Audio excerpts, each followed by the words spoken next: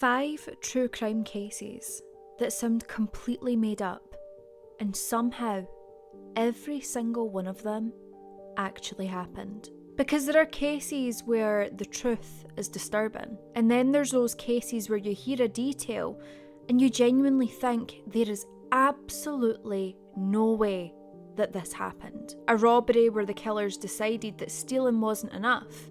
They forced their victims to drink something that should never enter the human body. A group of friends whose night out ended with them being driven to a frozen football field where they were told to kneel in the snow. A man who invited television cameras into his home, calmly insisting that he had nothing to hide. All the while, 2 missing girls were much closer than anybody could have realised. A university student who murdered the people that he lived with, who then continued living in the same dorm room whilst their bodies remained hidden around him. And then there's number 5, a case involving murder, a psychiatric hospital, warnings that should never have been ignored, and a frying pan. So believe me when I tell you, number 5 is the reason you probably shouldn't eat whilst you watch this video.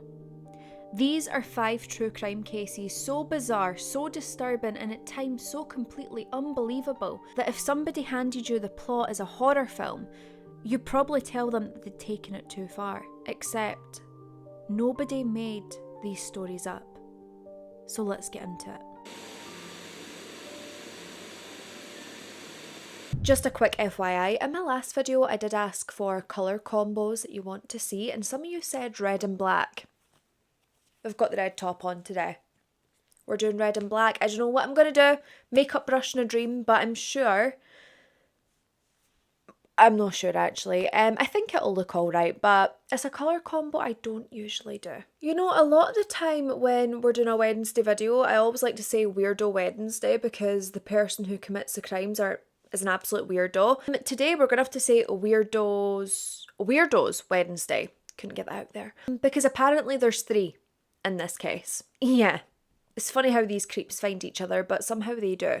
So anyway, April the 22nd, 1974, the hi-fi shop in Ogden of Utah, they were preparing to shut for the night. So they're doing, you know, the cleaning, the wiping things down, which I suppose you could class as cleaning. But they're cashing up. They're shutting shit down, okay? The people working in there that evening are just trying to finish their shift, get home, and get some relaxation. And I feel like when you hear the hi-fi shop murders as a title, it can be really weird because what the hell do you mean a hi-fi shop where you buy electronics would be the place that one of the most infamous crimes in America took place? Surely people who enter that store are only going in for speakers, amplifiers, CD players, hi-fis, and other bits of audio equipment that were deemed to be very impressive within the 1970s. But also, it was quite impressive later as well because my dad speaks very fondly of a hi-fi system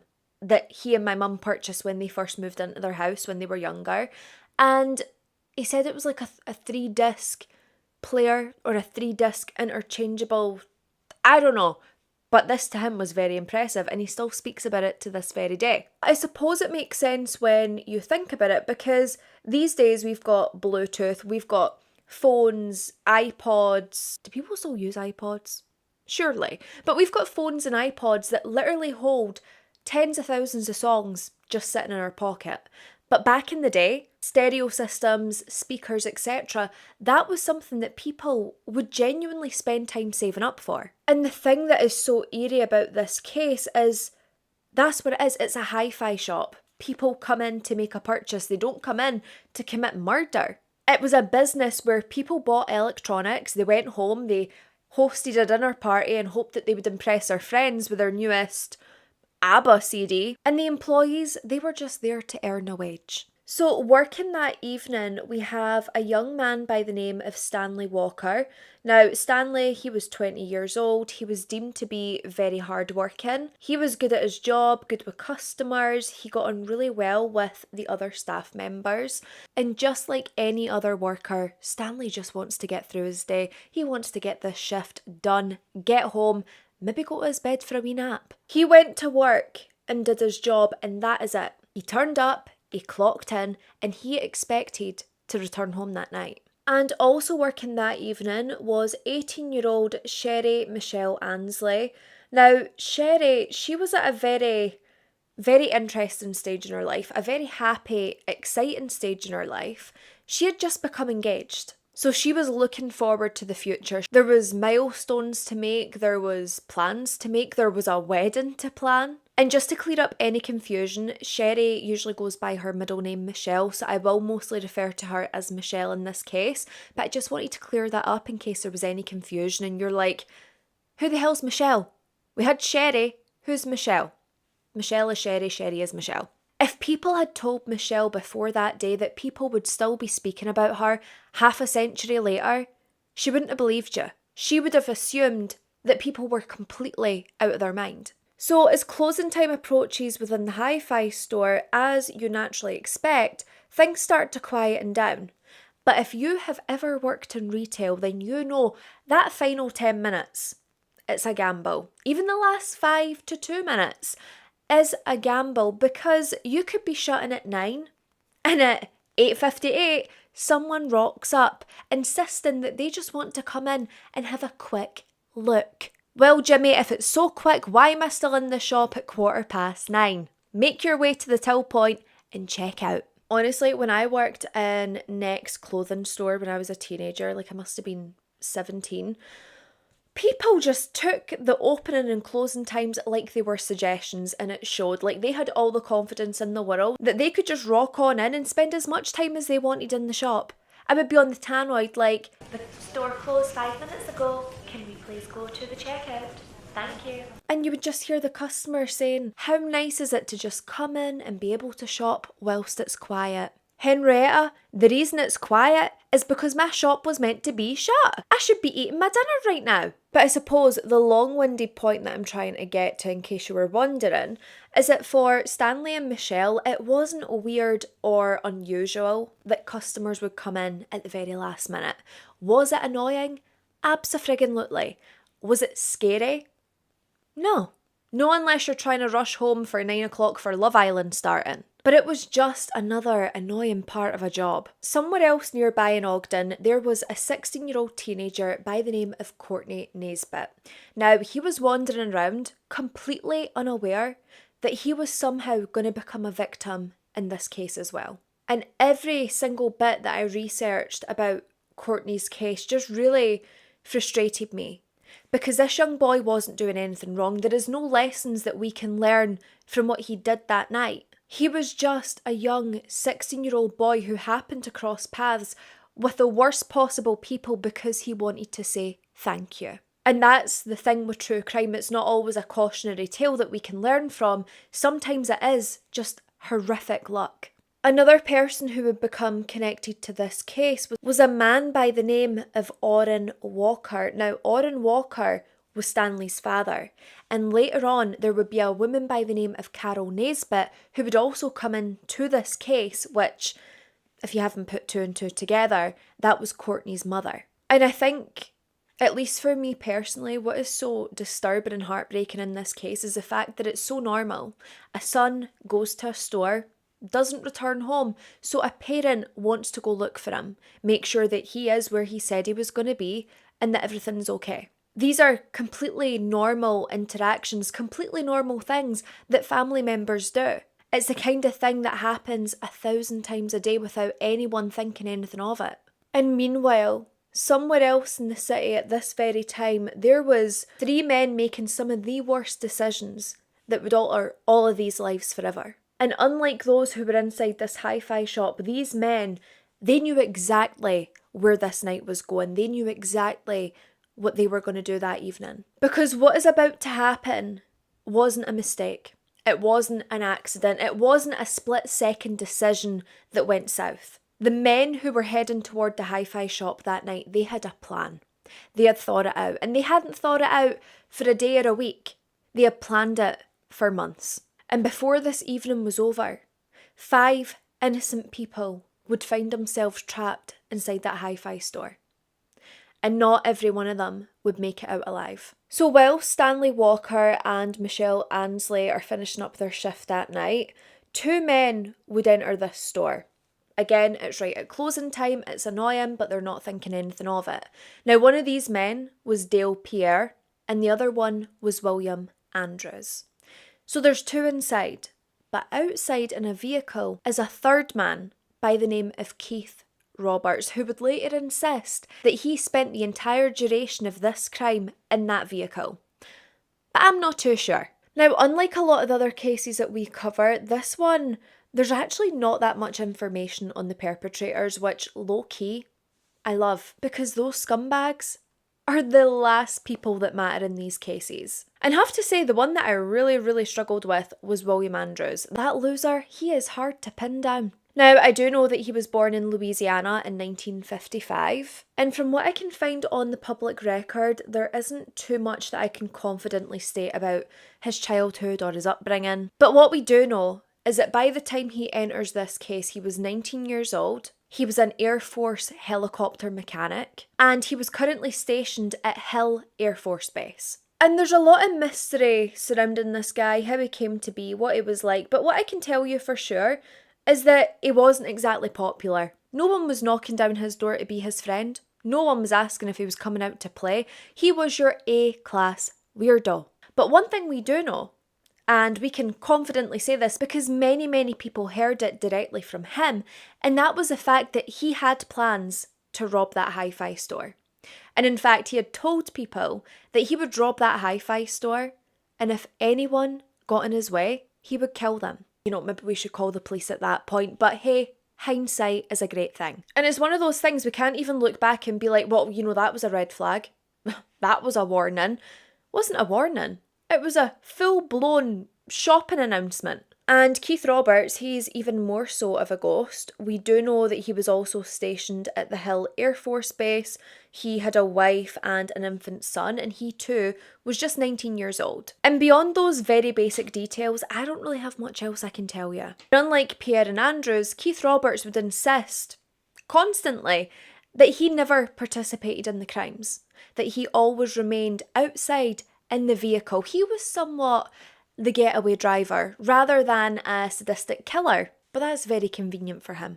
Now, when it comes to Dale Pierre, he is someone that we do have a little bit of information on, and the information that we do know, none of it is good. So he was born in Trinidad, and his childhood came with flashing warning signs. So he actually moved to Brooklyn as a teenager, and when he was later questioned about his childhood and upbringing, he said that it was very violent, that it was a very tumultuous and volatile upbringing. And by the time that he arrived at the Hill Air Force Base in 1973, he had already drawn the attention of the authorities. Not only that, but when he was called for duty, he just wouldn't turn up. He was also someone who had no friends, which I think is why he got on so well with William Andrews and Keith Roberts, because they also weren't very well liked. And something that doesn't get spoken about a lot is the fact that Dale Pierre, he was actually a suspect in a murder less than a year before the hi-fi murders had taken place. And this was the murder of a sergeant from the Air Force Base. Now, apparently there wasn't enough evidence to completely connect him to the crime, so it was kind of dropped. But people look back now and they think, yeah, I think that was probably Dale Pierre who did that. But not only this, at the time that the hi-fi murders had taken place, he was currently out on bail for a vehicle theft. So he's known to the police. He doesn't exactly try and avoid them. He's probably on first name basis with most of the authority figures. And honestly, it's quite funny to me that these men are helicopter mechanics. They're stationed at an Air Force base. It sounds as though they might possibly have the potential to do well. And yet all three of them discuss their futures, discuss their careers, and they settle on armed robbery. Okay. Also, I would just like to confirm, if you're expecting these men, with them being helicopter mechanics, that they're going to carry off some elaborate, impressive heist, lower your expectations, please, because these guys might be mechanics, but they're thick as shit. Literally, I was going to say Scottish word of the day, but I feel like it might actually be Scottish phrase of the day. We would say in Scotland, like, if you're just being idiotic, if you're being a bit of a numpty, which I think is a Scottish word itself, I'm not sure. But if you're just acting a bit idiotic and stupid, we would say your ass is out the window, which is your ass is out the window, meaning you're being ridiculous, you are being stupid, you are thick as shit. Because these men, they might be mechanics, but there's no much up here. They must have been copying people for their mechanic exam tests, things, whatever you get as a mechanic. Now, the thing is, with the hi-fi shop, this isn't a random location to target if you're looking to rob somewhere. Like I said, back in the 1970s, this stuff is impressive. So it's expensive. You could make money off the speakers, the amplifiers, stereo systems, receivers. There was a lot of money that you could make from stealing stuff from that store and then selling it on. And from the perspective of offenders, it is quite an easy, simple, straightforward plan. Walk into that store when it's about to close because you know it'll be empty. Take control of whoever is still working in the store. Get the loot that you want. Carry it back out to your getaway driver and then drive off into the sunset. Now, is it criminal behaviour? Absolutely. But is it complex? Definitely not. And it was when the evening was drawn closer to that closing time, down to the last couple of minutes, that Pierre and Andrews, they would enter the store. So these, what appears to be customers, they walk into the store, and Michelle and Stanley, whilst it's an annoying thing for them and it's something they'll probably want to bitch about later when the customer leaves, they're not scared, they're not feeling fear at this point, but then suddenly, before they knew it, the pair of them were staring down the barrels of a gun. And just like that, their entire evening completely changed. It was like 1 minute Stanley is planning what he's going to do with his evening, and then he's a hostage. Michelle's thinking about getting home and reviewing the next wedding magazine, and then she's a hostage. Trapped in a situation that no 18-year-old should ever have to face. In fact, no human being should ever have to face. Stanley and Michelle, they were forced down to the basement of the store. When they get down there, they're restrained, tied up, they're gagged to stop them from shouting, and then the perpetrators, they wander back upstairs, continuing on with the robbery. And even though in this situation, I'm sure it would be terrifying, but there's still some logic to it at this point. You're possibly thinking, okay, they've took us down here, they've tied us up, they don't want us being able to shout for help because they want to be able to rob the store. They'll take what they need and then they'll piss off. That's generally how these robberies seem to work. But the problem was that Pierre and Andrews, they didn't seem to be interested in doing things the normal, easy way when it comes to a robbery. And in fact, it wasn't really just a robbery that they wanted all along. So whilst Michelle and Stanley are trapped downstairs in that basement and the offenders are upstairs looting the store, this is when 16-year-old Courtney Nesbitt enters the story. And for Courtney Nesbitt, before entering this store, everything probably looked normal. The lights were still on in the shop, the door was still open, there was nothing right away that advertised that a crime was taking place and that horror was going to unfold. The reason that Courtney Nesbitt had turned up to the store just before closing was because he wanted to thank Stanley for allowing him to utilise their parking lot whilst they had been running errands earlier that day. But when he goes inside to say thank you to Stanley, it's not Stanley that he would be greeted with. It is two complete, utter monsters. And immediately, Courtney becomes another hostage, and he is also forced down into that basement. And listen, I'm not the sharpest tool in the shed, okay? I'm definitely not. I'm not the sharpest knife in the drawer. But I would think at this point in a case, if another witness had walked into the store, I'm going to start thinking, oh crap, it is possible that other people could walk into the store whilst I'm doing what I'm doing. Maybe I should lock the door. Maybe I should turn the sign from open to closed. Maybe I should turn a light off so I'm not attracting attention. But these weirdos, apparently they just didn't have the brain capacity for a minuscule amount of common sense. Because not long afterward, yet another person would arrive. Now, this person that arrived was a man by the name of Orrin Walker. And just in case you hadn't already guessed, this man was the father of Stanley Walker. Now, of course, Stanley, he was meant to have finished his shift. He should have been home by now, he's sitting, having his dinner, talking about his day, maybe bitching about a few annoying customers, but he hadn't come home.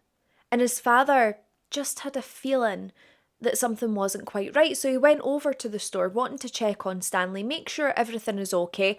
It's possible that maybe he did just get held up, but his father never ever suspected that he might be held up in this way. The minute that Orrin Walker enters that store, he was immediately subdued and also taken down to that basement. So now at this point, there is 4 victims down in that basement, and somehow the situation still wasn't even close to being over, because there is going to be another victim who comes into that store who would also be taken hostage, and that was Carol Nesbitt.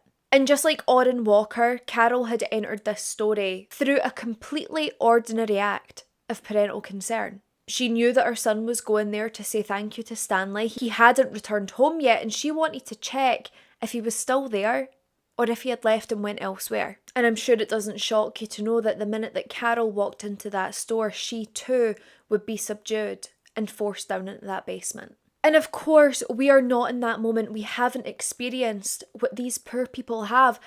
But there could still be an element where you have been taken down into this basement that you could possibly believe it was still a robbery.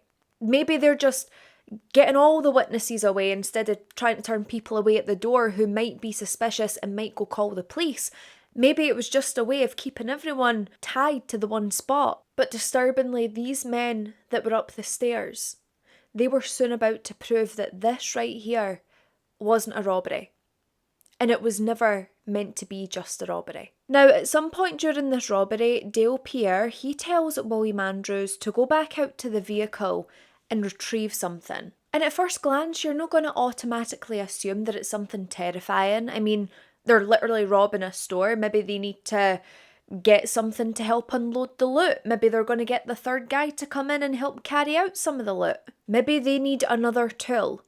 But when William Andrews reappears, it became horrifyingly clear that he hadn't went to get something to help with amplifiers and speakers. And instead, this would mark the moment when it went from a robbery to something else completely. Because down in that basement, those 5 people, they were about to realise that the stolen equipment was no longer the most important thing in that hi-fi shop.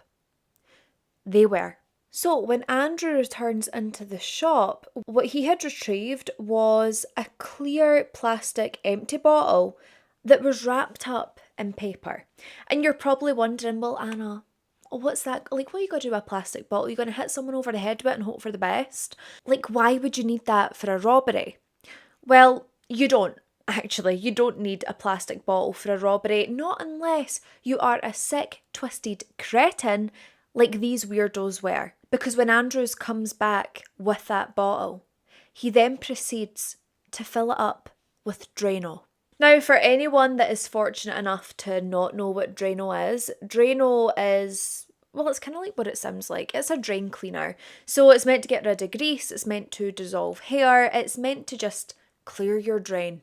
You know, help dissolve the blockages that you might be having in your pipes, and under no circumstances meant to be used on humans, and it's certainly not meant to be consumed. Because the thing with Drano is it contains a highly corrosive ingredient, and this ingredient is sodium hydroxide, which is better known as lye.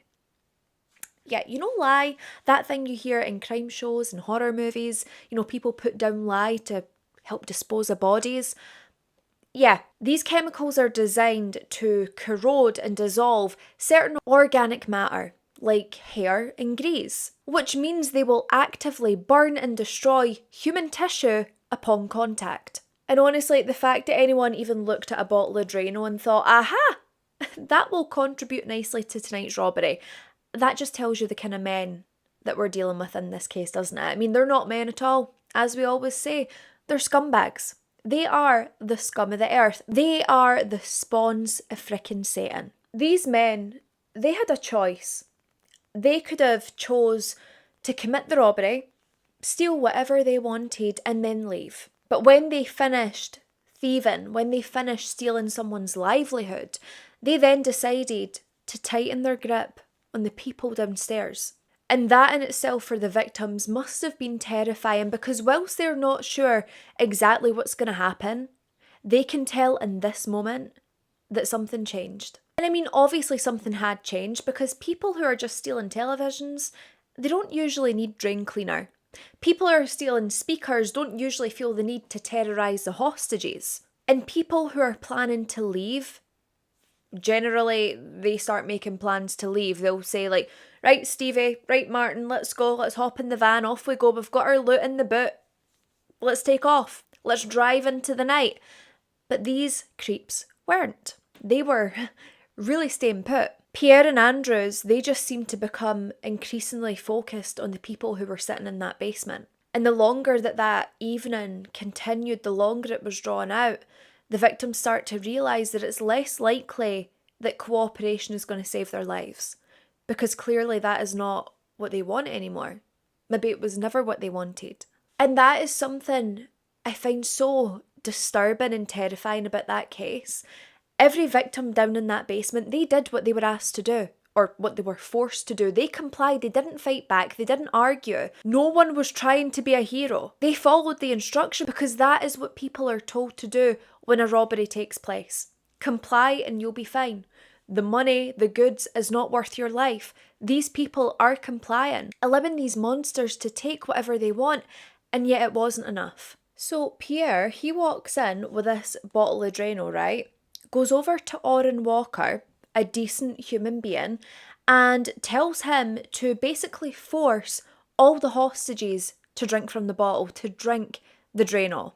But he didn't know it was Drano at this point, bear that in mind. But still, Orrin Walker, being a good, decent human being, he point blank refused. He was like, there is no way I am going to force people to drink whatever that crap is. This man didn't want to harm anyone. But due to him refusing, this meant that he was then gagged, further restrained, and then kicked over so he was laying flat in his stomach. And I honestly think he was probably gagged and further restrained so he couldn't help anyone else, and also so he couldn't tell them not to drink whatever was in the bottle. So then Pierre and Andrews, they set up each and every one of the hostages apart from Orrin. They then try and force the victims to drink this drain cleaner, telling them that in this bottle was simply a mixture of vodka and sleeping tablets. Now vodka, a clear liquid, sure, the tablets might go a bit foamy, but for some reason, I'm not thinking it's going to look like Drano. They're telling the victims, we just need to knock you unconscious so we know that we can get away and you will not be disturbed. But really, what these idiotic losers were hoping for is that by the victims drinking that Drano, that they would die instantly. But that was far from the case. Now, the effects from the Drano, they were immediate and they were absolutely horrific because it practically tortured these individuals. As soon as the liquid touched their mouths started to blister, to bleed, to peel. They had these intense burns all around the outside of their mouth, inside their mouth, in their throats, and throughout their internal tissue. And I cannot even imagine how excruciating that pain must have been. They are trying to burn these victims from the inside out, literally using a chemical that will dissolve their tissue. Once again, these men are demonstrating just how violent, disturbed, and horrific and depraved they truly are. But what they also do is prove that being violent and being intelligent are not synonymous, because their understanding of the human autonomy and how it all worked appeared to be roughly equivalent to their understanding of basic decency, which, as we know, is virtually non-existent, because what they thought was going to happen was that these victims would drink it and they would just choke and die. Now, I'll get into it a bit later, but let's just say they seen it in a movie, and to them the movie equivalated reality, which obviously isn't the case. But just to add another layer of depraved to their already depraved acts, they were forcing these victims to put more Drano in their mouths, and to make sure that they were swallowing it, they were duct taping their mouths shut. Now, luckily, this wouldn't work.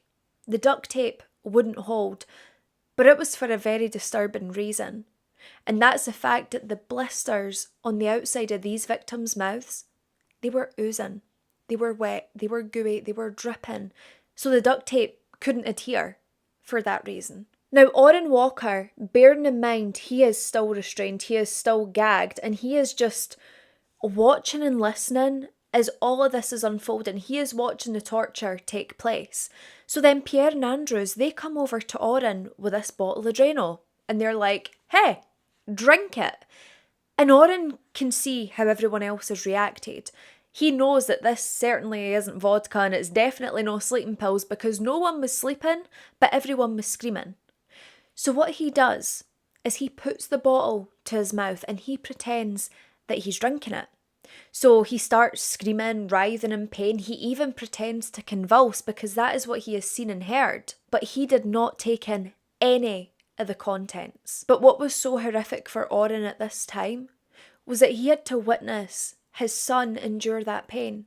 He was gagged. He couldn't tell him, don't swallow that, don't do this, don't do that. He had no other option but to lay there and hear his own son in complete agony. As these attacks were escalating, Oren would later testify in court that he had to hear as these victims pleaded and begged for their lives. Oren later said that it was around this point where Pierre was becoming extremely annoyed with the victims because he was like, why are they not dying? How dare they not die? I gave them Drano. They should be gone and they're not. Why were they not dying as easily and quickly as he wanted them to? Why were they being so loud and so messy? I don't know, you absolute POS. Maybe because you put a frickin' dissolvent in their mouths? Something that will corrode them from the inside out? And then because Dale and William were just absolute scum of the earth scumbags, they decide in this moment they're taking matters into their own hands. If that Drano isn't going to kill the victims, they'll do it themselves. And Carol Nesbitt, who was only in there to make sure that her son was okay, she would be shot in the back of the head. Now, some sources say that she died instantly, others say that she died later in hospital, but all we know for sure is that this woman who wanted to check on her son lost her life due to these cretins. The perps then turned their attention to Carol's son, Courtney Nesbitt. They shoot him in the back of the head, but miraculously, this young boy survives. Oren Walker would be the next victim to be shot, but this asswipe perpetrator, whoever fired the gun at him, completely missed. But that then meant that Oren Walker witnessed the execution of his son Stanley, because Stanley would be shot in the back of the head and devastatingly, he would die instantly. Once they knew Stanley was dead, they then turned their attention back to Oren. They shot at him again, and this time the bullet did hit him, but it had just grazed his head. And then we come to Michelle Ansley, whose story is particularly devastating. Earlier that day, she's just planning her future, thinking of the night ahead, thinking about getting home to her fiancé. She should have left work that evening. She should have got home. She should have continued planning the happiest day of her life. But instead, she found herself in the basement of the store that she worked in, trapped with men who seemed completely detached from the humanity around them. Court documents would later state that Pierre had taken Michelle to a corner within the basement. Whilst they were there, he pointed the gun at Michelle's head and he violently and repeatedly raped her. Now, Pierre had told Andrews to go and take a walk, leave him with Michelle for around 30 minutes so he could enjoy himself. Once Pierre was finished with Michelle, he allowed her to go to the bathroom. She had to go to the toilet whilst he watched. He then dragged her back over into that corner and he executed her with a shot in the back of the head. And Oren Walker would later testify and say that Michelle's final words were, "I am too young to die." But that didn't matter to Pierre. He didn't care. Andrews didn't care. Keith Roberts didn't care. There was no human decency between the three of them. And at this point, these scumbags, they genuinely believe that they have eliminated every single witness within that basement. But they were wrong. You see, Oren's injuries, they were severe. He was in really bad shape, but he was still alive. Now, the Drano, that in itself had already caused extensive, severe injuries. And of course, the shooting that grazed him also left him wounded. But Pierre and Andrew, they notice that he is still alive and they are not finished with him. They subject him to further abuse and further torture. Pierre would take a wire cord and he wraps this around the neck of Oren, attempting to strangle him to death. When this fails, he then takes a ballpoint pen, takes this pen and shoves it right deep into the ear canal of Oren. But that wasn't enough. Pierre then proceeds to stomp on this pen, trying to get this pen to penetrate into his brain. So much so that it punctured his eardrum and it actually came out of his throat. The depravity is like nothing else.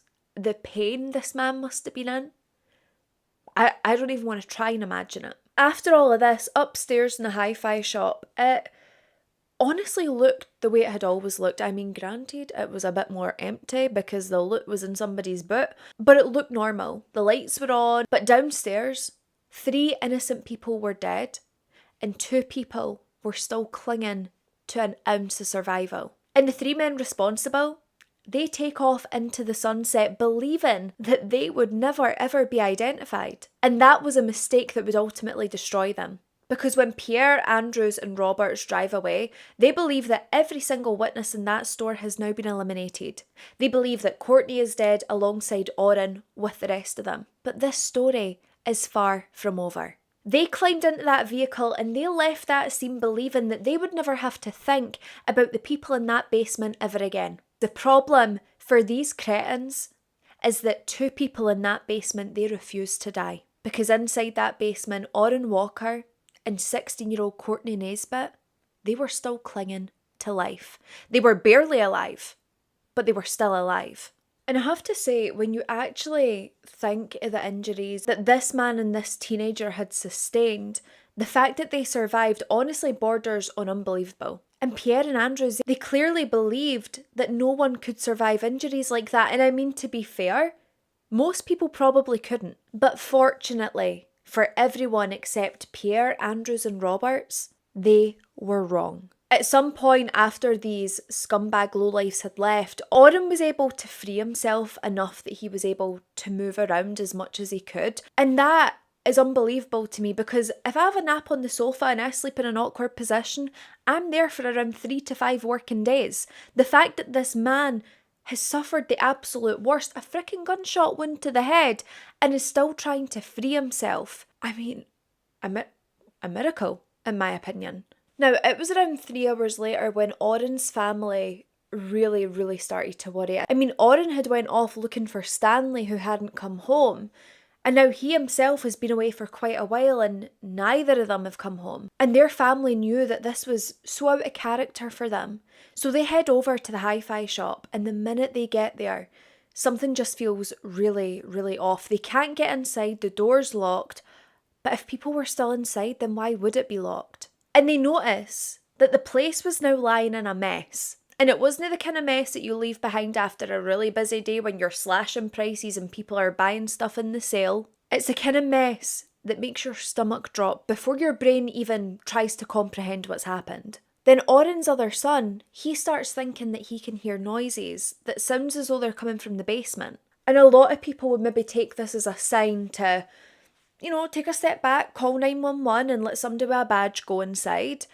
But Oren's son was as brave as he was, as brave as Stanley was, and he forced his way into this building via the back door whilst he called the police. And what the first responders were going to walk into, it was absolute carnage. Michelle Ansley and Stanley Walker, devastatingly, they were both laying dead. Now, Carol Nesbitt, again, I've got conflicting sources that say that she was still breathing, but barely. I've got other sources that say she was dead at the scene. I'm not entirely sure, so please forgive me. And her son, Courtney Nesbitt, whose full name, by the way, is Byron Courtney Nesbitt. His injuries were catastrophic, to the point that emergency services and doctors, they didn't believe that he would make it. He had suffered severe brain injuries, and he was expected to die. But Courtney had other ideas. And against all expectations, after nearly a year in hospital, 266 days in fact, going through intensive treatment and rehabilitation, he would finally be released from hospital. Devastatingly, the damage that was done to him, it would be permanent. It was something that was life-altering. And he would spend the rest of his very short life living with the consequences of what had been done to him that day. Now, devastatingly, he would die when he was only 44 years old, and that comes back to the complications from his injuries. But the fact that he even lived at all was a miracle within itself. And then, of course, there was Orrin Walker, a man who has survived also the unsurvivable. His record sounded less like a medical report and more like somebody trying to see how many murder methods they could cram into a single sentence. He was poisoned, shot, strangled, and of course, because that brutality wasn't enough, he also had a pen in the frickin' eardrum. There was also serious chemical burns to his face because these monsters, they actually poured the Drano over his face. By all rights, this man should not have been able to sit up and speak to the police. And yet somehow, he was alive, he was conscious, and he was able to tell the investigators exactly what had happened and able to describe the men who did it to them. And as you can probably imagine, when it came to Orrin Walker, he had a long, long journey ahead of him when it came to his recovery. And it wasn't just the physical recovery that he had to go through, it was the mental recovery as well. Thing is, the doctors, they could operate, they could help fix the injuries, they could document them. But the inner turmoil that this man faced, bearing in mind he watched his own son being executed, that is something that you cannot put a recovery time on. There is no operation out there that is going to fix that can take away that pain. Now, whilst the doctors are fighting to save the lives of the survivors, the investigators, they're working away in the background. They're trying to put the pieces together, and they had a lot more pieces to the puzzle thanks to Orrin. And it's around this moment where Pierre, Andrews and Roberts' plan really starts to fall through. So the news spread across Utah really quick about the Hi-Fi murders. People were terrified, people were distraught, people couldn't believe that this happened in the city that they love so much. But thankfully, by putting that across Utah, investigators caught their first real break. And it came from a man who possessed a rare and valuable skill that was completely absent in the predators. And that was the ability to recognise a big giant red waving flag when it was right in front of you. Only hours after this story had hit the news, the police, they received a call from a man from the Hill Air Force Base. You know, that base where these perps are from. He told the police that he had a conversation with a 19-year-old mechanic by the name of William Andrews. And this William Andrews had told him that one day he was going to rob the hi-fi shop. And anyone who's inside, anyone who gets in his way, he will kill them.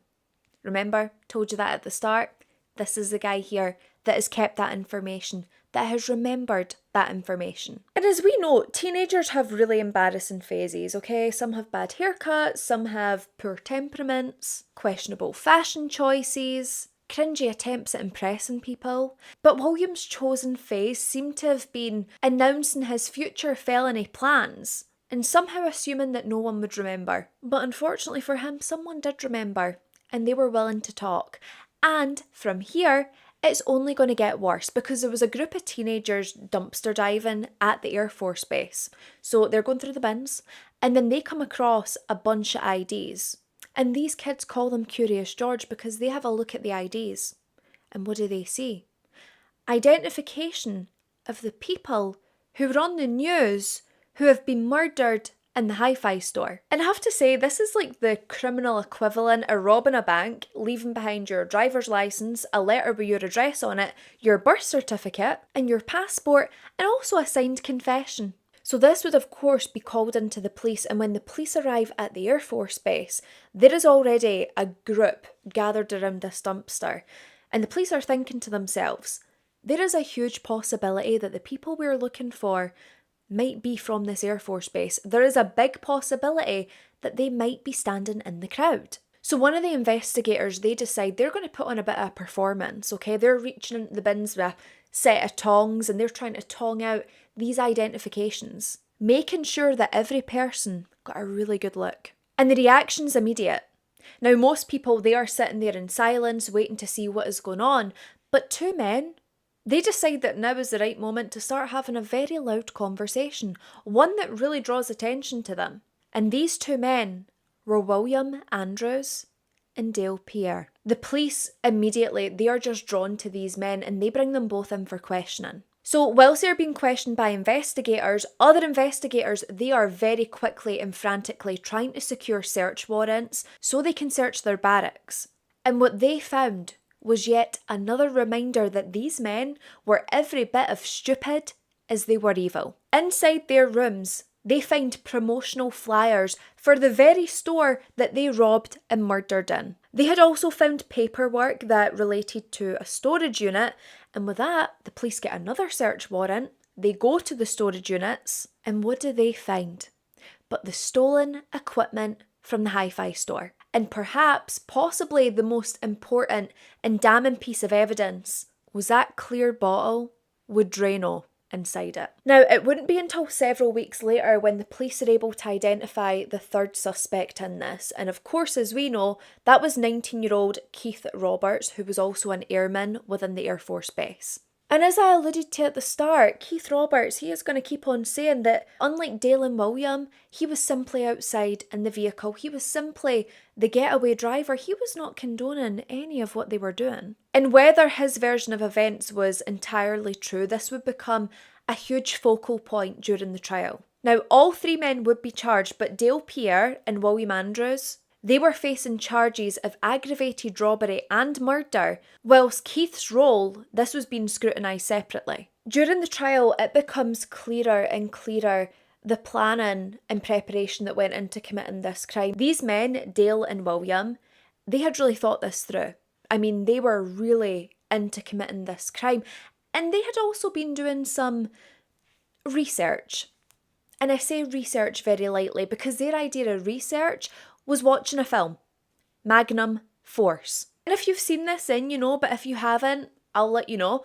Basically, in this movie, a character drinks drain cleaner and dies immediately. And for Dale and William, that was all the evidence and clarity they needed. There was no medical research, there was no testing done on themselves, which if I'm honest, I really, really, really wish they had tried that. But there was no verification to say that this was going to work. These two idiots were just following what happened in a freaking movie. They concluded that Hollywood special effects were a reliable substitute for actual biology. And as we know, the result of that in itself was catastrophic. These victims suffered. They were tortured, all because these scumbags were too lazy to actually look into something properly. Too stupid and arrogant to understand the difference between reality and fiction. In the end, both Dale Pierre and William Andrews, they would be found guilty and convicted on all major charges, and that included the murder charges. Keith Roberts, on the other hand, he was acquitted of murder, but he would be convicted of the robbery. And you know, I told you that both Dale and William, never won any popularity contests. Everyone just seemed to think they were weirdos and didn't want to be their friends. Prison was no different. On death row with the worst of the worst, these guys were still viewed as absolute pariahs. No one wanted anything to do with them. And I'm sorry, but when other killers and rapists think that you've crossed the line, you've officially reached a different level of human failure that truly deserves its own category. And one moment, I have to say, made me laugh out loud, genuinely made me lol, was another prisoner who was on death row, who was being catered off to the firing squad. He shouted into Dale Pierre's cell saying, "I'll see you in hell." Yeah, I'm sure you will, but I mean, the audacity is kind of hilarious. Now, I have to say, there's something about this case that I don't know if I was going to say I don't know if I agree, but it's possible. I would just like more information on it because investigators seem to believe that there was far more people involved in the hi-fi murders than they ever found out. But obviously, belief and proof are two very different things, and prosecution, they never had enough evidence to actually say that that was the case. But it does make you wonder, was there people who just got away with this, who got to disappear and go back to their normal daily lives, who will never be held accountable? Now, Dale Pierre, he would be executed via lethal injection on August the 28th of 1987. He would be executed at the age of 34, and this weird guy, honestly. So, one of his dying wishes was he wanted to leave his fortune to William Andrews. And this fortune was $29. I couldn't even wax my moustache for that much. But I suppose it's not exactly the kind of inheritance that you'll have family members fighting over, that's for damn sure. Dale Pierre, he would spend his last day singing hymns, he was praying, he was fasting, so he refused to have a last meal. And he also spent his final minutes reading the Bible. I guess he found God, like so many other of these sickos do. His final words were reportedly, "Thank you, I'm just going to say my prayers." Alright, do you want a medal? And then, moments before his execution actually began, he quietly said, "I'll be glad when this is over." Me and you both, buddy. Dale Pierre, for once in his sad excuse of a pathetic life, said something that I think everyone can agree on. We'll be glad when it's over. And then on July the 30th of 1992, William Andrews, he would be executed after spending 18 years on death row via lethal injection. Now, his last day looked a bit different to Dale's because he would take in a final meal. He had a banana split that he halved with his sister and also his niece. His final words thanked the people who fought to keep him alive, before then telling his sister, "I love you. Bye-bye." Bye-bye indeed, William. Bye-bye indeed. And I have to say, it's actually really jarring to me that these cretins have moments of tenderness or supposed tenderness with their family members before being killed when they never showed any tenderness to their victims. There was no kindness, no empathy, no human decency. 1 minute, we are discussing a man who helped torture innocent people. And then suddenly, we're listening to his farewell messages like he's one dead dog away for having a country song. Anyway, at 1:46 a.m, this scumbag, he would be pronounced dead, bringing to an end one of the most brutal chapters in Utah's criminal history. And just in case you thought that Keith Roberts was going to ride off into the sunset and live a good life, I've got news for you. So Keith Roberts, he would be paroled on May the 12th of 1987. He had moved to Chandler, Oklahoma. He was going to live with his relatives, try and get himself back on his feet. He was apparently working for the Oklahoma City electronics store, which is really weird considering where these crimes and murders took place. But on August the 8th of 1992, barely a week after William Andrews was executed, Keith Roberts took a gun to his head and committed suicide. So he too, dead, gone. See ya. It has been more than 50 years since the murders occurred at the hi-fi store in Utah. The equipment that Dale Pierre and William Andrews killed for is now completely worthless. It's obsolete, it's forgotten. In fact, most of it these days would end up in a landfill or a charity shop. And that is something that makes this case so infuriating, because 3 people lost their lives, 2 people were left severely injured, with psychological scars that would last them for the rest of their lives. Entire families had been broken and shattered, and for what? Not revenge, not desperation, not survival. A robbery that in itself probably wouldn't even make the local news today. And that's a part that I really struggle to see past. Because Sherry Michelle Ansley, she was 18 years old. Stanley Walker was 20. Carol Naisbitt walked into a shop looking for her son and never left. Their lives were measured against the value of some stereo equipment. And in the minds of those cretins standing in that basement, the equipment won. And after everything that we've covered today, that in itself still sounds insane to me. I mean, the good news is that Dale Pierre, William Andrews and Keith Roberts, they're long gone. They got exactly what they earned. And more than 50 years later, no one remembers the stereo equipment that they took. No one remembers their names. But everyone remembers the names of the lives that they took and the lives that they altered forever. As always, my thoughts and prayers go out to the victims and the victims' families in this case. I can't even imagine what it would be like to know that your loved one experienced that. I couldn't even imagine what it would be like to experience that. And I am just sending so much love and prayer their way. My fiance is in the house whilst I'm filming this video, and to be quite honest, I get stage fright. So, wish me luck, okay? Also, just before I start, I did actually have a comment from someone on here, and they said that when I read off my script, it's very distracting. I think they mean when I'm like this. and I'm talking, but I would just like to confirm I am not reading off a script.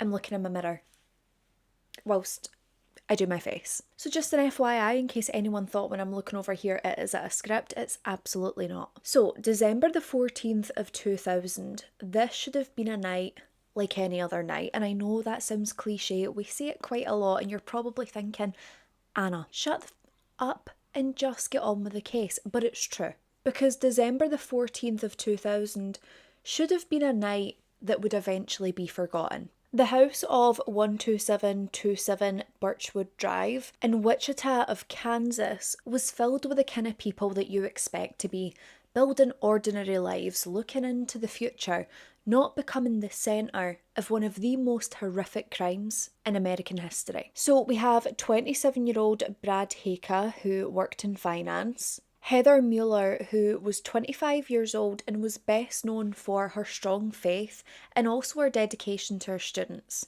She worked as a preschool teacher and she just loved and adored her pupils. We also have 29-year-old Aaron Sander. He was formerly a financial analyst and he was now studying to go into the priesthood. 26-year-old Jason Befor, he was a school teacher, and his girlfriend, who will publicly be known as Holly G, she also worked as a teacher. I will say, Holly G's real name is out there, but I'm not going to use it because she specifically didn't want her name in the press. I think she maybe spoke out years later, but I'm not sure how comfortable she would be with her name being brought back up in this horrific case, so I am not going to do that. In the court reports, the court documents, she is listed as Holly G, and that is how I'm going to keep it. And one thing you should know about this group of people is that within that group, there wasn't criminals, there wasn't thrill seekers, drug dealers, people living on the edge, people getting involved in dodgy dealings or mixing with the wrong people. These are teachers,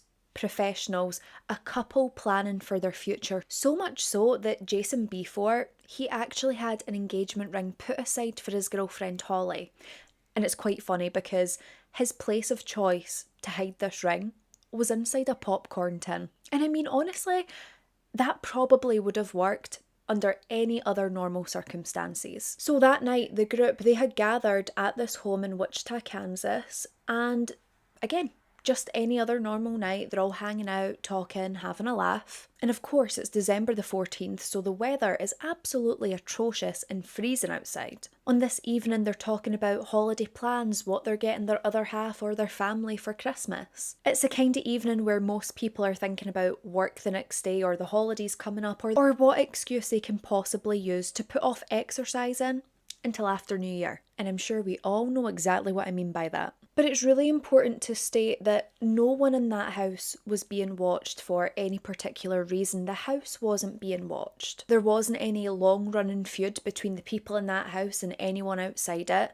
There was no warning signs. There was no reason that they would imagine they would become the victims of something so depraved. The people inside that Birchwood Drive house had done absolutely nothing to put themselves in danger. But unfortunately, as we know covering these cases, sometimes evil itself doesn't need a reason. Across Wichita, Kansas, two brothers have been leaving a trail of violence and devastation behind them. And the thing that really terrified the public about these men who were targeting people is that they were targeting victims at random. They weren't targeting specific people, they weren't carrying out some freaking revenge plot. It was like they were simply searching for whoever unfortunately crossed their path. And before that night of December the 14th was over, that search that they were conducting would lead them to 12727 Birchwood Drive. And for these five friends inside, it was just another Thursday evening.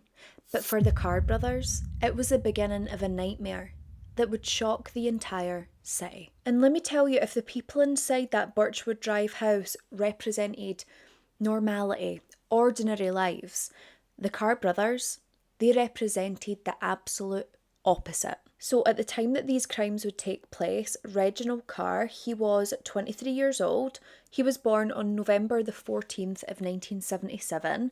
And then his younger brother, Jonathan Carr, he was 20 years old at the time that this had taken place. And he was born on March the 30th of 1980. And let me tell you, Together, the two of them, they had all the charm of a burst sewage pipe and the self-control of a shopping trolley that is rolling down a hill. The brothers, they had grown up in Dodge City of Kansas before they had then moved to Wichita and plaguing the poor people there. And when they moved there, by December of 2000, they weren't building lives, they weren't starting careers, they weren't doing anything productive or anything worthwhile. Instead, it just seemed as though these men, or sorry, excuses for men, they were just going full time at terrorising everybody else's lives. Like anything they could do to make somebody's life worse, they were going to do it. And the unfortunate thing about them was that they seemed to be very good at doing that.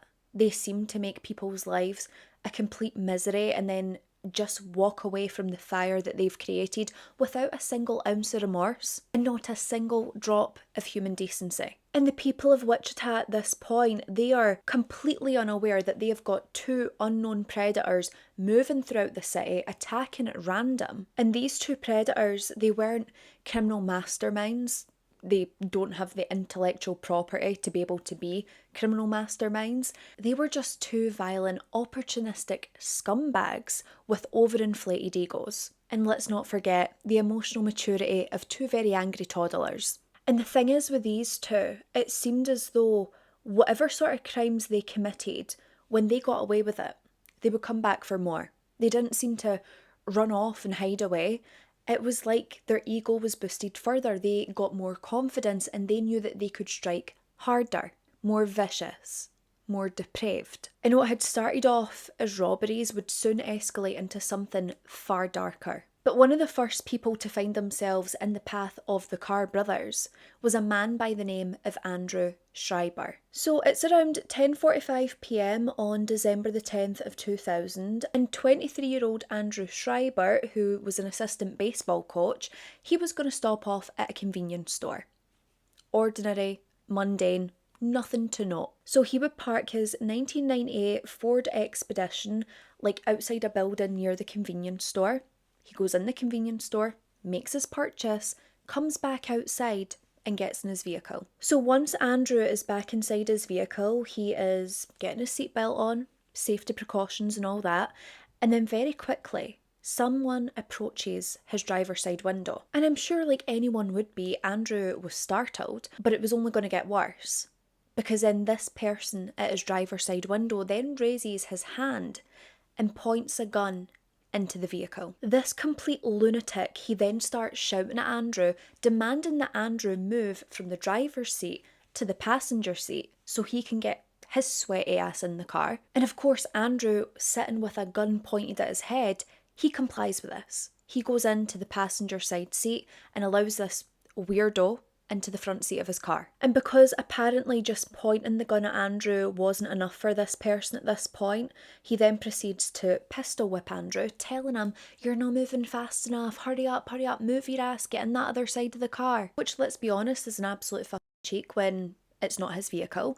But then the car pulls out of the parking lot and takes off. So Andrew is now sitting in his own car, terrified with this man who's in the driver's seat, who, by the way, I hate referring to as the man in the driver's seat, because let's be honest, that's not a man, that's just a scumbag. But the man who was driving, he asks Andrew if he has any money. Andrew says that he does. He hands over his wallet, and then the driver starts driving down this side street, almost like an alleyway, when a second man approaches the vehicle. So as this second man approaches the car, the guy in the driver's seat, he then starts shouting at Andrew again, telling him yet again to move seats. Now, if he wanted a game of musical chairs, all he had to do was ask. There was no need to point a gun at someone or pistol whip them. So now Andrew is being demanded to go from the passenger seat into the middle seat in the back of the car. This is to allow the second man to enter the vehicle, but Andrew has been given strict instructions. Don't look at the second man. So now Andrew is in the back of his own car. He is currently being held at gunpoint and being told not to look at anyone in the front seat. It's my car, mate, but okay. And then both the men, they ask Andrew if he has an ATM card. He says he does. The men hand him back his wallet. to get out his card, and the cheek of these weirdos, because again, when Andrew goes to hand his card back to them, they start shouting at him again and pointing the gun and threatening to use it, all because he might see them. So the car drives about for a bit longer, and then Andrew, he would be taken to an ATM machine to withdraw some money. When he gets to the ATM machine, they want him to withdraw as much as he possibly can. But the thing is, Andrew's bank has put like a $300 cap on it, so per withdrawal he can only withdraw $300. So the men say to him, withdraw the 300 and then we'll go to a different ATM and you can withdraw more and more and more until we empty your account. Just sounds like a glorious evening. So Andrew, he withdraws the $300 and he has to pass this back over his shoulder, can't make eye contact with the kings back there. And then he's also ordered to get a receipt because the men wanted proof that he had more money in his bank account. So the men, they get this receipt, they take a look and they see that Andrew has a couple more withdrawals left in him. So they tell him, we are not finished with you yet. You are going to come with us bank to bank and you're going to do more withdrawals. And if you don't, we will shoot and kill you. So these men, they proceed to take Andrew to a second ATM and then a third ATM. And each time they're looking to withdraw 300. But on that third attempt, the ATM said the withdrawal couldn't be complete due to insufficient funds. So they order him to withdraw the 200 that was available, which of course he does. The men then demanded another receipt because they wanted to make sure that Andrew wasn't lying and that there wasn't actually more money still in the bank. So they get this and they see that he's been left with just over $8. And these two freak shows, they start belly laughing with each other because one of them says, oh, we're leaving him with $8 and some change, LOL. Like seriously though, that tells you of their intellectual capabilities, the fact that that to them is a joke, is funny. Like we can't even call that a dad joke. Maybe a sad sack joke, but not even a dad joke. So now Andrew, he is back in the car with these men and he is ordered to remove his jewellery, anything of value that he's got.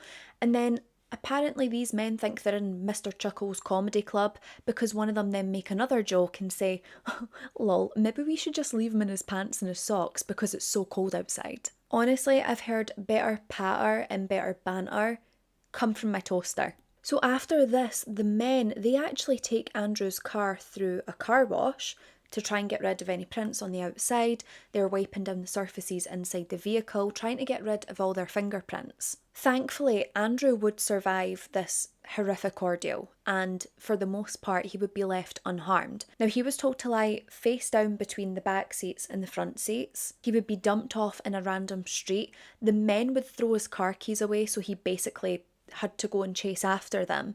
And then they proceeded to slash all his tyres, including the spare tyre. And then they tell him, we're going to take off, but you need to wait at least 20 minutes before you get up and drive anywhere.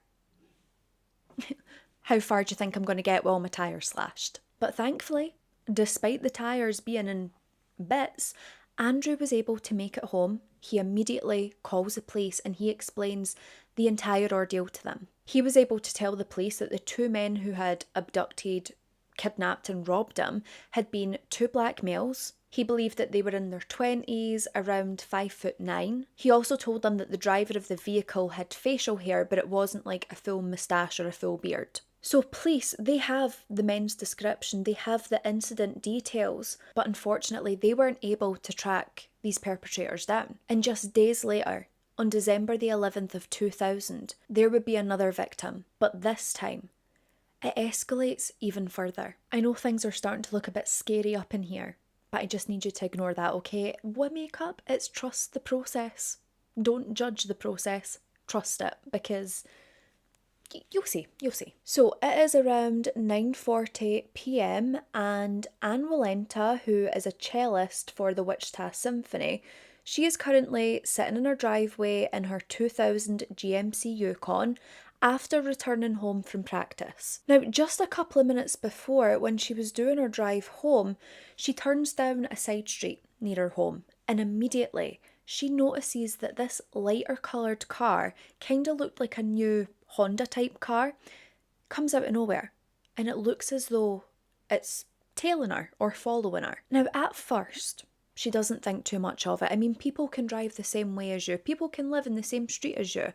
It feels weird, but it doesn't always mean something bad. But as this car turned behind her onto her street, which was like a dead-end cul-de-sac, this is when she really started to feel fearful. So Anne, she is driving into her driveway and this other car seems to have parked almost right outside her driveway, and she sees a black male walking up her driveway approaching her vehicle. Now this man, he approaches the driver's side window, just like what happened with Andrew Schreiber. But Anne notices that he doesn't seem intimidating. In fact, he looks as though he might need to ask her something or needs help with something. So she rolls down her window and immediately the man does say he needs help. Anne looks away for a split second, and when she turns back, there is a gun pointed in her car window. And immediately Anne shifts into survival mode. She's trying to think, how do I get the car away? How do I get away from this safely? She tries to shift the car into gear to take off. She manages to get it into reverse. This man is telling her, don't go or I'll shoot you, don't go or I'll shoot you. But Anne was desperate to escape. So she tries to floor it, but devastatingly, she would be shot. The man who shot her, he immediately runs away from the scene of the crime, of course worried that he's going to get caught. Anne is still alive at this point. She knows that she needs to get help because God knows if she will survive. There was multiple shots fired. So Anne, knowing that she has to get the attention of someone, she holds down the horn in her car and then she puts in her hazard lights. So these are flashing, the horn's blaring, and luckily, a neighbour of hers, Anna Kelly, she hears the horn and sees the lights. As Anna Kelly runs to her front door, she opens this and immediately she can hear Anne screaming for help. So Anna's husband, he calls the police, and Anna herself, she runs over to the vehicle trying to make sure that Anna's okay. And when she gets over, she sees that Anne is slumped in her seat and there is blood everywhere. Anne was able to tell Anna a description of the man who did this to her. She explains that it was a tall black male who had wiry hair, and she also states that the man had been in this new Honda type car that was light coloured. Anne would be rushed off to hospital, and while she's there, she is still trying to communicate with the authorities to give them as much detail as they possibly need to try and stop this happening to anyone else. So she's able to say that the man was a medium build, possibly in his 30s. She said that his height ranged anywhere from 5'7" to 6 foot. It was hard to judge because at the time that she was attacked, she was obviously sitting in her car and this guy was standing at her vehicle. So like I said, when the incident occurs, there was obviously 3 gunshot wounds, and sadly Anne had been struck with all 3. Now, one of these gunshot wounds, it had actually severed her spinal cord, which left her almost completely paralysed. And whilst that is harrowing and awful, it did seem as though Anne was starting to recover in hospital. And on January the 2nd of 2001, Anne was waiting to be transferred to a rehabilitation facility when devastatingly, she would suffer from a pulmonary embolism that had been a direct result of her injuries, and she would pass away that very same day. And it's just devastating that this woman fought for a month straight, and just when it seemed as though she was making a recovery, when she was going to get better, her life was stolen from her. So these men at this point, they're no longer just aggressive and violent robbers and kidnappers. They are now cold-blooded murderers. And the thing is, as shocking and devastating as Andrew and Anne's cases are, somehow it only gets more horrifying, more violent, more depraved, because these low-life, cretin losers, they are going to enter the most sickening territory that you could ever imagine. And so this is when we circle back to December the 14th of 2000 at 12727 Birchwood Drive. And this home, it was shared by the 3 men, so Brad, Aaron and Jason. Jason, as we know, he goes out with Holly, and then Heather Mueller, she was apparently a really good friend of Aaron's, which is why she was over for the night as well. And the 5 of them, they couldn't have a group get together without Holly's dog, Nikki. So around 10:30 p.m. this evening, Jason and Holly, they are getting ready for bed. So Holly, she's clipping her hair back. She uses this like butterfly plastic clip, puts her hair up, gets into bed. Jason, he's checking that the porch light's off, he's making sure the front door is locked. And once all of that is done, they settle in for the night, as does the dog Nikki. And it would only be a couple of minutes later when that porch light was put back on, the front door was opened, and Jason and Holly start hearing voices that they don't recognise. And it seemed as though as quick as they heard these voices that they didn't recognise, Jason's bedroom door was burst open. Standing in that doorway was a tall black man pointing a gun at them.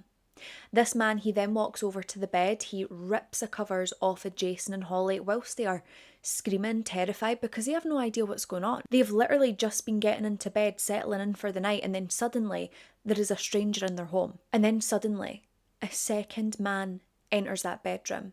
This time he is holding Aaron by the shirt, and he is also armed. Aaron was then shoved over onto the bed alongside Holly and Jason, and these intruders, they start shouting and demanding. They want to know who else is in the house. They're telling them, don't lie or we'll shoot you, don't lie or we'll shoot you. In terror, they eventually tell them that Brad is also down the stairs. One of the intruders goes to get Brad and the other one stays with the three of them. And he's saying again, if you're lying, we'll kill you. So if there is someone else in this house, you better tell us. And that is when they had to reveal that Heather Mueller was also in that home. And eventually the entire group of these friends were all in Jason's bedroom, thrown on the floor, thrown on the bed. And these intruders, as you've probably guessed, is the Carr brothers. Now, one of the Carr brothers starts shouting, and I'm going to quote this just so I get it right.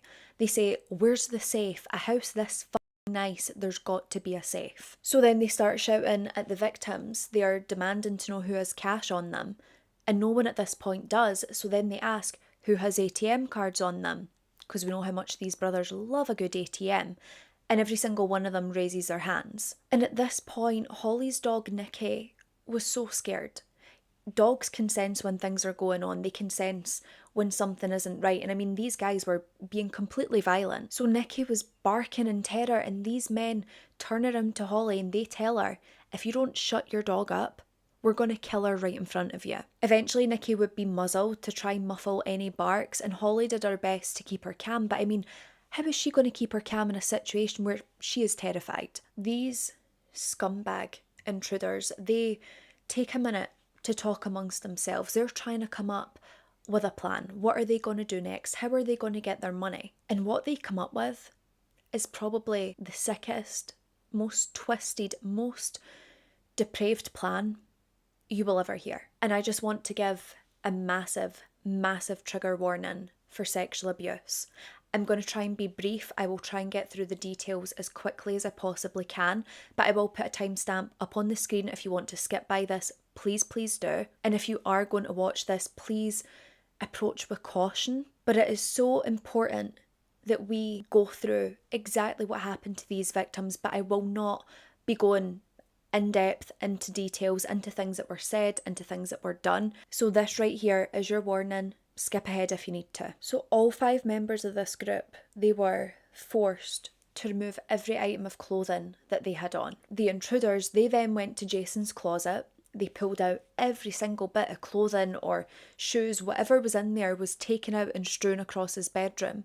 And the 5 naked victims were forced into that closet. They were all told that if they speak to each other, they will be murdered. And then suddenly, Holly and Heather, they would be removed from this closet.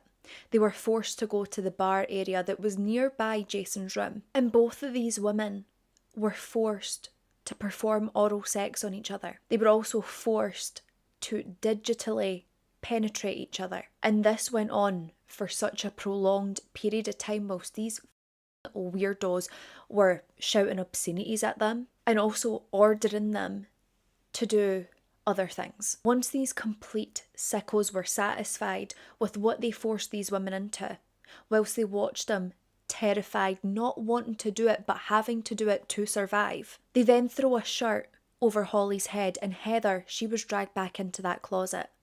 And then the 3 men, they were told to come out. Aaron, Brad and Jason. Each of them were ordered to have sex with Holly, one right after the other. And when these men who were terrified, who didn't want to do it, when they couldn't get an erection, they were threatened that their asses would be popped if they couldn't fulfill these weirdos' demands. And I don't know if that means to shoot them. I don't know if that means that they would rape them. I really don't know. But either way, It is so freaking harrowing. After this ordeal, Holly was then ordered into the closet and Heather was brought out, and these men yet again were forced to have sex with Heather, one after the other. The brothers stated yet again that any of these men who couldn't get an erection would be shot and would be murdered. By midnight, Holly was now able to differentiate between the two brothers. She was able to tell them apart. So after all this victim-on-victim violence, the stockier one of the brothers, he takes Brad to like a bunch of ATMs. Because of course there's withdrawal limits, so he has to go to multiple to get as much money as possible. So whilst he's out doing that, the thinner one of the brothers, he takes Holly out of the closet. He forces Holly to touch herself whilst he is watching, and he then proceeds to rape her. Whilst this horrificness is taking place, Holly is trying to take in as much as she can about the surroundings, about the brothers themselves, and she realises that he has sat down this very small 4 to 5 inch silver gun, which told her that there was at least 2 guns, because the gun that she seen earlier, this was a black one. After this horrific cretin loser scumbag was finished with Holly, she would be put back in the closet. Heather was then taken back out, and everyone in that closet could hear Heather moan out in pain, cry in pain, and Heather would never be put back in the closet. Every single one of these victims, they would be forced to go on these ATM trips with one of the brothers. And when it was Holly's turn, she went with the stockier guy. And when she was in the car with him, she turns to him and she asks him, "Are you going to shoot us? Are you going to kill us?" And he told her no. And she asks him to promise. And he says to her, "Yeah, I'm not going to shoot you." He then has the audacity to ask Holly if she has enjoyed all the sex she was getting that night. Now, to try and appease this guy to stop him from lashing out, Holly, she says, yeah, I enjoyed it. It was fine. And then this loser, he turns to Holly and he says, "You know, it's really a shame that we met under these circumstances, because I actually think you're quite cute. And honestly, I think that we could have dated." Excuse me? I don't think so, you real life cretin troll doll. So once Holly arrives back at the house, she would then be forced right back into that closet. And while she's sitting in there, she starts to hear rustling, rattling, like these brothers, they're searching through the belongings. And the thing that's being rattled is a popcorn tin and also a change jar. And then Holly can hear one of the brothers ask Heather Mueller, "Is this yours?" And Heather says, "No, it's not mine." The brother then asks, "Well, whose is it?" Heather says that she believes that it's Holly's. And this brother asks, "Well, who is Holly's boyfriend?"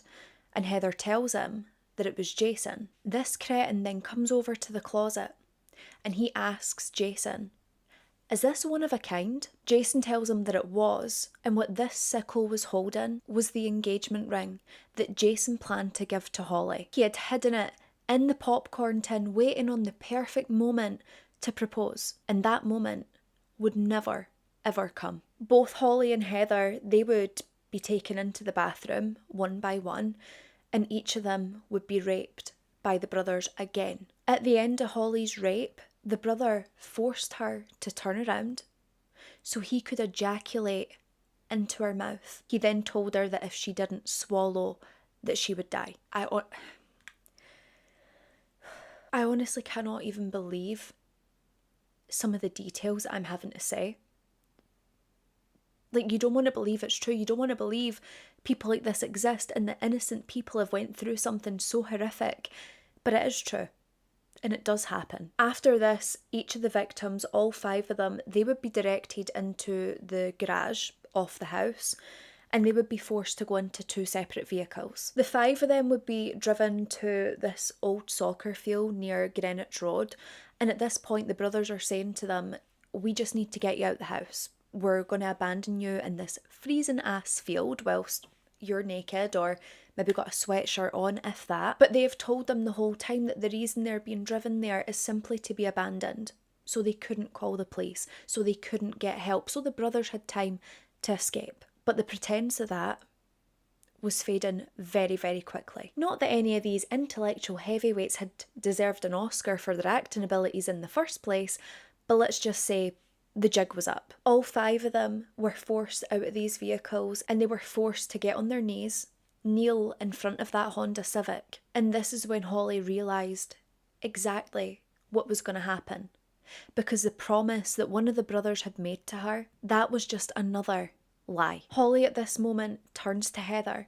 She is crying, she is terrified, and she says, "Oh my God, they are going to shoot us, they're going to kill us." That nightmare that had began hours earlier inside that Birchwood Drive home had led to this very moment. 5 friends kneeling in a field with 2 men holding guns to their heads. No witnesses, no help, no way out. And then came the first gunshot. And panic just erupted throughout the remaining 4 victims. And Aaron himself, he starts begging and pleading for his life. He is calling these brothers sir, giving them more respect than they've ever gave another human being in their entire life. He was hoping and praying that human decency might kick in. But basic human decency, that had never been a strong point for these 2 stains on society. More shots continue to follow, and then Holly feels a violent impact to the back of her head.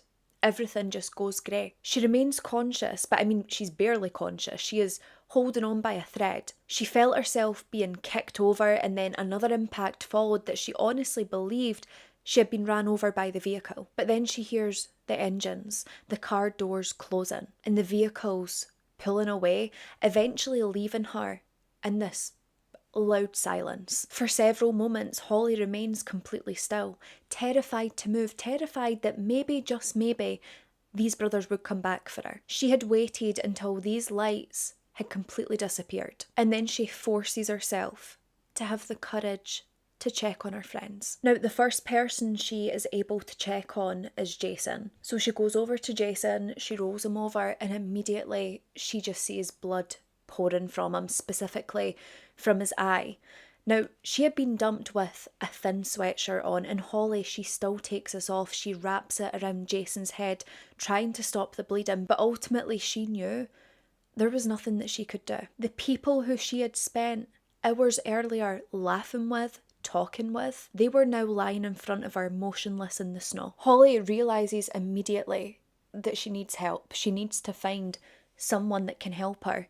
So she is scanning around, looking in the darkness, and off in the distance, she sees Christmas lights twinkling. That was the only sign of life that she could see. So immediately, without hesitation, barefoot, naked, and terrified, she runs toward this house. Literally suffering a gunshot wound to the head, Holly starts running. She would cross more than a mile of frozen ground before she was able to reach this house. She was climbing barbed wire fences because her instinct to survive was so strong. And against all odds, Holly kept on going. And just after 2:15 a.m, Stephen Johnson and his wife, they would be completely startled awake by the sound of pounding at their front door. When Steve looked outside, he could see a naked, injured, terrified young woman. The Johnsons immediately bring Holly inside, they get her blankets, they wrap her up, they try to warm her up, and they immediately call 911. At this point, Holly actually believed that she wasn't going to survive. But with the time that she believed she had left, she wanted to make sure that who did this to her and her friends and the love of her life, that they would be caught. Holly starts to tell the dispatchers everything that she can remember. She describes the men, the vehicles, the route that they had taken, the horror that unfolded in that house. And whilst the Carr brothers believed that they had eliminated every witness from that night, they made one catastrophic mistake. They left Holly alive, and that mistake would eventually destroy them. Now, whilst Holly is in the emergency room, literally being treated for a gunshot wound to the head, she is still working with investigators. The investigators are there. She's given further descriptions that solidifies the description she gave on the phone. She's able to say characteristics about both of the intruders, any marks or facial hair that they had, and this information would prove to be invaluable hours later. The doctors, as they're working on Holly, they discover something unbelievable. I mean, this to me is what a miracle is. Because whilst Holly had been shot in the back of the head, the bullet hadn't penetrated through to her brain. It had shattered part of her skull, but the reason it hadn't penetrated her brain was because that butterfly clip that she was wearing deflected the bullet. A plastic butterfly clip. Can you frickin' believe that? Like I said, to me, that's what a miracle is. Now, back at that soccer field where Holly had told the investigators that this had taken place, the police are there and they start finding bullet casings, bullet fragments, there's ATM receipts, and there is, of course, the 4 victims who didn't survive. And not only that, they also find the shattered hair clip that had saved Holly's life. So as crime scene investigators are processing the scene, taking photos, collecting evidence, other police officers were rushing to follow every possible lead that they could. So one was making their way to the Birchwood house, but as they're doing this, they spot a vehicle travelling in the opposite direction that matched the description that had been put out on the police radio. And this police officer, they make a U-turn and they start to follow it. Unfortunately though, this vehicle is obviously driving in the dark, it doesn't have its lights on, and so the police lose it very, very quickly. And this officer had no idea just how close he had come to the men that were responsible for this. And whilst the Carr brothers were still out there, it wouldn't be for much longer. Now, when police go back to the home, they could see that this place had been completely ransacked, and it would later be confirmed that after the murders at the soccer field, these cretins went back to the house to steal the valuables, to take whatever they could, and to murder Holly's dog Nikki. And whilst the police are processing this crime scene, one of these idiot brothers would make a very, very stupid decision. Reginald Carr, he would return to the crime scene multiple times. He was driving up and down that street, watching officers process the crime, to the point it was so suspicious that they pulled him over. And for reasons only known to Reginald himself and the police who spoke to him, he was able to talk his way out of it.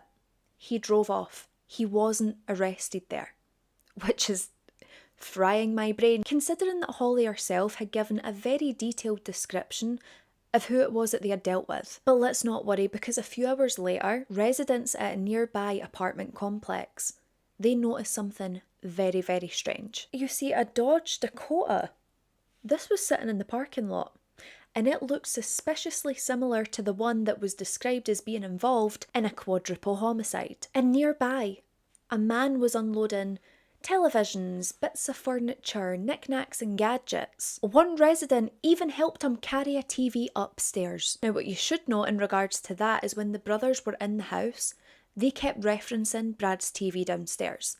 They very clearly wanted it. So when they went back and ransacked it, that was something that they stole. But also, could you imagine being that neighbour, thinking that you're just being friendly and helpful, and then you find out that you're helping a murderer move his loot upstairs? Yeah, that would stick with you. Now, thankfully, the people who were suspicious of that Dodge Dakota, they had called it into the police. And eventually, the police make their way over to that apartment complex, and they find everything that tells them that they have found the men responsible. Or one of them, for now. I mean, number one, they've got the stolen truck. Then they go inside and it's items from the Birchwood home. Electronics, TVs, personal belongings of the victims. The Carr brothers seem to have treated the aftermath of the quadruple homicide like a very aggressive shopping spree. Officers said that when they arrived at the apartment, Reginald, he had come out onto the complex balcony and it really looked as though he was going to jump, but, you know, him being a bit of a shitbag and a coward, just went back inside his apartment and the police arrested him moments later. Meanwhile, Jonathan Carr, I don't know if he used his brain a bit more, I'm not sure. He had fled to a friend's and he was trying to act like nothing unusual, nothing suspicious going on. But unfortunately for him, local news reports, they were already broadcasting information about the murders that had taken place and also the suspects. Descriptions of them, what they might look like, what to look out for. And his friends started to notice things that just weren't adding up. I mean, number one, he had cash on him for like the first time in his life. Then there was the strange behaviour. But the thing that really sealed the deal, one of the suspects were described as wearing a black and orange sweatshirt with the word FUBO, FUBU, or I'm not sure. And it just so happens Jonathan was wearing that exact sweatshirt. Now, is that just a really terrible coincidence, or could it be that a mass murderer is inside the apartment? But the final nail in the coffin was that inside Jonathan's jacket pocket was an engagement ring. and it was Jason's engagement ring to Holly. Realising exactly who they were dealing with in that moment, Jonathan's friend and also his mother, they contact the police. Jonathan, being the coward he is, he tries to flee, but don't panic. The police catch up with him very, very quick, and he would also be arrested. And, Jonathan Carr, with the decision-making capabilities of a malfunctioning toaster, he spends his transportation journey asking about capital punishment, the death penalty, whether the lethal injection hurts. I hope so. At this point, the police, they have both brothers, they have the evidence, they have the survivor, the stolen property, the stolen vehicle. The manhunt at this point was over. But the reckoning, that was just beginning. As investigators are building their case, they make a discovery that just helps solidify that even further. And that was the attacks on Andrew Schreiber and Anne Walenta. Thankfully, they were both able to identify these men as the ones who had attacked them. And I am so glad that Anne Walenta had the opportunity to know that justice was going to be served for her. That she was able to identify Reginald Carr as the man who shot her. But it is still devastating that she succumbed to the injuries inflicted by these monsters. Now, when this case went to trial, the prosecution, they had a lot to talk about. The attacks on Andrew, the attack on Anne that led to her death, the attacks inside that home, the quadruple murder. They also had to go over the horrifying events that unfolded within that Birchwood Drive home, the physical evidence recovered by the investigators, and most importantly, Holly's own testimony. As you can probably imagine, it took the jury no time at all to come to their conclusion. Reginald and Jonathan Carr, they would be convicted on multiple charges: kidnapping, robbery, rape, multiple counts of capital murder, and murder in the first degree. In total, the pair of them had more than 100 counts against them, and this created one of the largest, most significant criminal cases in Kansas history. Thankfully, these cretins, they would be sentenced to death. They were also handed multiple life sentences. And do you know what they did when they were sentenced to death? Yeah, they did what all these cowards do. They appealed it. And this went on for a long time. The court overturned the conviction, then they reinstated it, then they overturned it, and then they reinstated it. But all you need to know is as of 2022, these men are sitting on death row, and that death sentence still remains in place. Now, the only thing that bothers me is that Kansas hasn't actually executed anyone since 1965, I want to say. So will they get executed? Up for debate. But the lasting story about the Wichita Massacre, it was never really about the Carr brothers. It's about 5 friends whose lives collided with 2 violent predators on a freezing December night. It's about Jason Beaufort, who had spent months planning the perfect proposal for his girlfriend Holly, a proposal he would never get the chance to make. It's about Aaron Sander, who was studying to join the priesthood. It's about Brad Haka and Heather Mueller, whose futures would be stolen from them. And it's about Holly, who somehow survived the unsurvivable. A gunshot wound to the head, travelling for a mile barefoot in the freezing cold snow, and who was still able to make it to a stranger's door and get justice for her friends. Because whilst the Carr brothers spent years fighting their convictions, the truth remained exactly where Holly had left it that December morning. Bleeding, frozen, and impossible to ignore. And it's so ironic, because the Carr brothers, they wanted to leave no witnesses, and instead they created the one witness who would ensure that the world never forgets what they had done. Hi. Let's just say Scotland currently feels like it's the winter time. Tell me why in the peak of summer I have my heating on and I have my dressing gown on. Yeah.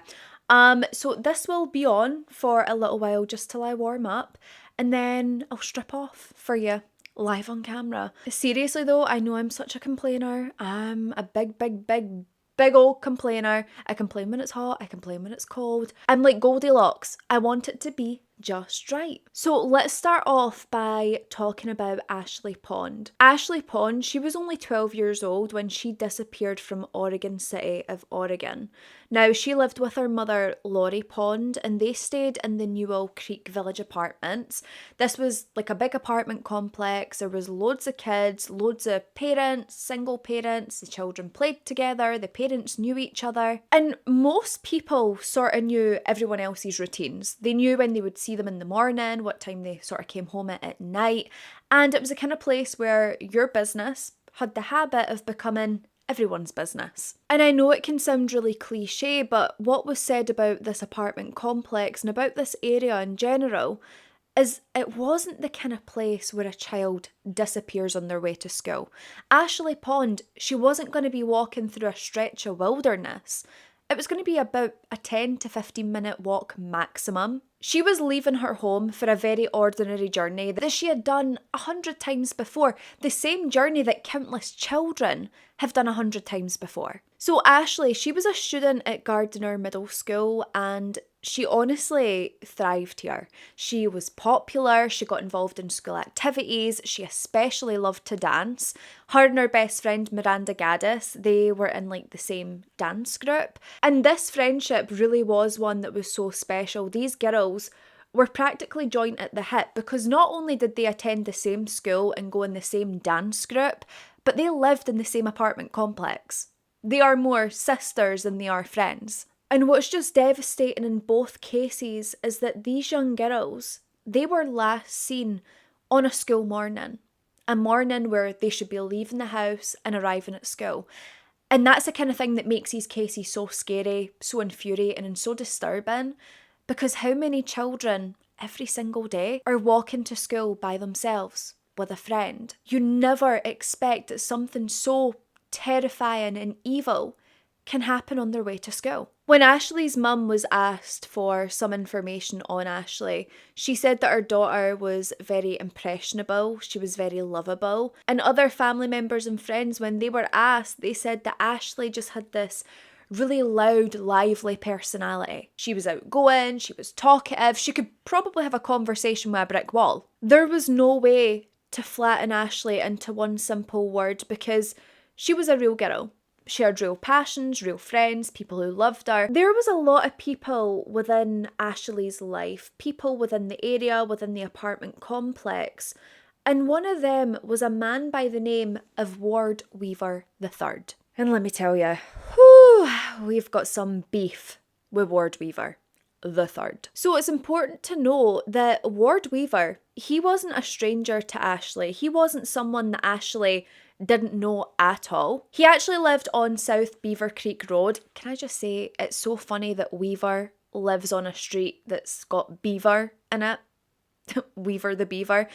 Sorry, I'm immature, right? Okay, I know, I get it. But this street and the apartment complex were so close together. So not only did Ashley know him that way, she also knew him through her friend Mallory. Now Mallory, she was one of Ashley and Miranda's friends. So this wasn't a random stranger to Ashley. She had been over at this man's house to see Mallory. She's had sleepovers there. It's one of her friend's dads. And I'm sure you've already clocked, or you could guess, that Weaver the Beaver, he is going to be the scum of the earth scumbag in today's case. And even before the murders, he was already a scumbag. Now, in 2001, months before Ashley would disappear, she made a very serious accusation against Ward Weaver. And this was an accusation that we can 100% assume is true. Ashley said that Ward Weaver had tried to sexually abuse her, tried to rape her in his own home. And this allegation, it was serious enough that the authorities had to become involved in this. Ashley was of course interviewed and asked some questions about this attempted rape,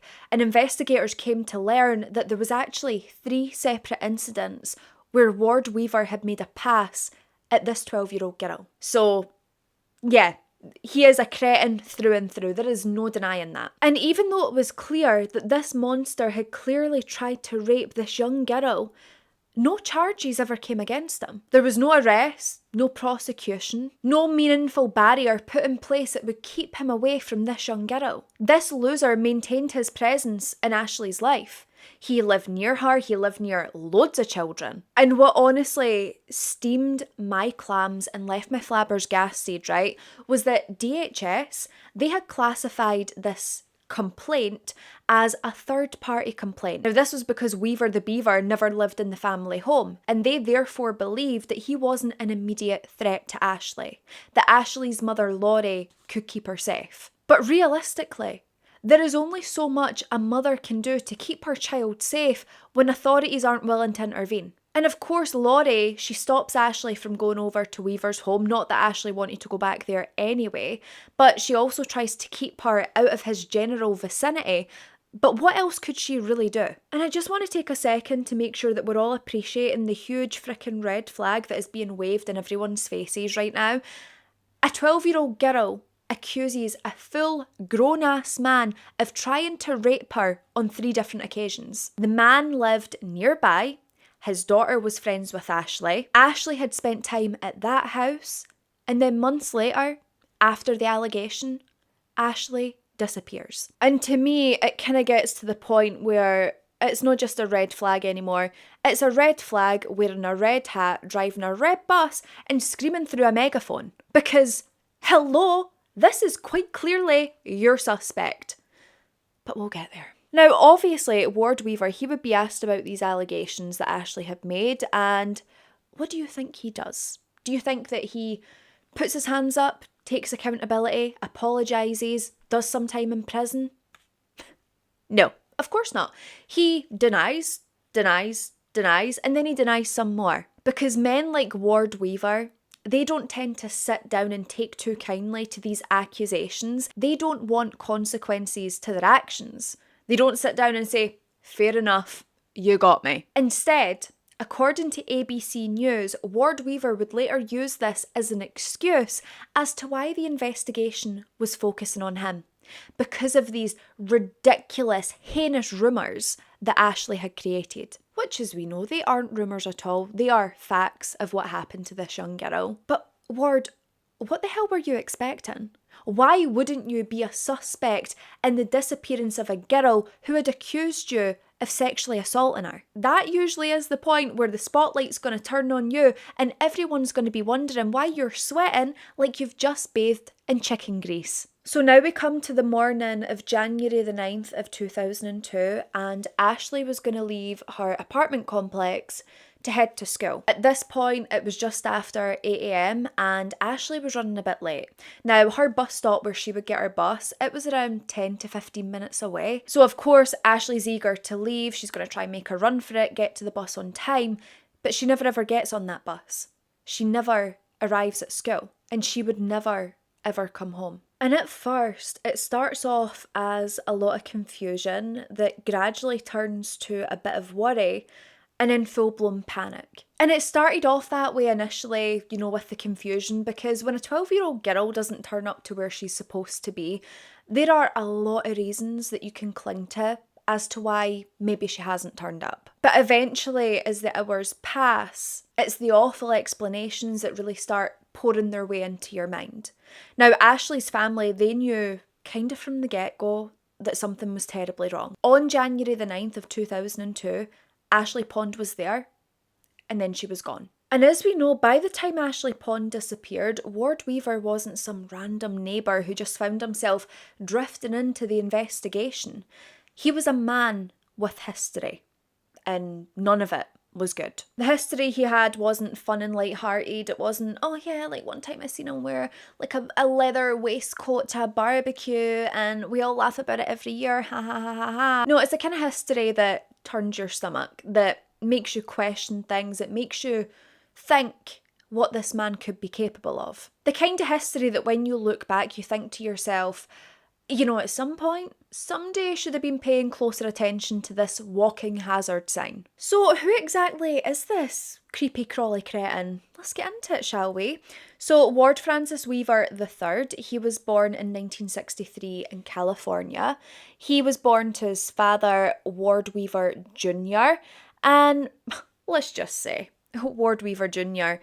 wasn't the kind of parent that you're going to bring up at parents' evening. And in fact, this man himself was also a huge frickin' cretin. In 1981, he had murdered a man by the name of Robert Radford and also a woman, Barbara Levoy. Their car had broken down. Ward Weaver Jr. had approached them, pretending to be the kind, helpful stranger, which of course he wasn't, and then he proceeded to murder them, but not before raping Barbara. Robert Radford had been beaten to death. And the kind of time it takes to beat someone to death, the ferociousness that you have to use, that in itself is telling about the kind of evil that lurks inside you. After he finished raping Barbara, he then strangled her to death. He had then taken their bodies home and buried them beneath a concrete slab. Yep, concrete slab. You might want to remember the concrete slab. Ward Weaver Jr., he would be arrested a short time after. He was sentenced to death for these murders, and by the time that Ashley Pond had vanished, he was sitting on death row in San Quentin. And Ward Weaver III, he knew exactly who his father was, exactly the type of loser he was, the type of cretin he was. He knew what he did, he knew the crimes, he knew how heinous they were. He would still go and visit Ward Weaver Jr., he would still laugh and joke and reminisce. And this story of his father, it wasn't like it was some ancient folklore that you tell over Christmas dinner whilst you're digging into the dry-ass turkey. This was a real story. This was his real criminal history, the type of man he was. So, I mean, lovely family album there. Definitely one that you would want to display on the mantelpiece. And whilst his dad's record was absolutely shocking and deplorable, Ward Weaver III, his wasn't squeaky clean either before Ashley disappeared. In 1986, Ward Weaver III, he would attack two teenage sisters in Fairfield of California.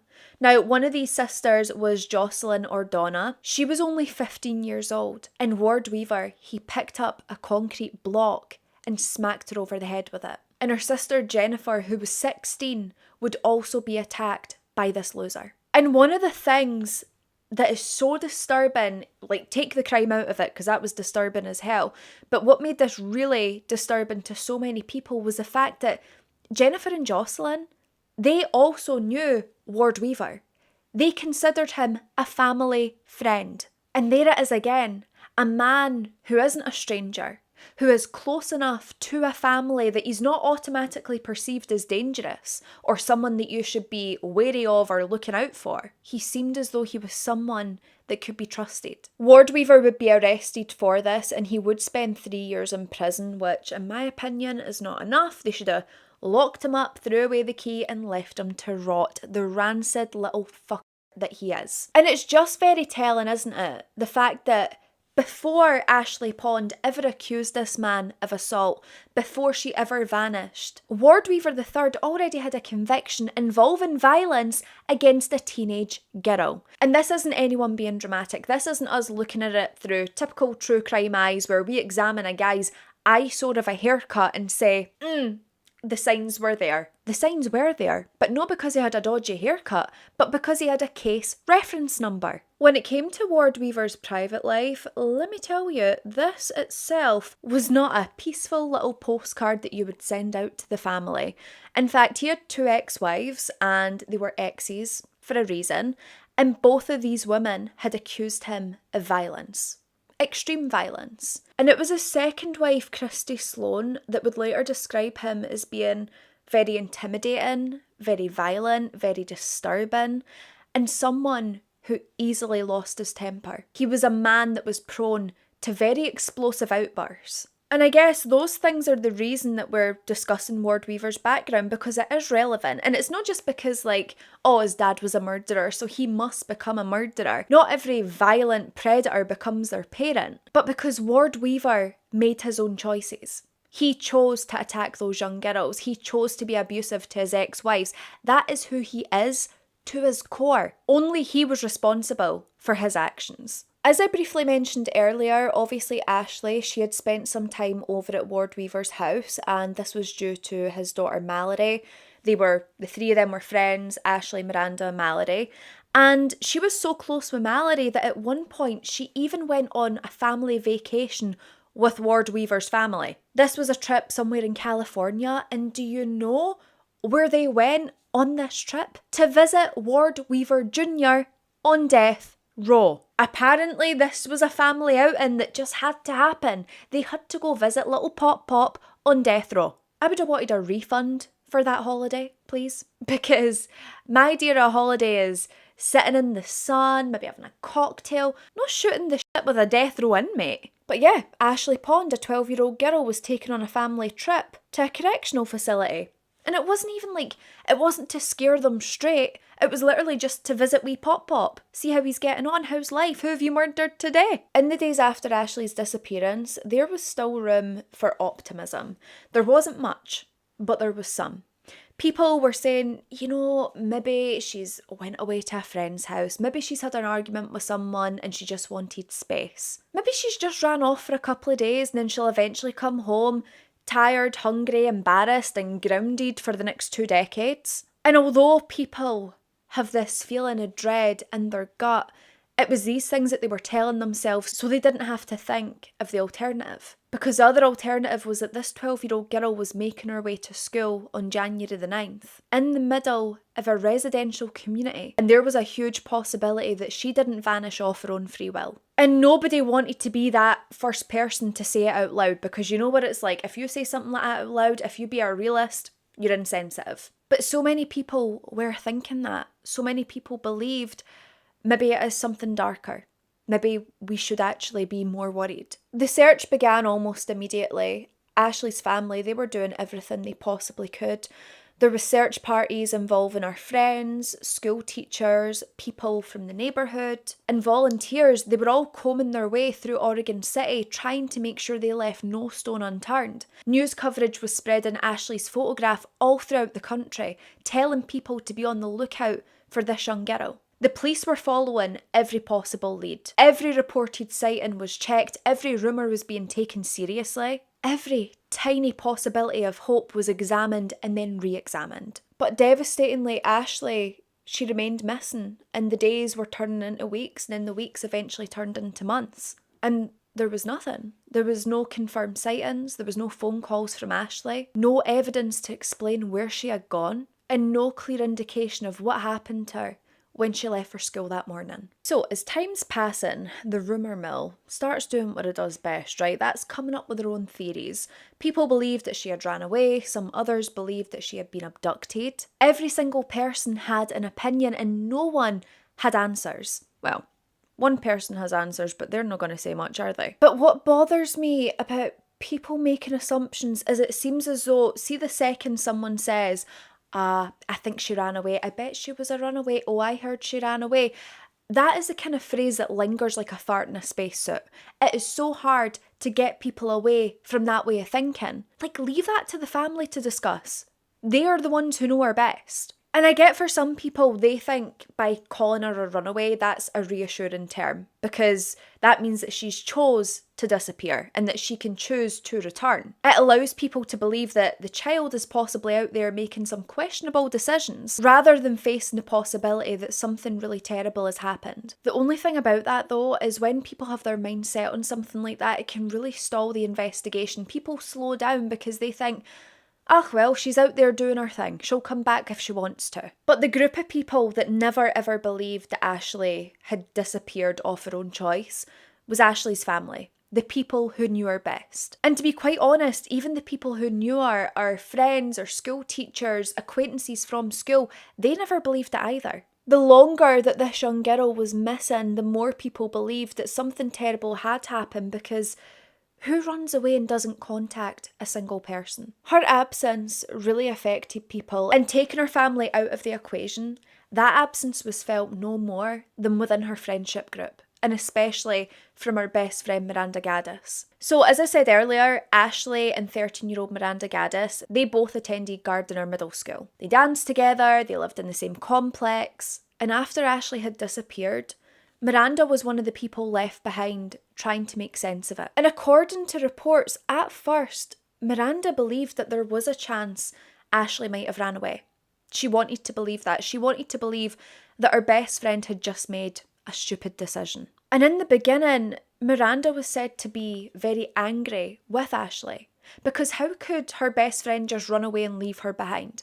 How could she vanish and not say a single word? She was also angry that everyone else was worried, angry that everyone was having to search for her friend who she believed had just taken off. But to be honest, the more I think about when I was a teenager, when I was a young child, I think that's a pretty normal reaction from a 13-year-old. Because the thing is, see if your friend ran away, you can be annoyed. You can feel that emotion. But if you have to try and come to terms with the idea that your friend has been taken, that's a completely different conversation.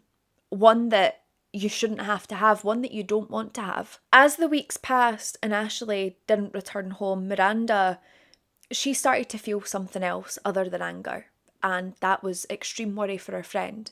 She wanted to keep Ashley's memory alive. She wanted to make sure that everyone was still thinking about Ashley, still searching for Ashley. She wanted to help in whatever way that she could. She just wanted her best friend home. The community was truly coming together, trying to do whatever they could, and a fundraising event would be scheduled for March the 23rd at Oregon City High School. This fundraiser was so they could help raise money as award money for any tips that might help bring Ashley home or lead to an arrest. And Miranda herself, she was so heavily involved in this. She wanted it to be perfect for Ashley, so much so that she had even choreographed her own solo dance routine that she was going to perform for her friend. And I have to say, and this might sound weird, but this is one of the bits of the case that I feel really hits me. Why am I getting emotional? Geez, Anna. But it's like adults, investigators, volunteers that are adults, like they can all go out, they can search, they can feel like they're doing something to contribute to finding Ashley. But a 13-year-old girl, there isn't much she can do. And Miranda is trying to help in the only way she knows how, and that's to dance for her best friend. The longer that Ashley was missing, the more the atmosphere across Oregon was changing. Parents who had once let their children walk to school were no longer allowing that. They were walking their children themselves, dropping them off, making them walk in groups, getting a designated adult to walk groups of children to the school. Children who were once allowed to freely wander around the neighbourhoods with other children were now being watched closely. Day-to-day conversations that had once revolved around sport, schools, events, they all now revolved around Ashley. It was all anyone could think about. By the very beginning of March, and I mean the first couple of days in March, Ashley is still missing, and still there is no answers. And then came the morning of March the 8th, 2002, and unbelievably, it somehow gets worse. So Miranda Gaddis, she wakes up this day and she is so excited. There's a dance competition that's approaching and she had spent the previous night getting herself all prepared for it. She had even planned her hair, she wanted to get it all braided. I believe her dance coach was going to do this for her.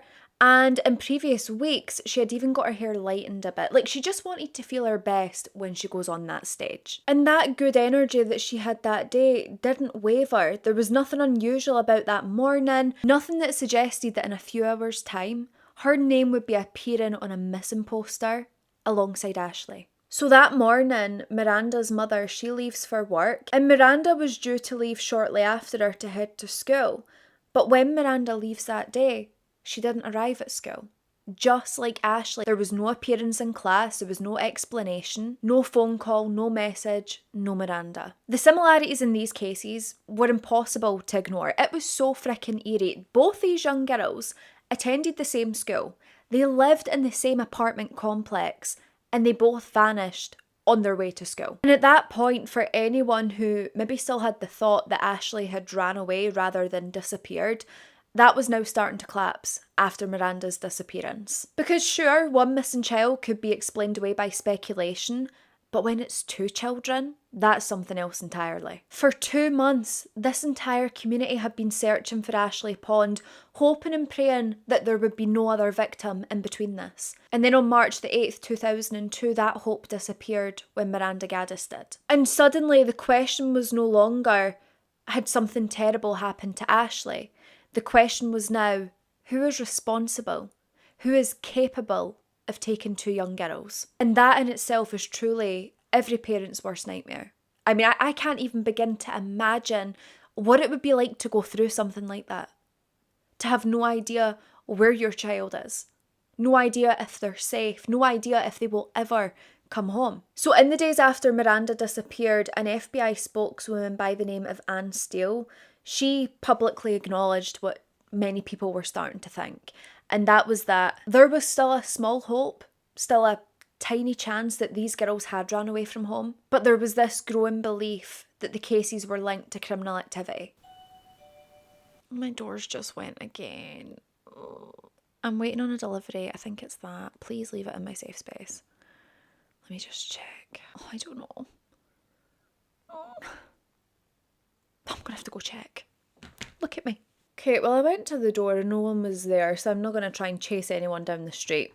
If that was you, you miss me. Now, I have to say, I think one of the cruelest details in this case is the fact that, remember that fundraiser I was telling you about that Miranda had helped organise, that she had choreographed a solo dance for to honour her friend?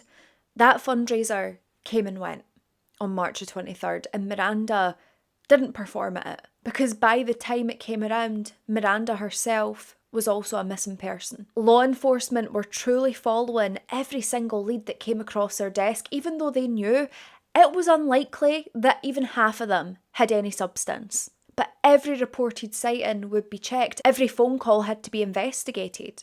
And whilst police and locals and families and friends, whilst they're doing everything they possibly can, it seemed to be getting them nowhere. For all that public attention, the investigators, they seemed stalled in the same place for weeks. And everybody was just so aware that every day and week that passed, it was far less likely that they would find either of these girls alive. So the police, they're trying to narrow their search and they think, who had access to both of these young girls? And that in itself help narrow the possible suspect pool quite a bit. So the investigators, they begin going through everything that they've collected this far. They interview friends, they interview relatives, they interview school teachers, school administrators. They looked at who knew Ashley and they were looking at who knew Miranda and who could approach the girls without immediately scaring them. And not only that, but who was in the complex, who stayed near the complex. Miranda's own mother herself, she immediately came forward and she says that she did not believe that Miranda had went willingly. She believes that someone who knew Miranda had taken her. Because Miranda, she just wouldn't get into a car with someone she didn't know. And I know it can be so easy for people to say that, but her mum just knew her to her very core and knew Miranda's not going to do that. She's not going to get in a car with some weirdo. But Miranda's mother saying that she believed she had been taken by someone that knew her. That is the kind of sentence that made everybody suddenly sit up straight and think, what? Because if these girls had been taken by someone they knew, that meant that whoever was doing this didn't live miles and miles and miles away. It was someone that was probably familiar to them. Somebody much closer to home. And that could mean that any other girls here could be in that same danger. So FBI profilers, they were brought over from Quantico and they issued public advisories basically telling people to look out for anyone who might have behaved strangely after the disappearances had occurred, who might still be behaving strangely, saying weird things, acting in weird ways. They told the public to look out for anyone who might have recently sold their vehicle, someone who maybe showed increased drug or alcohol intake, or someone who seemed very tired after being up all night. I have to say, I'd hate them to stumble across me on a Sunday morning when I'm hungover and barely slept. So on March the 15th, when things still weren't picking up momentum, investigators decided that they had to do another survey of the area. They just wanted to speak to more people again, going around the houses, any vehicles that look strange, any person acting weird. Is there a conversation you've overheard that sounded a bit off? Anything that might have seemed like a meaningless detail at the time that could now be the thread that would pull this case open. And the Boy Scouts, they were also going around distributing thousands of flyers hoping to bring these girls home. Now the police at this point, they noticed something that really troubles them. Something that really could have stalled this investigation. And that was the fact that the first canvass they had done, they've now realised they didn't capture everyone in and around this area. Because when it came to the Newell Creek Village apartments, it wasn't a nice tidy list of names on the rental sheet, because people had visitors who were coming over long term, people who were staying with them temporarily, family members that might have been staying a bit longer. Others might now be staying there permanently, but they hadn't been officially listed. Therefore, they have missed quite a large chunk of people. And you know what life's like, it just likes to throw some more challenges at you when your blood pressure is already skyrocketing, and the police discover that living within that apartment complex were also a bunch of fugitives. Yep. So the task force, they have to begin the tedious process of finding out who all these added extras are within the apartment complex. They have to track them down, interview them, get their alibis, check their alibis, work out who could be 100% ruled out, and who they maybe needed to look closer at. And just in case you're thinking it's maybe like 10 or 15 people that were unaccounted for the first time, no, 150 people were not accounted for during the first canvass. So, you know, it would be very easy to miss the kidnapper when you don't know everyone who lives there. Police would also look at registered sex offenders in the wider area. And do you know, within Oregon City, there was 900 sex offenders. 900 human skid marks. And when they're interviewing people and getting their statements, there is a name that is mentioned quite frequently. And that was Ward Weaver III.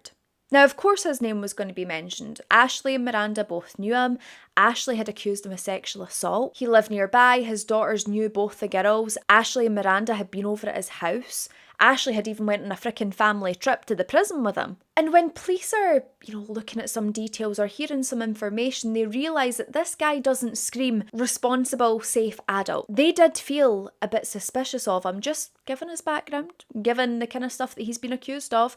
But unfortunately, suspicion isn't going to get you a search warrant. Suspicion isn't going to get you an arrest. And unfortunately, suspicion isn't going to allow you to walk into a man's home and tear it apart and just hope that you find the evidence later.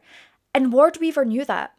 He was thriving on something that all of these sick predators do, and that is uncertainty. Now, investigators were sort of going around all the houses within the area. Anyone that was nearby, they wanted to just have a look around, try and write people out the equation, trying to tick people off their list, trying to, make a list of could be them, definitely not them. So when it came to searching Ward Weaver's property, he allowed them in the front yard, the backyard to have a look around, but when investigators discussed the possibility of checking inside, Ward Weaver crapped his pants and he refused them, which, annoyingly, legally he's allowed to do. The weeks continued to drag on and investigators, they had one man sitting at the centre of their suspicions, but they had nothing to tie that man to the crimes. And of course that man was Ward Weaver III. And I just want to be clear, right? If you are an innocent individual and you constantly have investigators knocking on your door, I can understand why you would want to do your best to clear your name. Understandable. I think anyone would want to do that. Most people would keep their head down. They might even speak to the police through their solicitor. And I'm going to say 9 out of 10 people would try their best to avoid making themselves a human mascot for the investigation. But Ward Weaver was a bit different. This man sings like a canary. He sings like Johnny Cash. He's talking to reporters, camera crews, journalists, newspapers, to anyone that was pointing a microphone in his direction. And do you know what this reminds me of? Ian Huntley. I've covered that case. I'll link it up here or down there. Ian Huntley, he loved speaking to the camera crews and he did it so brazenly. And that is exactly what put him at the centre of the investigation for Holly and Jessica. And it seemed as though Ward Weaver was doing much of the same. And of course, journalists and reporters, they're going to want to speak to this guy. He knew the girls, lived near them. But what was really strange to a lot of people was the fact that Ward Weaver III, he seemed so willing to speak to these people. He actually kind of seemed desperate to speak to these people. Now, one of the first journalists to really take quite an interest to Ward Weaver was a Portland Tribune reporter by the name of Jim Redden. Jim Redden said that he received 2 anonymous tips that told him, if anyone deserves another look, it's Ward frickin' Weaver. Weaver the Beaver, Weaver the Weirdo. Should I just keep making up names with W's? Weaver the Wanker. It would later be confirmed that one of these tips had come from a private investigator that was working on behalf of Ashley's family, and the other tip had come from someone who was quite closely connected to the case. So Jim Redden, he does what any decent reporter would do. He goes over to Ward Weaver's house, knocks on the door.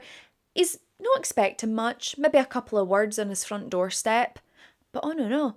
He rocks up and Ward Weaver basically opens his arms and his home and he invites Jim Redden inside. And when he spoke to Jim Redden, Ward Weaver would say a statement that really should have made everybody stop and raise an eyebrow, because he told Jim Redden that he was the FBI's prime suspect.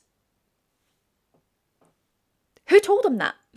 No one told him that. He could have said, oh, the police have been asking me questions. The police have spoken to me. I think they might be looking into me to clear my name. He specifically claimed that he believed he was the FBI's prime suspect. And at the time, most people were thinking, well, how the hell has this come about? Because as far as they were aware, the FBI hadn't even narrowed the suspect pool to just one person. And yet somehow, Ward Weaver, he reached this conclusion all by himself. And of course, there could be an innocent explanation for that. He could be thinking that because investigators had spoken to him, they had been over to his house, they had searched around his property. He did have reason to think that investigators were taking a closer look at him, but still, that is a very specific thing to volunteer to a newspaper. But it wouldn't stop here, because as the media attention intensified, Ward became increasingly vocal. And honestly, see this bit here, you're not ready for this, you're not going to believe it. In July of 2002, this freak show, he goes on Good Morning America, right? And the reason he had went on Good Morning America was to complain on live television that the FBI had labelled him their prime suspect without even saying it. How do you know unless they've told you and unless you have a guilty conscience? That's what I would be wondering there. But he said, I don't understand. I've been fully cooperative. They came over to my house. I let them search my property. But he didn't let them search inside, Ward. So, maybe mention that. And he said that he had also offered to take a polygraph examination, because no serial killers ever passed one of those. Cough, cough, John Wayne Gacy. We know for a fact that he passed his, and he was the worst of the frickin' worst. He must realise at a point that he's maybe not sounding too good. And then he says, it's not even the fact that they're looking at me that's bothering me, like they need to do that. It's the impact that this investigation is having on my family. According to Ward, he was quite upset because parents had warned their children that they weren't allowed to go over to the Weaver household anymore. I wonder why, but also why are you so bothered that there's not going to be any young girls in your house anymore? And we don't know for sure if that part was right or if he was just saying that to get the sympathy vote, but if that was true, that shows you the level of suspicion that even the community were having over this guy. And then Ward, shovel in hand, ready to dig himself an even deeper hole, he says, I get why they would look at me in this investigation. I've got history, I've got a past, I knew the girls, they'd been in my house. Ashley had made those false accusations. He didn't deny that these facts existed, but what he did say is that it didn't make him a killer. And see, when you watch these interviews back today, it is just so astounding because this guy truly talks with the confidence of a man that believes that he can explain anything away. He has an answer for every question. He was on television presenting himself as a victim of public suspicion. And if you were someone who knew absolutely nothing about that case and you just came across that clip one day, you could possibly believe parts of what he was saying. Some parts could be quite convincing, but we all know the truth. So at this point, the investigation is really starting to tighten. Every interview was generating new information. Every background check was uncovering another piece of Ward's past. Every new witness statement that they were getting, it either ruled somebody out or it kept pushing them back to that same familiar name. The circle around Ward Weaver was getting smaller and smaller. He just didn't realise how little time he had left before that circle would close completely. One of the people helping with the search effort was a search and rescue specialist by the name of Harry Oakes. Now, Harry Oakes, he would work with cadaver dogs, and he had spent years upon years helping locate human remains in very difficult conditions. So he wasn't someone new to the job. He was respected and very good at what he did. So he wasn't new to the job. He wasn't some random volunteer showing up with a torch and a dream. This is someone who knew exactly what they were doing. Now, back in March of 2002, he would take a walk around Ward Weaver's home, and he would later state that there was something that almost immediately caught his attention, and that was freshly poured concrete, what looked to be a fresh concrete slab. Are you thinking back to Ward Weaver Jr.? Because so am I. A concrete slab?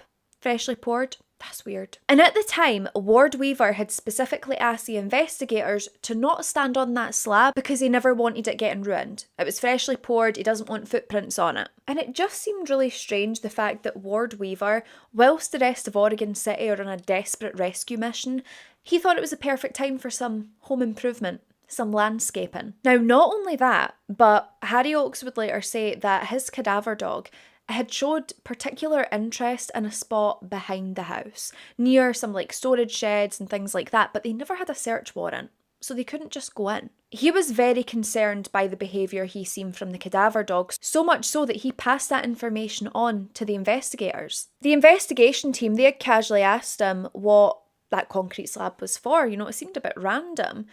And Ward Weaver told them, it's for a wee bit of home spa installation. I'm putting in a jacuzzi. Because apparently when Ward Weaver needed some kind of excuse, he went for leisure facilities. Suddenly he is Mr. Jacuzzi. And of course, there is absolutely nothing wrong, nothing criminal with putting a hot tub in your back garden. Plenty of innocent people do that. But what is a bit weird is when you pour fresh concrete right after two girls vanish. It doesn't look good, does it? Because the thing is, with these sort of cases, as we all know, timing matters. And Ward's timing seemed to be as subtle as a marching band in a library because could you not have waited? As these investigators are still working behind the scenes, Ward did something else that feels completely bizarre, even to this very day, and especially now that we know the case, or you're going to know the case if you don't already. Ward would invite people over to his home, those who were already involved in the search of his property. So again, we've got reporters, journalists, newspapers, camera crews. They were all wanting interviews, they all wanted someone to speak to, and Ward was just more than happy to provide that. One reporter after another was finding themselves being granted access to this man's house. And then came one of the most astonishing moments in this entire case. KATU reporter Anna Song, she had come over to Ward Weaver's house to interview him. And rather than conducting a quick conversation on the doorstep or maybe in his living room, he would take Anna Song around to the back of his property. So as they're walking around, Ward is answering any of Anna's questions. He's also offering up some information that he has and things that he feels about the case and the investigation. And then they find themselves talking whilst they're standing over a concrete slab. Now, Anna and her camera crew, they have absolutely no idea what it is they're standing above. It just literally looks like a concrete slab. But Ward knew better, because later on investigators would discover that Ashley Pond's body was buried under that slab. Just like the crime his stupid ass father had committed, burying people under a concrete slab, Ward Weaver III somehow thought that even though his father got caught for his crime, that this was the perfect concealment spot. And the footage from that, it's actually quite difficult to watch when you know what is underneath that slab, when you know that that young girl is under there. How could he possibly stand there and invite other people to stand there knowing who was beneath that slab? And now I want to come back to one of Ward's ex-wives because she played quite a big role in this case. So we're talking about Christy Sloan. Now, she knew Ward better than most people knew Ward. She knew his temper, she knew his history, and she knew enough about him to be deeply concerned when she seen that concrete slab. Now, according to later accounts, Christy would say that she had confronted Ward when she seen this. She asked him what he would possibly need that for. She points out the obvious that, given what your father did, do you really think it's the best idea to pour a concrete slab once two girls vanish? It's not exactly a brilliant look. And if Ward were an innocent human being, I really feel as though he would have approached this a bit differently. Maybe react with embarrassment, maybe a bit annoyance, maybe some defensiveness. But he said something to Christy that just gave her chills. She knew immediately something wasn't quite right. He said to her, "Do you honestly think that I could kill someone without someone noticing?" And I don't really know what response he was expecting from that. But his whole demeanour in that situation, the way he said it, it just didn't sit right with Christy. And for that reason, she chose to contact investigators. She explained the father's history and now what Ward has done as well. It just seemed off. And by this point, Ward's name is surfacing again and again and again and again. But the problem was, for investigators, the suspicions, they were piling up much faster than the evidence. They too believed that Ward Weaver was something to do with this. They still didn't have that breakthrough that would allow them to tear the whole thing apart, to tear Ward apart and tear his frickin' back garden apart. But that breakthrough would be coming. And when it arrived, it wouldn't come in the form of a journalist, dedicated investigator, or even a cadaver dog. It would come from Ward Weaver's family itself. So by this point, Ward Weaver's son, Francis Weaver, he had been staying at Ward's home, and he had actually even helped Ward pour that concrete slab. Now, when he asked Ward, why are we doing this? Why are we pouring the concrete? Like, what is this for? Ward had told him the same. Oh, nothing. It's just for a jacuzzi. I just fancy some relaxation, a bit of R&R. But unlike neighbours, reporters, investigators, he had a front row seat to Ward's daily life, to his daily behaviour. So according to later reports, Francis Weaver was dating a girl at this point. This girl was over at Ward's house quite a lot, of course, to see Francis. And she had come forward with a deeply disturbing allegation. She had claimed that Ward Weaver had tried to rape her while she was in the house with him. And when Francis himself had heard about this, it disturbed him enough that he knew he immediately had to contact the police. And that's exactly what he did. Because he did this, the police finally had something tangible, something that would allow them to get a search warrant for Ward's property. After everything that had happened over the last 7 months, the investigators were finally getting that opportunity to go in. And the word of that travelled very, very fast.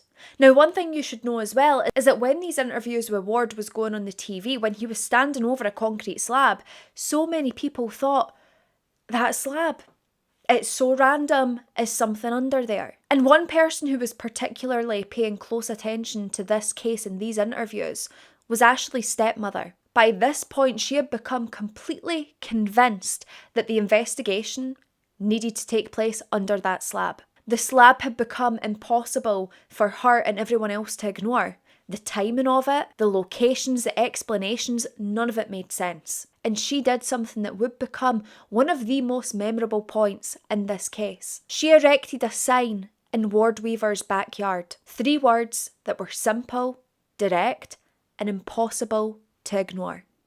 This sign said, "Dig me up." And it was right over that concrete slab. And honestly, what a queen. Going in there and doing that, saying what everyone else was thinking but were maybe too scared to say. And that was, if there was an answer to this, it is likely underneath that slab. So on August the 24th of 2002, the investigators arrived at Ward Weaver's property with the search warrant in hand. And for Ward Weaver, the bill was finally coming due. So the search began. The investigators, they were searching the property, they were documenting evidence. They worked very carefully, very methodically, and they had the patience of saints. The investigators would make their way over to a storage shed out the back of Ward Weaver's house. And inside there was a microwave oven box.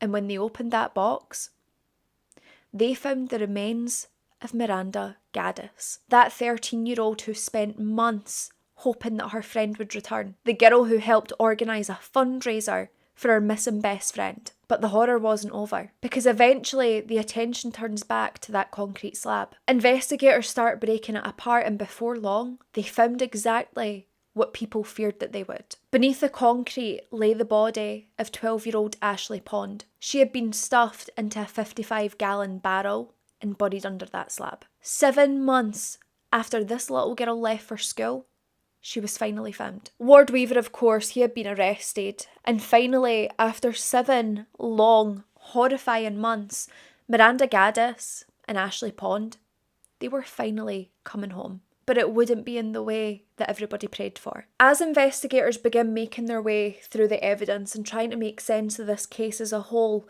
the picture started to emerge. And it was a dreadful one. Both of these girls had been lured to Ward Weaver's home. He made sexual advances toward them. He attempted to sexually assault them. And when they resisted, when they put up a fight, it was believed that they were strangled or asphyxiated to death. Ward Weaver himself would later admit to these sexual advances, and the investigators determined that the murders themselves had been sexually motivated. Devastatingly, there is a lot that investigators couldn't determine due to decomposition whether or not the girls had actually been assaulted. And it's likely that many of these details are probably going to die with Ward Weaver himself. I don't see him coming forward, taking accountability and admitting his wrongdoings. Because from this loser, cretin weirdo, there was no confession. There was no confirmation of exactly what happened behind closed doors. He gave just enough information for investigators and families to understand the horrifying truth. 2 young girls had trusted a man that they knew, and that man used that trust against them. Now, of course, in the past, Ward had done a very good job, apparently, of being able to hit back at those rumours, explain them away. But you can't explain away dead bodies. He was faced with such overwhelming evidence that eventually he had to plead guilty for the murders of Ashley Pond and Miranda Gaddis. Thankfully for the families, there was no lengthy trial that they had to partake in, no courtroom dramatics that would scar them. And most frustratingly of all, there was no moment where Ward Weaver confessed to what he had done to these girls. Instead, he was such a coward, he took a plea deal to avoid the death penalty. And in return for that, he received life without the possibility of parole. The rest of this man's life will be spent behind bars.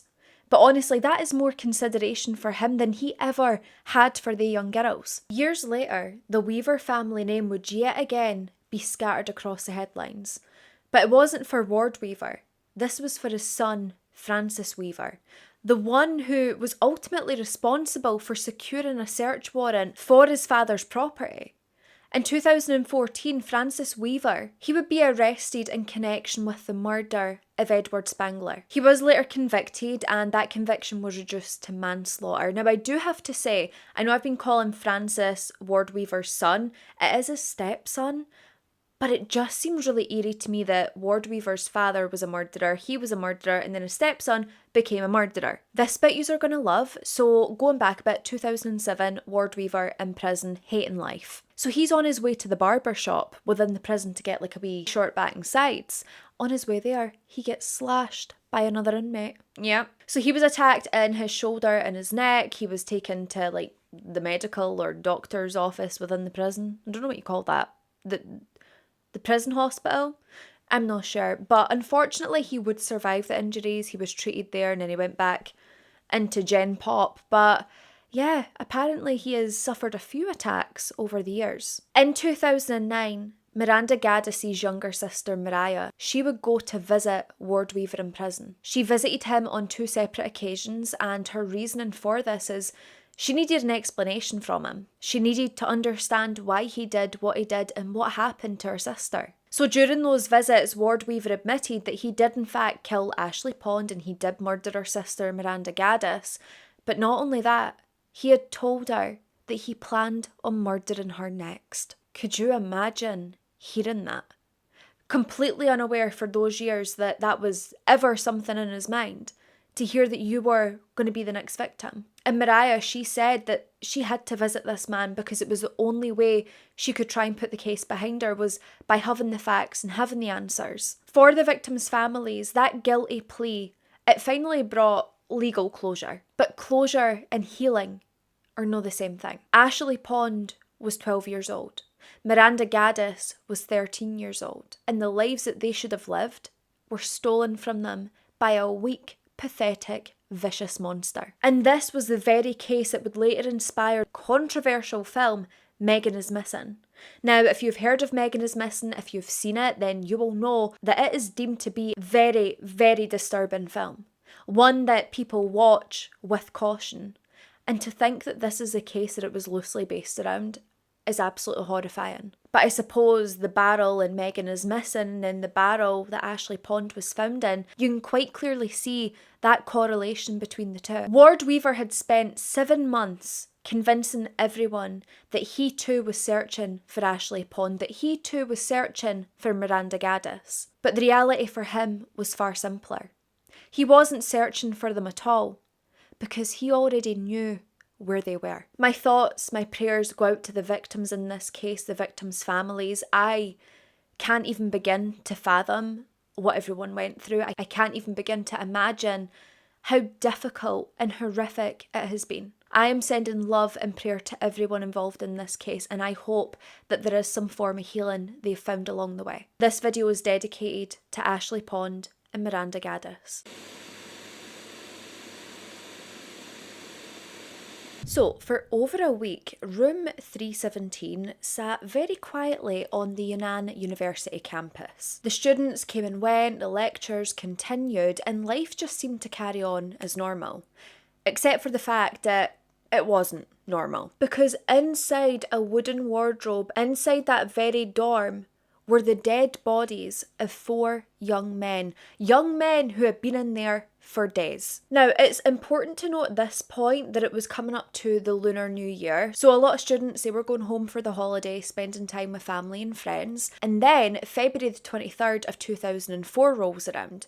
People are coming back from the holidays, the dorms are starting to fill up again, and of course one of those rooms was room 317. And it wouldn't be until February the 23rd that people realised that something was really, really wrong. So 2 students, they would be assigned to room 317, and honestly, that is the epitome of drawing the short straw. They had no idea what kind of room they were walking into. The fact that it was basically a makeshift morgue that some psychopath has left behind.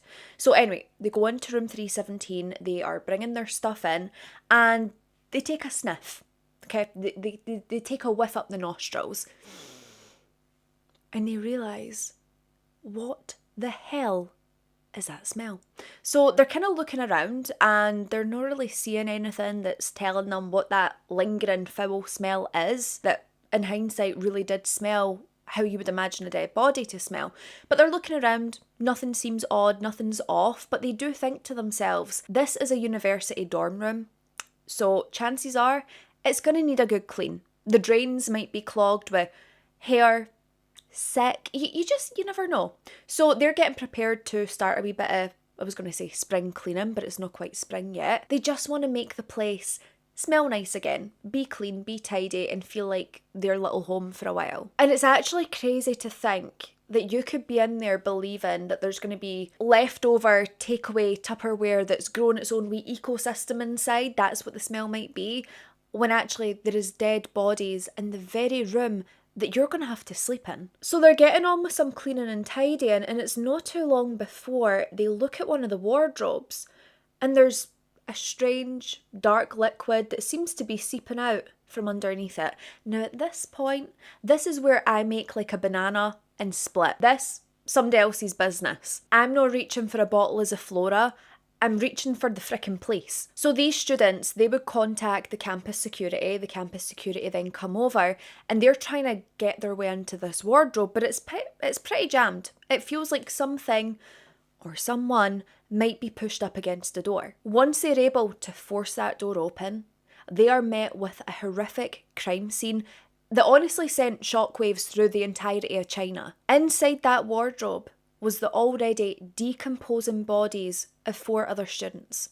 They had been wrapped up in black plastic bags. These had been sealed with tape, then there was like layers of newspaper wrapped around them. They had been carefully packed inside this wardrobe, like the person who did it believed that by shutting that wardrobe door, the bodies will just disappear, Houdinify themselves. And I must say, I don't call that a storage method, I would call that denial on hinges. Because what do you mean you think a wardrobe door is just gonna cover up that murder? Who needs to be in the wardrobe? So after that discovery is made and everyone is horrified, shocked, bewildered, has no freaking idea what to do with themselves, police from the Kunming Public Security Bureau, they would be called to the campus within minutes. As soon as they arrive, this once ordinary, regular dorm room that housed students had now been transformed into a full-blown crime scene.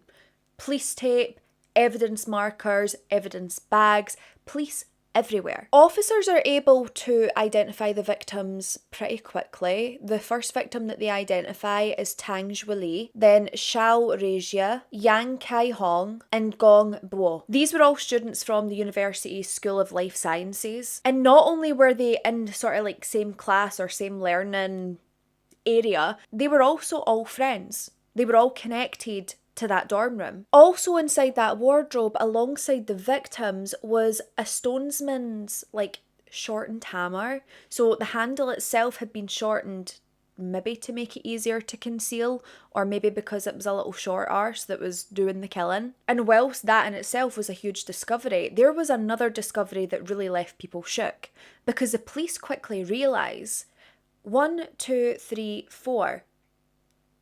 There should be a fifth person here. There was a student who was just conspicuously absent from that crime scene. Because the thing is, at this point, there was 5 occupants that had all been reported missing who were all connected to room 317, and the person unaccounted for was a young male student by the name Ma Jiajue. So obviously that immediately is a bit suspicious, right? I mean, 4 students are murdered, there's usually a 5th that is always with the same group, suddenly he's not there. But they're trying to establish, is this someone that's fled? Is it someone who's just been overlooked? Is this a suspect, or is this a potential other victim that we just haven't found yet? And unfortunately for Ma Jiajue, that was going to be answered pretty quickly, because forensic officers, they would take that hammer, they would check it for fingerprints, and then when they have a fingerprint from the hammer, they're able to run it through the university system, and it leads them back to someone that they were already suspicious about.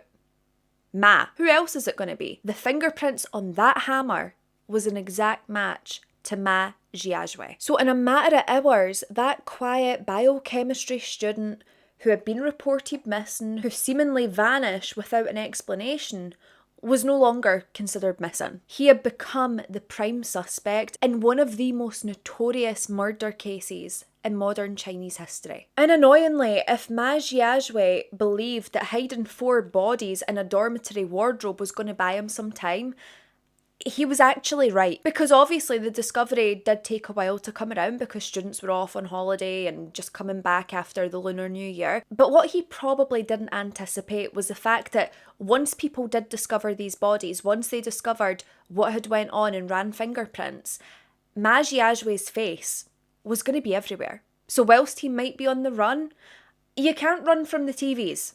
Okay, you can't run from the radios and the newspapers. So within days of the discovery in room 317, this investigation had exploded way beyond the Yunnan University. And because Ma had such a head start, the police weren't just searching the university campus, they were searching the country. As news of these murders spread throughout China, so did Ma's photograph. Like I said, television broadcasts, newspapers, police notices, wanted posters that had been distributed throughout the country. There was loads of them. His face was literally everywhere you turned. And it was a really weird feeling for people because students who never even knew Ma existed suddenly knew his face and knew a whole lot about him. Suddenly taxi drivers are like, shit, I gave that dodgy guy a lift. Railway staff realise I helped this guy on the train with his bags. Even hotel workers remembered seeing his face. At just 23 years old, Ma Jiajue, he had somehow become one of the most recognised faces within China. And not for a good reason. Not because he was a celebrity, not because he was like a top golfer or a singer or an actor, but because he was the scum of the earth cretin scumbag. The thing is though, because he had such a head start, because it seemed as though he had travelled far and wide, the police didn't really know where they were looking. They know who they're looking for, but they just don't know where to start this manhunt. So police are trying to be realistic. If this is a man on the run, he's had a couple of days to make his escape. It's likely that he's left Kunming and he's probably somewhere else within the country. And it's really strange and disturbing when you think about the fact that this guy has just free willy-nilly been roaming about the country like it's nobody's business after committing a quadruple homicide and hiding bodies in his dormitory wardrobe. It's so frustrating that by the time these bodies are discovered, this guy already has a head start, and quite a big one. So by this point, the authorities have launched one of the biggest manhunts that China had seen in years. A nationwide wanted notice was also put out as well, which meant police across different provinces were basically on alert, looking out for this one guy. Police officers were instructed to watch transport hubs, so railways, bus stations, hotels, internet cafes, like anywhere where someone who is travelling without a home might have to visit. There was also rewards put out specifically for any information that would help lead to his arrest. And investigators would say that as people started discovering the cases, more people knew about it, the more presence it had, the more pressure that was on them to solve this case quickly. Because the public were terrified. They've got a man who has committed a quadruple homicide who is now on the run. They're not just worried about the fact that there is a suspect on the run, they are worried about what might this guy do next.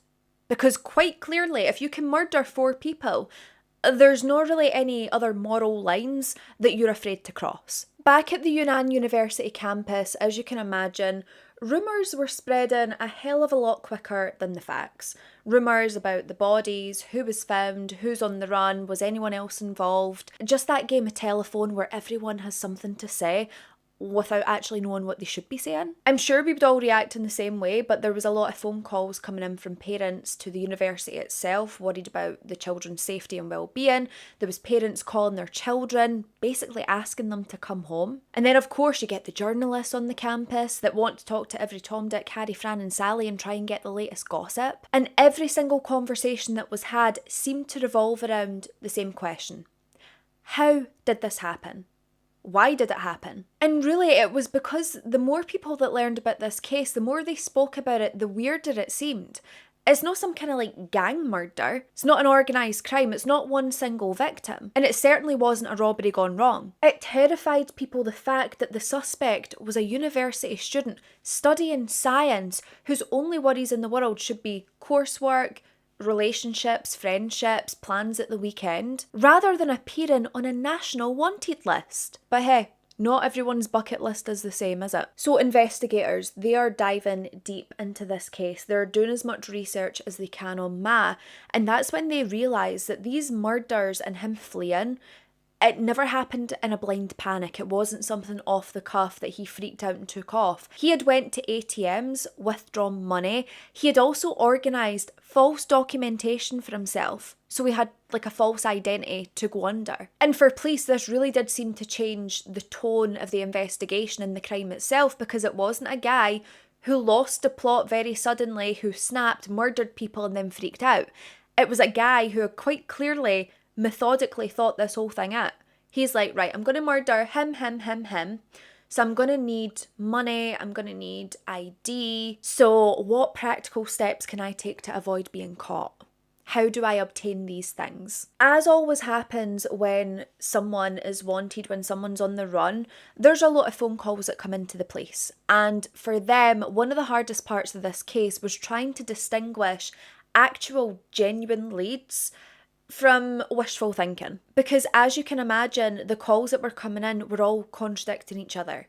One person says at this time he seen Ma boarding a bus, but then another caller says at the exact same time he saw Ma check into a local hotel. Now the guy can't split in two, okay? So you either seen him or you didn't. Other people had phoned in claiming that they were absolutely certain that they were sitting close to him on the bus or that they seen him board a train. But as you can imagine, most of these leads led absolutely nowhere. Every single day that passed in this investigation without finding Ma, it just created more problems for them, because the further that Ma was able to travel, the larger that the search area would become. And the larger the search area became, the harder he was going to be to find. And the harder that he was to find, the more the public anxiety and outrage was going to grow. Let me just take a wee swig of my coffee because I need it. And of course, one of the main facts that horrified people about this case was the fact that there were so many victims. Like, how do 4 people all end up being murdered in the same room, being stuffed in the same wardrobe? But there was also a lot of mystery surrounding the man who had committed the crimes. No one really knew what he was like. A lot of people didn't even know who Ma was. Nobody had really understood why these murders would happen. And whilst police are searching over the country, whilst they are searching transport places, following tips and chasing these alleged sightings, there was a group of people that were asking another question. And that was people who actually knew Ma. Students in the school, students in his class, his friends, his lecturers. Because the more questions that they were receiving on campus, whether it was from police or journalists, the more baffled people seemed to be, because the guy whose photo was distributed across the nation, he didn't look like a monster. He actually looked pretty quiet. He looked like any other student in that school. There was nothing about him that screamed that he was different in a dangerous kind of way. And this raises yet another unsettling question, possibly more unsettling than where this guy was, but the question on everybody's mind was, who the hell exactly is Ma Jiajue? Because somewhere, somehow, from that small village in Guangxi to room 317 in Yunnan University, something had went catastrophically wrong. So this is where we go back to a small farming village in the Guangxi province called Mayer. This wasn't exactly the kind of place where people expect to one day be nationally known. It was a really rural place, it was largely poor, and most people really relied on agriculture. Most families had to work the land, and opportunities within Mayer in the Guangxi province were very rare. If you dreamed of a different life, if you wanted more for yourself and to move somewhere and have a stable life, education really was the only way to go. That seemed to be the only route you could go down to build a better life. So as you can imagine, many of the children and teenagers growing up there, they all had a dream of getting a really good education. And all of this was definitely true for the Jiajue family. So let's talk a bit about Ma, the scumbag in today's case. He was born on May the 4th of 1981 to Ma Jianfu and Li Fengying. He was the youngest of 4 children. He had an older brother and 2 sisters. And the family, they lived a very modest life, which, I mean, quite honestly, is a polite way of saying that they didn't really have much, they didn't have much money, and everybody knew it. When people would talk about Ma's childhood, it seemed as though it was relatively quiet. In fact, some people say that it was maybe even too quiet. His parents, they obviously worked a farm, so they're working in the fields all day. And because they were so busy in the field and their work and agriculture and things like that, the family calendar wasn't exactly a bustling social event, let's say. According to Ma's mother, communication within the household was very limited. His father was a man of very few words and Ma was a man with even fewer. Kind of felt like it wasn't so much family conversations. There would be the odd word or two here, but it really seemed as though it was just people existing in the same vicinity. When it came to his teachers describing him, they said that Ma was the kind of child that spent most of his time studying and doing extra credit work and trying to develop his knowledge and skills, whilst other children were out running around, playing games, getting to know each other, building friendships. And of course, with all the extra work that he's putting in, the teachers would say that he was considered one of the best pupils, not just in his intelligence, but just in the fact that he seemed so eager to listen and learn, which was something that his family had ingrained into him from a very young age. If you want more, you have to do more. An area in particular where Ma really excelled was mathematics. Cannot relate. Let's just say I rode the struggle bus when it came to math. I mean, I was actually good at math, and then I kind of lost interest in high school because I kind of, fell a bit depressed. I was good until that point, and then I just didn't have like the get up and go for it. So yeah, math, no my strong suit. Do not ask me to tell you what 20% off of the original price is, because I'll not be able to tell you. Well, actually, I could tell you 20, I just couldn't tell you something like 33% off. Within junior high school, he had won 2nd place in a physics competition, and this was something that he was really proud of, and it was something that got him a lot of recognition. People spoke about it, people praised him for it, and that reinforced to him that belief that his future was going to be bright, that he had good things coming his way. So when people were asked about Ma, they would talk about his intellect, his intelligence, and how he thrived academically. But there was also other things that popped up about him, and it's not necessarily things that are bad on their own, but when you add combinations with certain other things, it starts to paint a broader picture. But people were saying that Ma was really quiet, he was really introverted, he was quite isolated, very withdrawn and reserved in comparison to a lot of his classmates. When people spoke about Ma within a classroom setting, there was nothing that really jumped out. Like, he wasn't the class clown, the troublemaker, the one that was loud. He just kind of existed. Like, he was just there. You could sit across from him in a classroom for the entire day, and by the end of that day, you will know nothing more about him. The chances are that by the end of that day sitting with him, you've probably not even broke-breathed him. And as he got older, that isolation that he was putting in place, it just continued to grow and grow. Former classmates would even say that whilst they were in school, if they were put into situations where you had to be social, like say a bit about yourself, it was almost like Ma retreated even further. He wanted to disclose none of his business. And being around one or two people, he seemed to handle that okay, but the second that it became a bigger group, the uncomfortability was very clear. Throughout the entirety of high school as a teenager, Ma still struggled to build friendships, but it also seemed like he really wasn't interested in building any anyway. But whilst other teens were working on their confidence, introducing themselves to new people, Ma was just in the background watching from afar. Now, it seemed around this time that Ma became very aware of his family's social standing and also their financial situation. It was something he was really self-conscious about, as if it made him less than because he didn't have as much money. Now, let me confirm that being poor does not make you dangerous. Plenty of people grow up, they don't have much, they don't really have much money, they don't have the biggest house. Hello, I'm one of them. But you don't become a bad person. Millions of people grow up with very little and go on to live very normal lives. But I have to say, for Ma, it was almost like his poverty was something he carried as a personality trait. He would carry it everywhere with him, like it was a freaking backpack just strapped to him. Teachers and even some of his friends, they would say that he was very sensitive when it came to the topic of money. Anyone who discussed money, he would become uncomfortable, he would try and change the conversation, or he would just walk away. He seemed to be painfully aware when he was less than in situations, but the thing is, the only person that treated him less than was himself. No one else was judging him for his money. People in this area, most of them grew up with the same troubles. But of course, when you go to high school, you're also mixing with other people that do have money.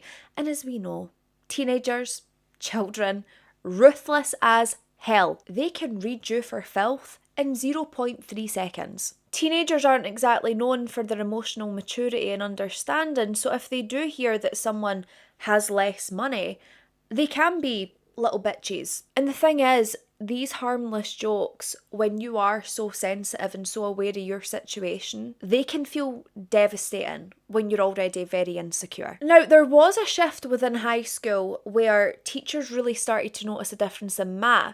Someone who was always quite academically exceptional, his grades were now less than impressive. Not only was he still socially withdrawn, but it seemed as though now he was almost withdrawn academically. He just seemed so much less motivated than what he was before. It just seemed as though this once ambitious student who stood out for all the right reasons was now struggling beneath the surface, and with that, his performance was also suffering. And then in 1999, something would happen that I think really shows how much pressure he was feeling. Like millions of other Chinese students, Ma was preparing to take the Gaokao. This is a notoriously difficult university entrance exam, and basically your result from that exam can kind of determine the future you're going to have. To call the Gaokao stressful and difficult is like saying the ocean is wet. For many families, it's years of hopes, expectations, dreams and sacrifices are all tied into this single exam. And for Ma, that pressure just became so overwhelming, and in November of 1999, he would run away from home.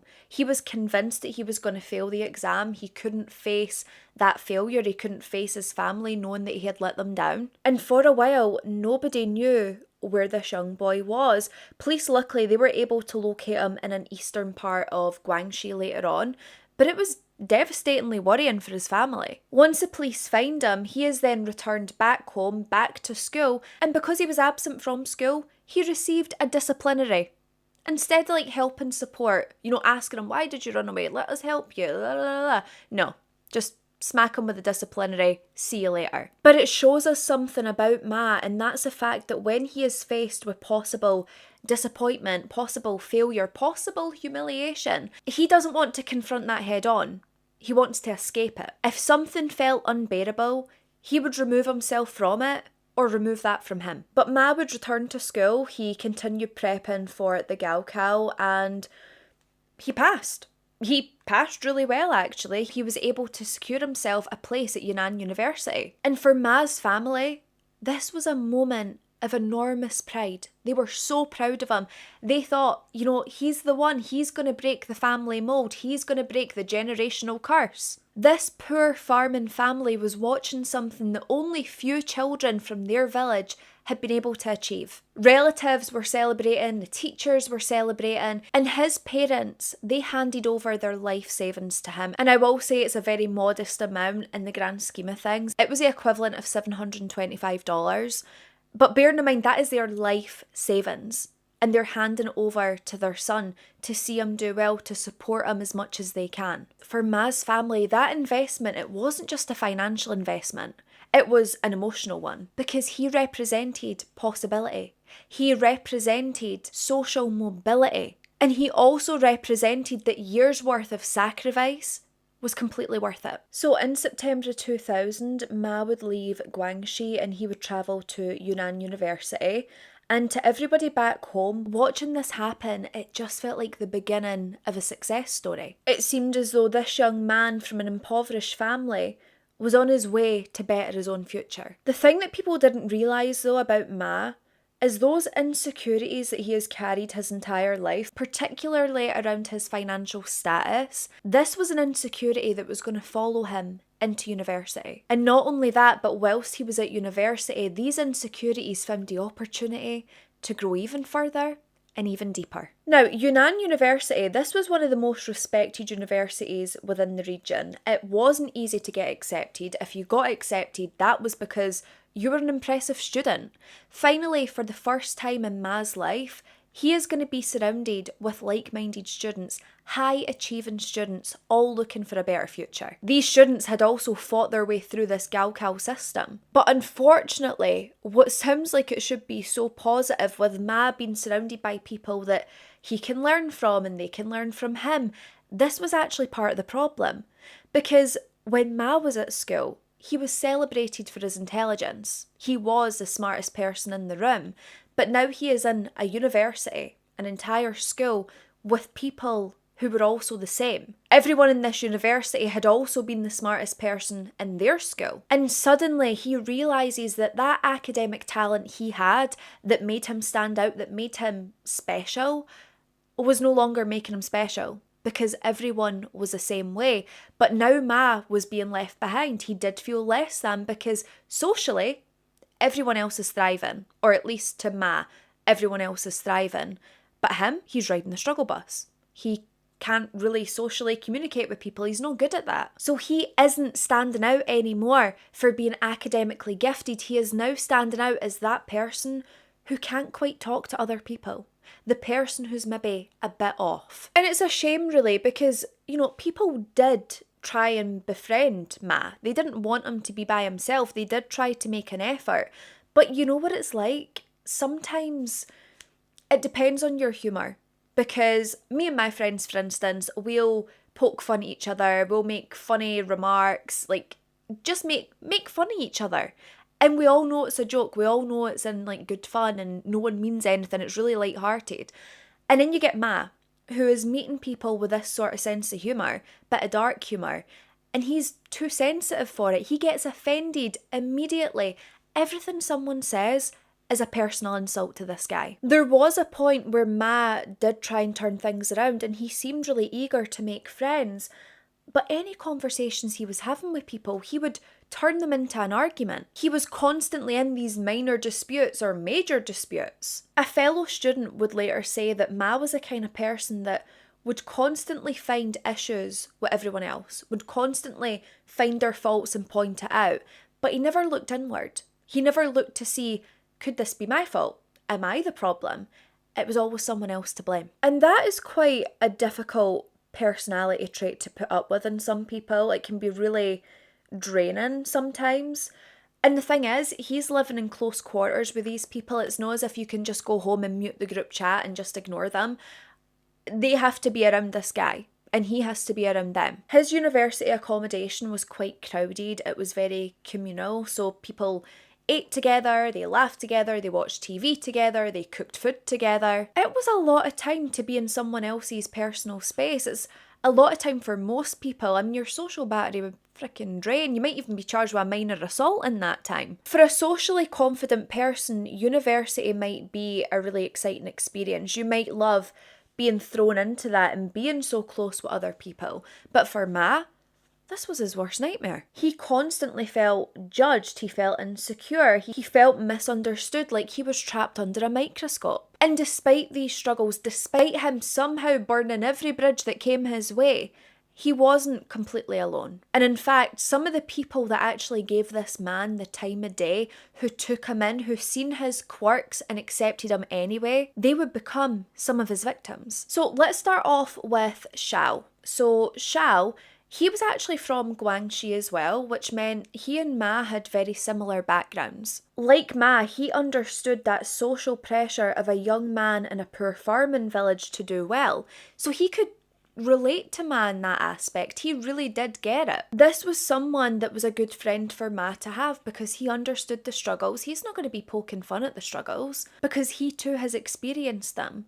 So he was one of Ma's roommates in room 317 within building 6 of the university's Dingxing apartments. Listen, I know some of you are going to be looking at me right now and thinking, Anna, who punched you? What's going on with the eyes? I get so excited when I get to this stage of my makeup and the eyes look like this, because see, if you look crazy with your makeup before you've finished like your base and things, you know it's going to be a banger of a makeup look. The crazier it looks in the process, the better at the end. But I know some people won't like it. So, you know, I get a lot of guys that comment saying, you look weird, you're so ugly.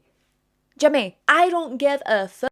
I love makeup, I like art, I'm going to play with it and do whatever I want. Okay, thank you. This makes me excited. So when it comes to roommates, I'm sure many of you will agree, if you've ever lived with a roommate, been at uni, been in dorms and things like that, you will know that roommates, they see everything. They see every single version of you.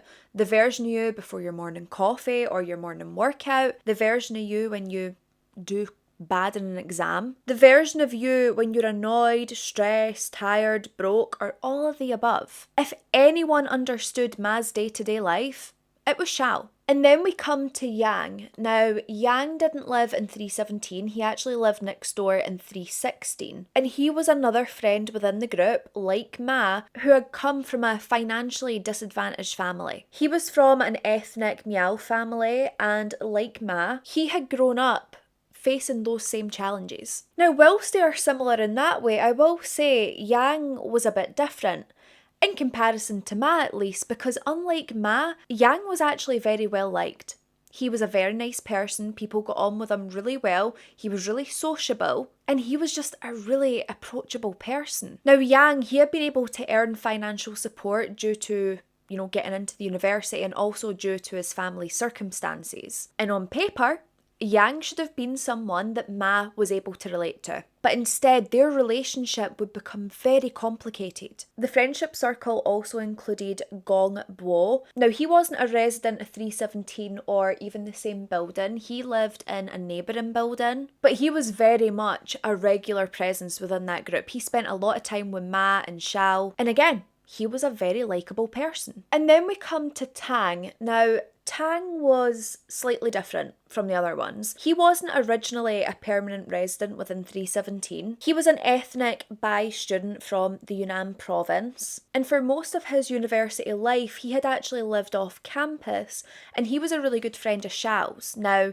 he was friends with Ma through association to Xiao, but I don't think he'd be banging down Ma's door to be his friend. However, during the winter semester in 2004, Tang would move into room 317, making him in much close quarters with Xiao, but also with Ma. And at first glance, this just looks like a group of young men who have a lot in common, who are just trying to survive university, studying biochemistry. And there was no obvious enemies, there was no massive arguments, there was nothing in that friendship group that screamed something was going to go wrong. But what these people didn't seem to realise or couldn't really see at the time is that Ma was having a very different university experience in comparison to them. Because whilst Ma's friends or associates are settling into uni life and making friends and having a laugh and having a joke, Ma was perceiving every single little thing that was said as a dig. Every joke, every minor disagreement became a reminder of his own insecurities. And that's the thing though, no one was making Ma insecure. Ma was insecure, so he perceived things a certain way. His friends would laugh and joke about their own financial position. They would make a light-hearted joke of it, but to Ma, he believed that they were all saying it to him, even though they weren't. But that's his insecurity making something about him when it's not. And the thing is, his friends also came from a very modest, impoverished background, so they're not going to be able to make fun of him and be nasty about it because they're in the same position. But Ma just seemed really unable to shake this feeling that he was less than everyone else around him. And not to be a bitch, but it really sounded as though Ma became a bit of a fun sponge for his other friends to be around. He was constantly worried about how he was viewed. He was constantly worried about status, about respect. And most importantly, he was worried about being laughed at. And that theme, humiliation, that seems to occur over and over and over again when people are looking back at this case, trying to see where it all went wrong. Because it was clear as day that Ma truly believed that everyone else was looking down on him, that he had reason to be humiliated, and whether they actually thought that or not is a completely different question. Because one thing that becomes painfully and increasingly clear when we talk about Ma is that he would interpret situations very differently from what they were. He interpreted them very differently from those around him. A casual comment could become an insult. A disagreement could become a personal attack. And a joke could become evidence that someone secretly despised him. And once an idea took root in his mind, it seemed as though he was completely incapable of thinking anything else. He could not let it go. And that was a detail that really jumped out when former classmates later spoke about Ma. There was always this quiet resentment just bubbling under the surface. And it seemed to be something that went unnoticed until people looked back with hindsight. But it's hard to notice something that someone's carrying around with themselves when they're not openly speaking about it. He's not openly telling people, oh, you know, that made me feel a certain kind of way. Oh, I don't really like when you make those jokes. Oh, I can't have a laugh because I'm a little crybaby bitch. Wah, wah. It's the kind of quiet resentment that grows in the comfort of your own room. It grows in private. By early 2004, Ma had already spent 3 years at Yunnan University. And you know, that favourite phrase, outsiders looking in, it seemed as though his friendship group was entirely intact. Graduation was approaching and the future really should have been coming into focus for him. Instead though, beneath the surface, those same tensions that he has carried with him since his childhood, they were becoming stronger than ever. And it seemed as though there would be one very trivial situation that pushed those tensions right out into the open. So I'm sure we can agree, if someone were to ask you, or if you were to ask someone, what was the most significant moment in your life? What was the most important? They'll say a wedding, graduation, the day someone died, a major accident that had occurred. You don't expect someone to turn around and say, well, it all started with a game of cards. Like, what? What do you mean it started with a game of cards? And yet this is exactly where the beginning of the end of Ma Jiajue occurred. A game of cards. So by early 2004, there was some tensions in the friendship group. Everyone was still friends, but it was clear that some people, Ma, couldn't accept a joke, couldn't take a joke. And like I said, he was just a fun sponge. You kind of hope that he would be hoovering his toaster that day and he wouldn't be able to join in the fun because it's not going to be fun if Ma's there. And the thing is, when you are living in such close quarters and you're so close with someone, disagreements are likely to happen. But it doesn't have to be any deeper than that. Like, you'll have a disagreement, you'll say a snide comment, they might roll their eyes, and then you move on. But Ma, he operated very differently. As we said earlier, he didn't bode well when it came to letting things go.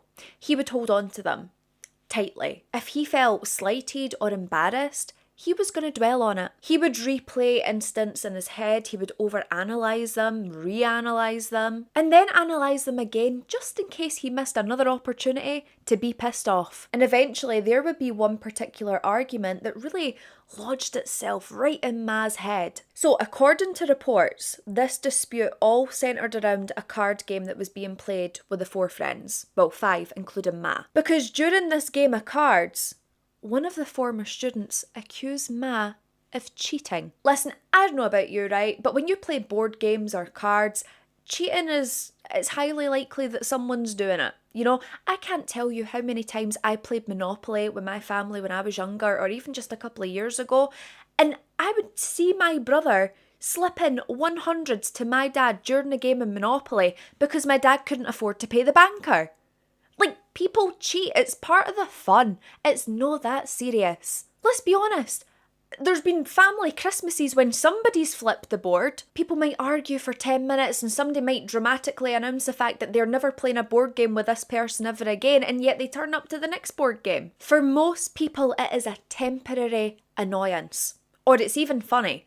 And I would say 9 times out of 10, it should be funny. But for Ma, this situation landed very, very differently because we know he doesn't like jokes. He doesn't like laughter. During this disagreement regarding the cheating that was supposed to be a joke, but Ma escalated it into something it didn't have to be, harsh words were exchanged. And Ma later stated that he felt publicly humiliated. Now, some reports suggest that the accusation had came from Xiao, which was like Ma's closest friend, you could say. They were the ones who had lived together the longest. But other reports state that it was actually multiple people within the group that sort of joined in and jollied along because they're having a laugh and a joke. Now, it doesn't really matter what was said because one thing would become clear later on, and that was the fact that Ma believed that he had been deliberately mocked. And once that belief settled into place, it just continued to grow, just like his quiet resentment. Now, the argument eventually ended and all the friends move on.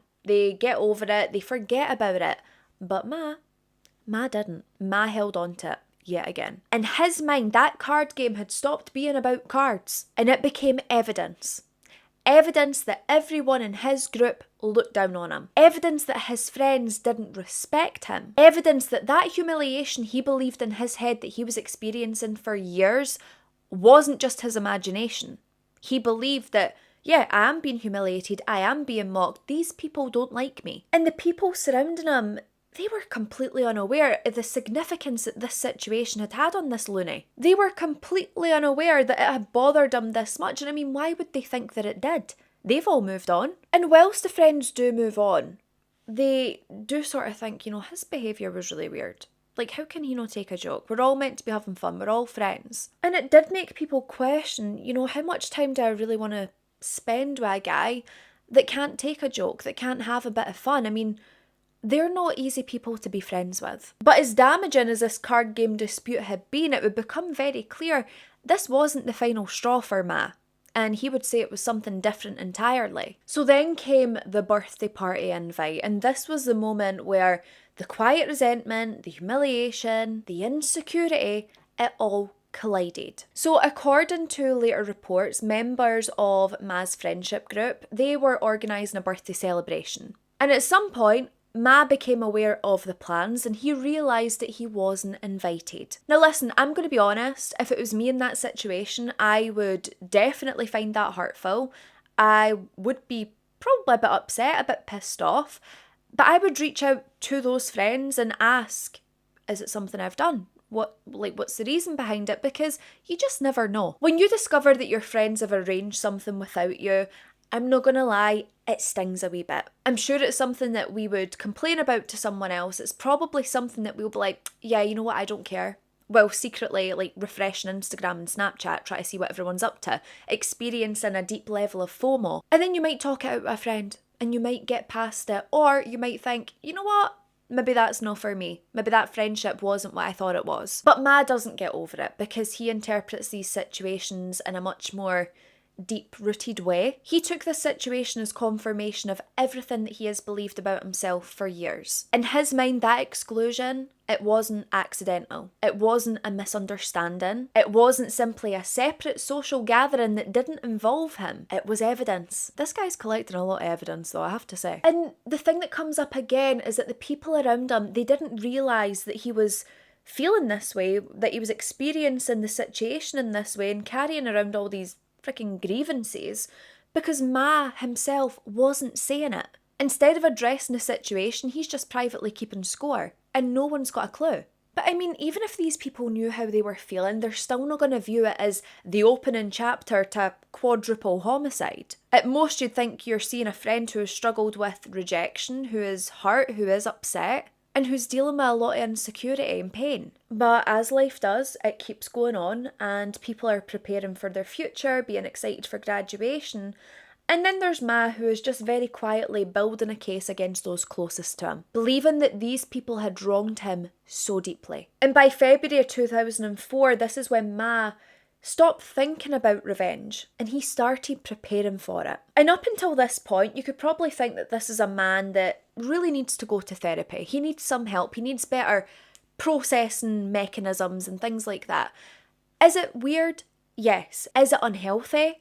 Absolutely. Is it concerning? Definitely. But does it make someone a murderer?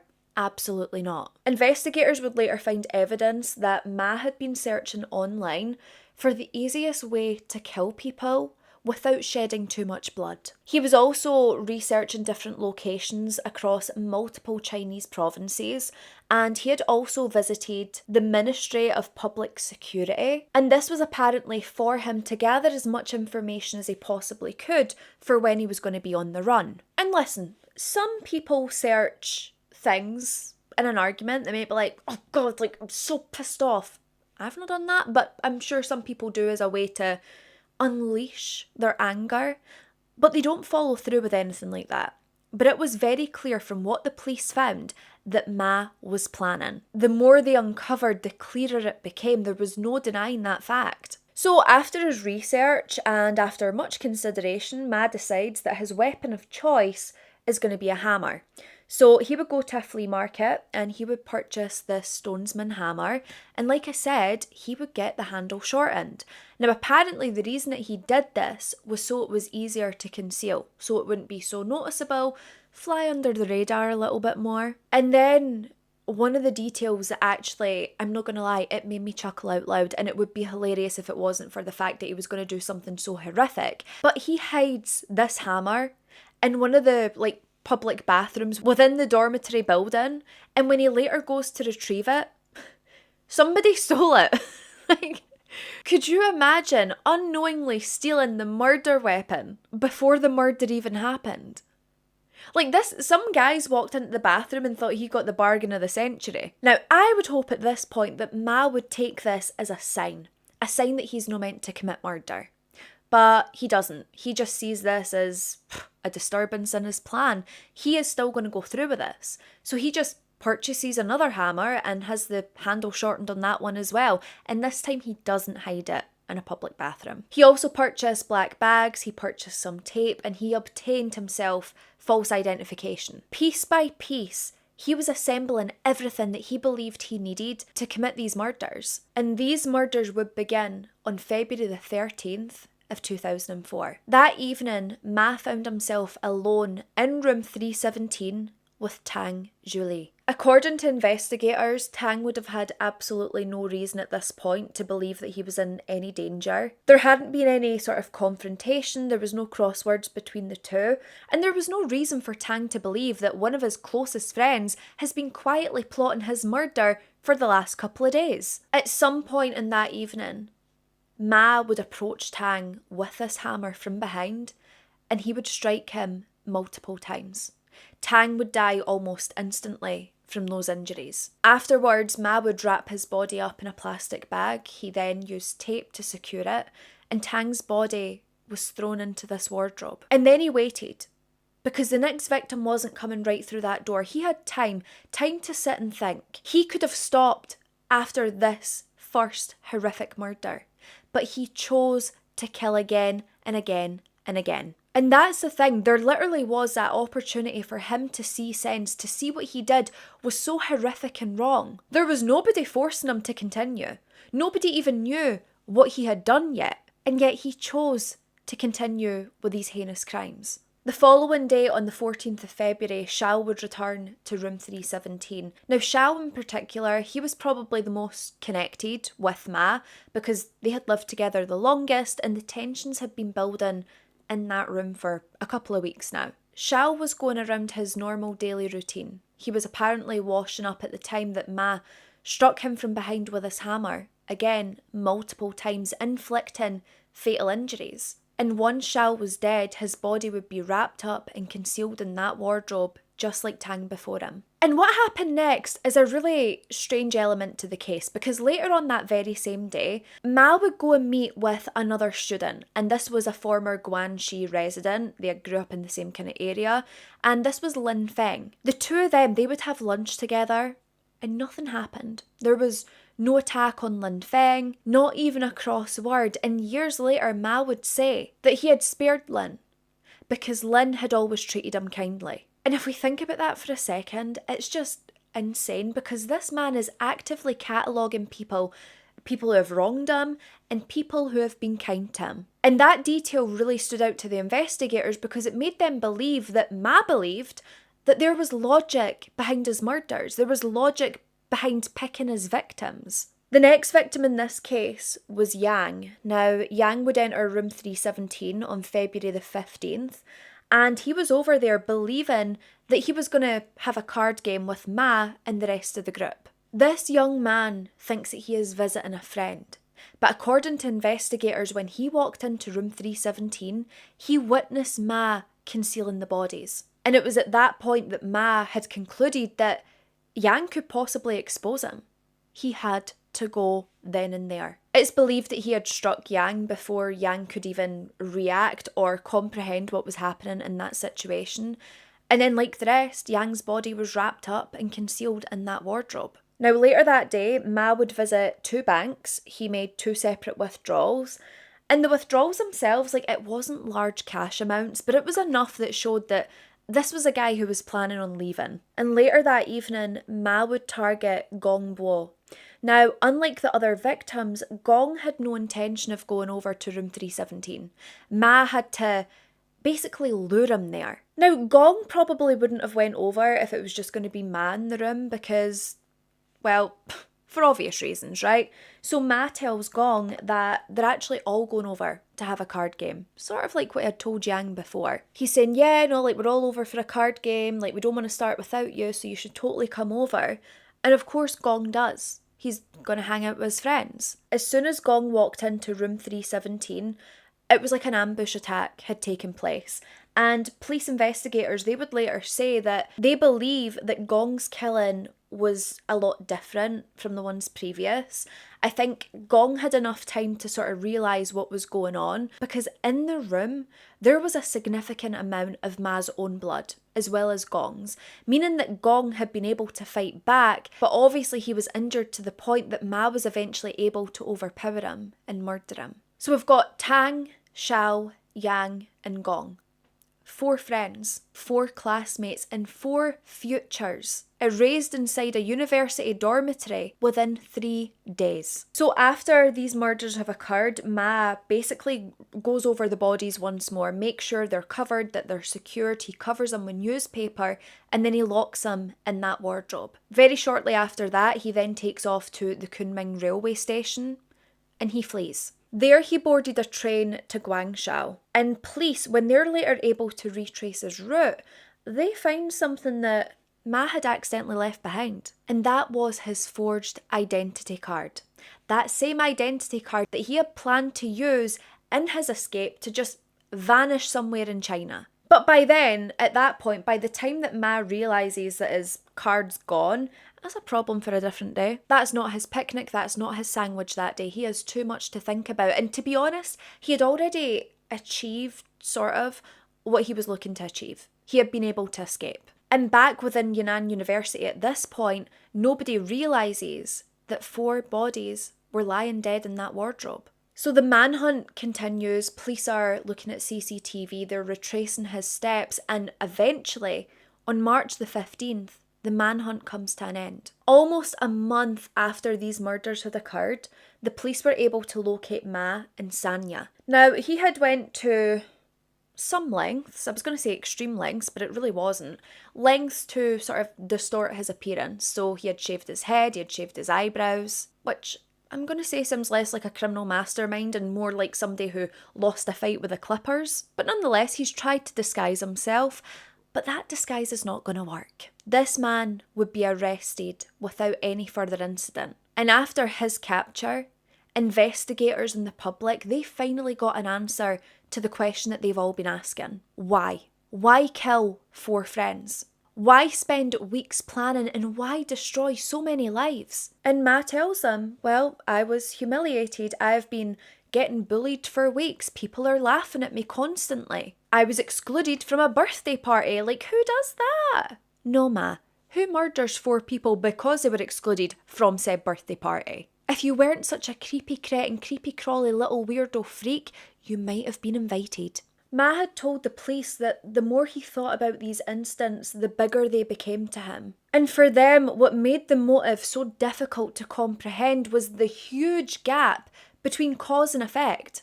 Most people will experience rejection.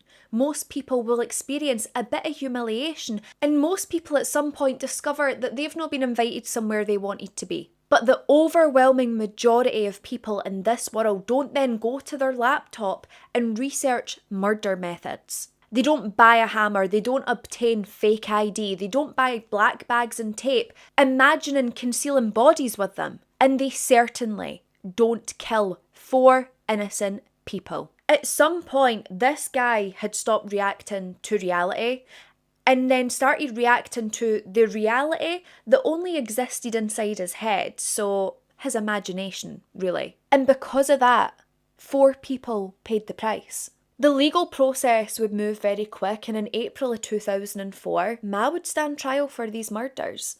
And there was very little dispute about what had taken place here. The evidence was overwhelming, and Ma himself, he had admitted responsibility. The jury would find him guilty of 4 murders in the 1st degree. And for that, he was sentenced to death. And let me tell you, the people of China, they didn't waste any time, because on the 17th of June of 2004, Ma Jiajue, he would be executed via gunshot to the head. That's it. Done, dusted, within a couple of months. That's the kind of legal system I can get behind. Now, this case, obviously, it sparked a lot of conversation, but there was a lot of conversation around student mental health, students being isolated, and a lot of people was examining social isolation, also academic pressure and any warning signs that might be overlooked. But none of these discussions change the thing that happened. None of them bring back the victims in this case. Tang was only 23 years old, Xiao was 24,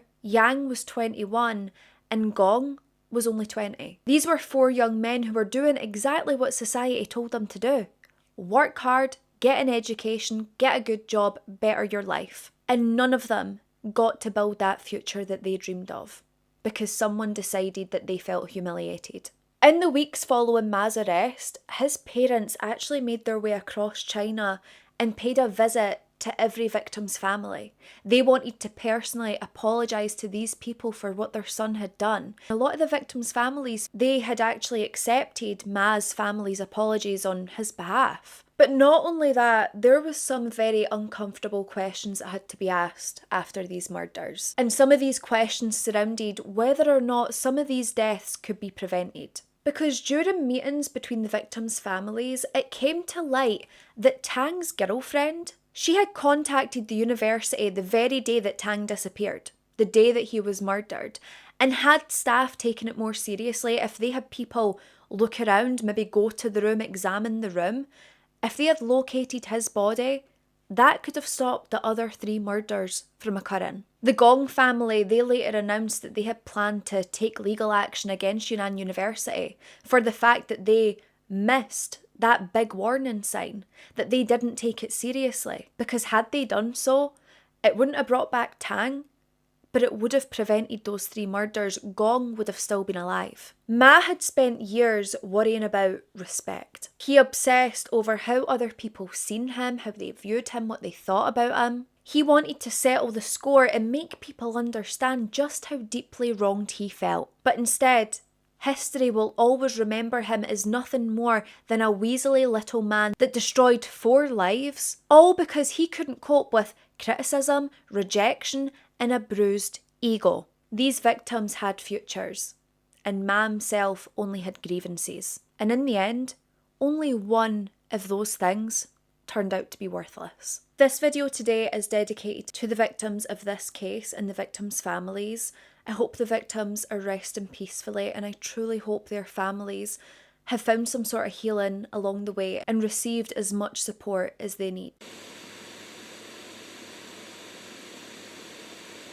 I sat down to film this video at 10 AM. It is now 1:30 in the afternoon, and I am only just starting because I sat down to film, pressed film on the camera, press record on the camera, hear a chainsaw.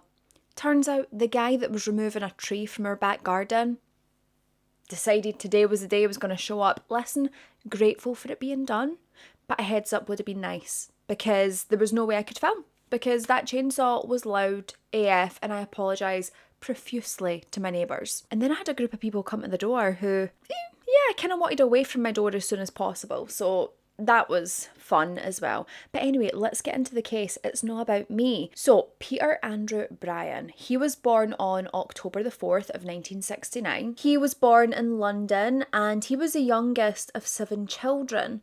Now, both his parents, they were originally from Barbados, but they had all sort of moved over separately just to give them time to get settled, get things set up in England so they could then move their family over. So for a period of time, Peter's 4 eldest siblings, they continued living in Barbados with his aunt, and then eventually, one by one, they would be moved over once the parents felt like they were settling in a bit more. Thankfully, by the time that Peter was around 4 or 5 years old, his family had been able to settle in Newham of London. His mother did a lot of work outside of the home, which meant that he and his siblings were usually left with childminders. Not only this though, but she would travel abroad quite frequently to visit family, and she would be gone for long periods of time.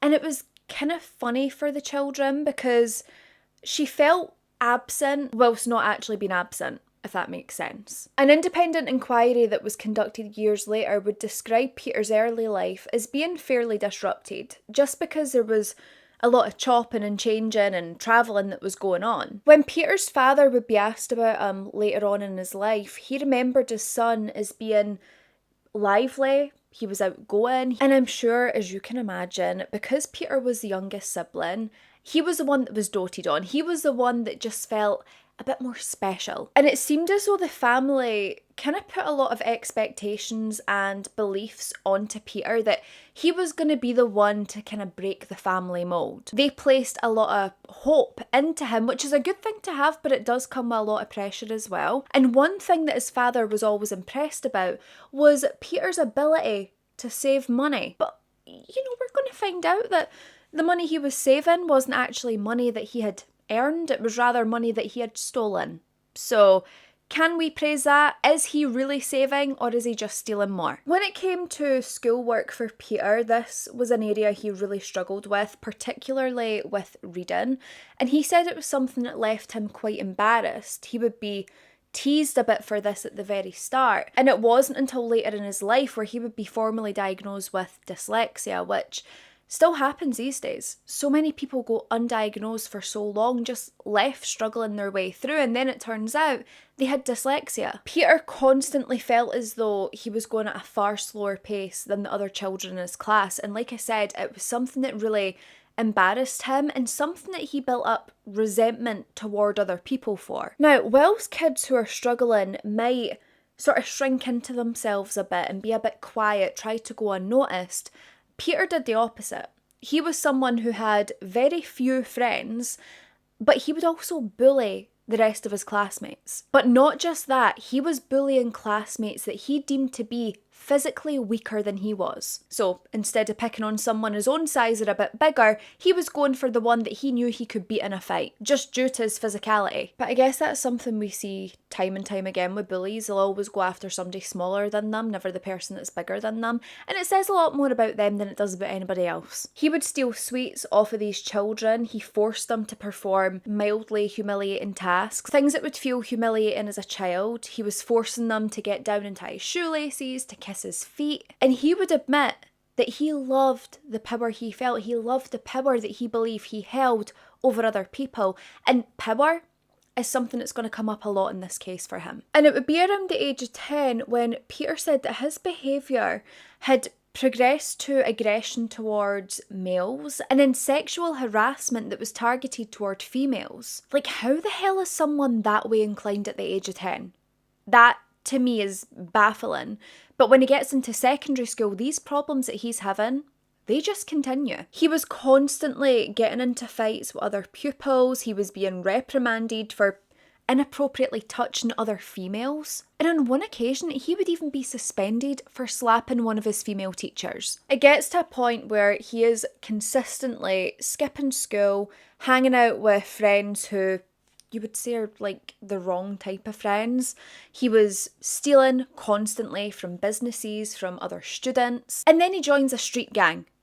So, you know, his life's not really going the way that his parents wanted it to. That wasn't the high hopes that I believe they had pinned on him. And Peter would say that whilst he was doing these things, he felt constant rushes of excitement. This was the sort of stuff that fulfilled him. By the age of 12, Peter, he is now smoking the devil's lettuce. He is blazing that shit up every single day. And by his late teens and his early 20s, drug use would be something that he was doing on a daily basis. He claimed that any money he had earned or any money that he had earned through stealing would be spent on cannabis, other drugs. He would sometimes miss days and weeks of work because he was just sitting in someone's house getting on it constantly. And just to go back ever so slightly, he did leave school around the age of 15 or 16. He had gained a basic woodwork qualification before leaving. He then did go off to college at the age of 19, where he was able to get his English and mathematics qualification as well. And this just shows us that despite his academic struggles, Peter himself, he wasn't incapable of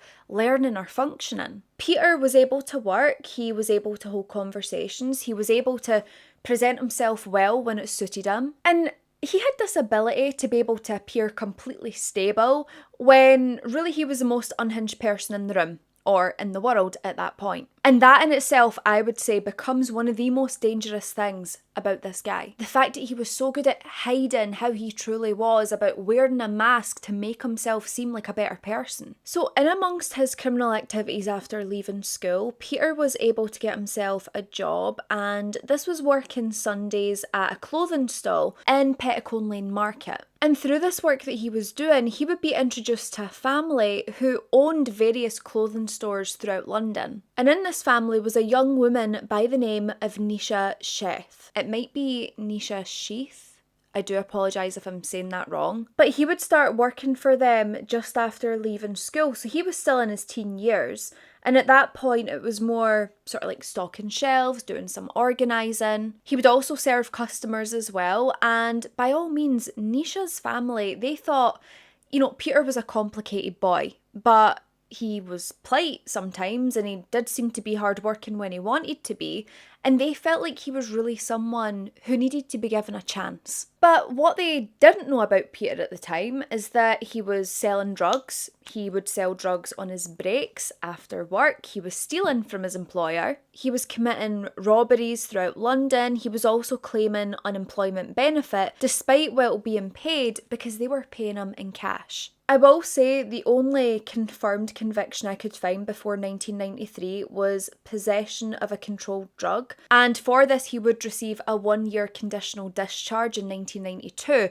but whilst that's the only one I can find, I can't say verbatim whether or not that was the only charge he had prior to 1993. But it was round about this time where something had really started to change in Peter, or in fact, something that was already unstable about him started to unravel even further. At some point during late 1992, Peter had went away to visit family in Barbados, and then when he returned home, his family life was just a bit chaotic. And to be fair, saying that it was chaotic might be an understatement on my part, because what had happened is one of his older brothers was facing serious mental illness. So much so that he had set fire to the family home whilst their mother was asleep. And not only that, he then attacked their mother with a machete.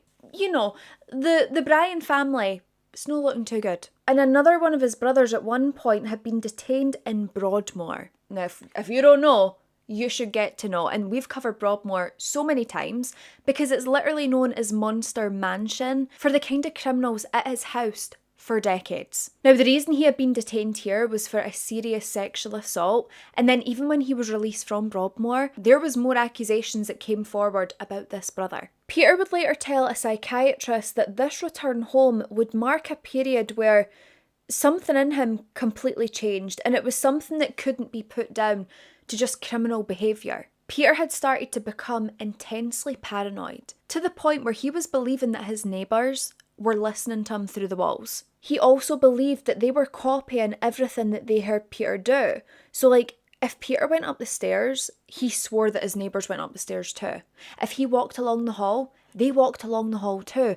He even claimed that if he went to the toilet, his neighbours also went to the toilet. He became convinced that these neighbours wanted him to suffer and wanted him to move away. Whilst his mental state is deteriorating, he would withdraw to his bedroom.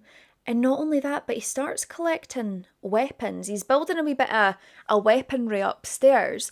And one time his father walks into his room and Peter is just standing there holding a hammer. Apparently hammers became a bit of an obsession with this guy. He had also started believing that the police were watching and following him, that they were out to get him. Wherever he went, he believed that outside forces were watching him and just waiting for their chance to ruin his life. But despite all of this going on, Peter still wouldn't receive an assessment from a psychiatrist. And instead, his family were just left to watch as he deteriorated day by day. But not only was his family noticing these changes, the Chef family were as well, because they were working with him. So they're around him a lot, they're in close quarters, they see all these changes, the paranoia, the delusions. Nisha's mother would later tell police that it seemed to be over a period of 4 months where everything started to fall apart for Peter. It just seemed as though his personality could shift in an instant. He could be calm one minute, lashing out the next. He could be aggressive, then he could be very calm. She had said it was also very noticeable that Peter had stopped looking after himself properly. His clothes had become dirty. You could tell that he wasn't looking after himself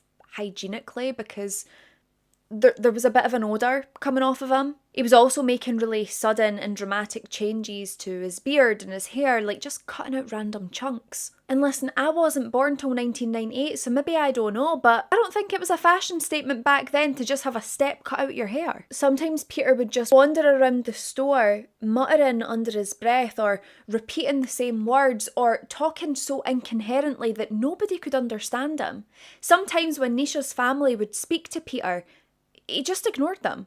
Or he never heard them. Who knows? There was also a time when Peter arrived to the store one day and immediately the smell of disinfectant just took over the shop.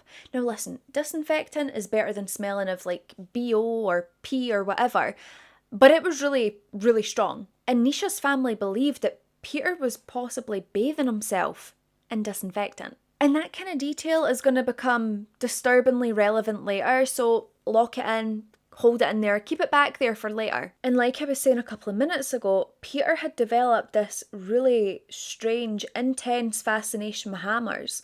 At one point there was a hammer down in the shop basement, and Peter would take this hammer from the basement, take it upstairs and position it against the shop's back door.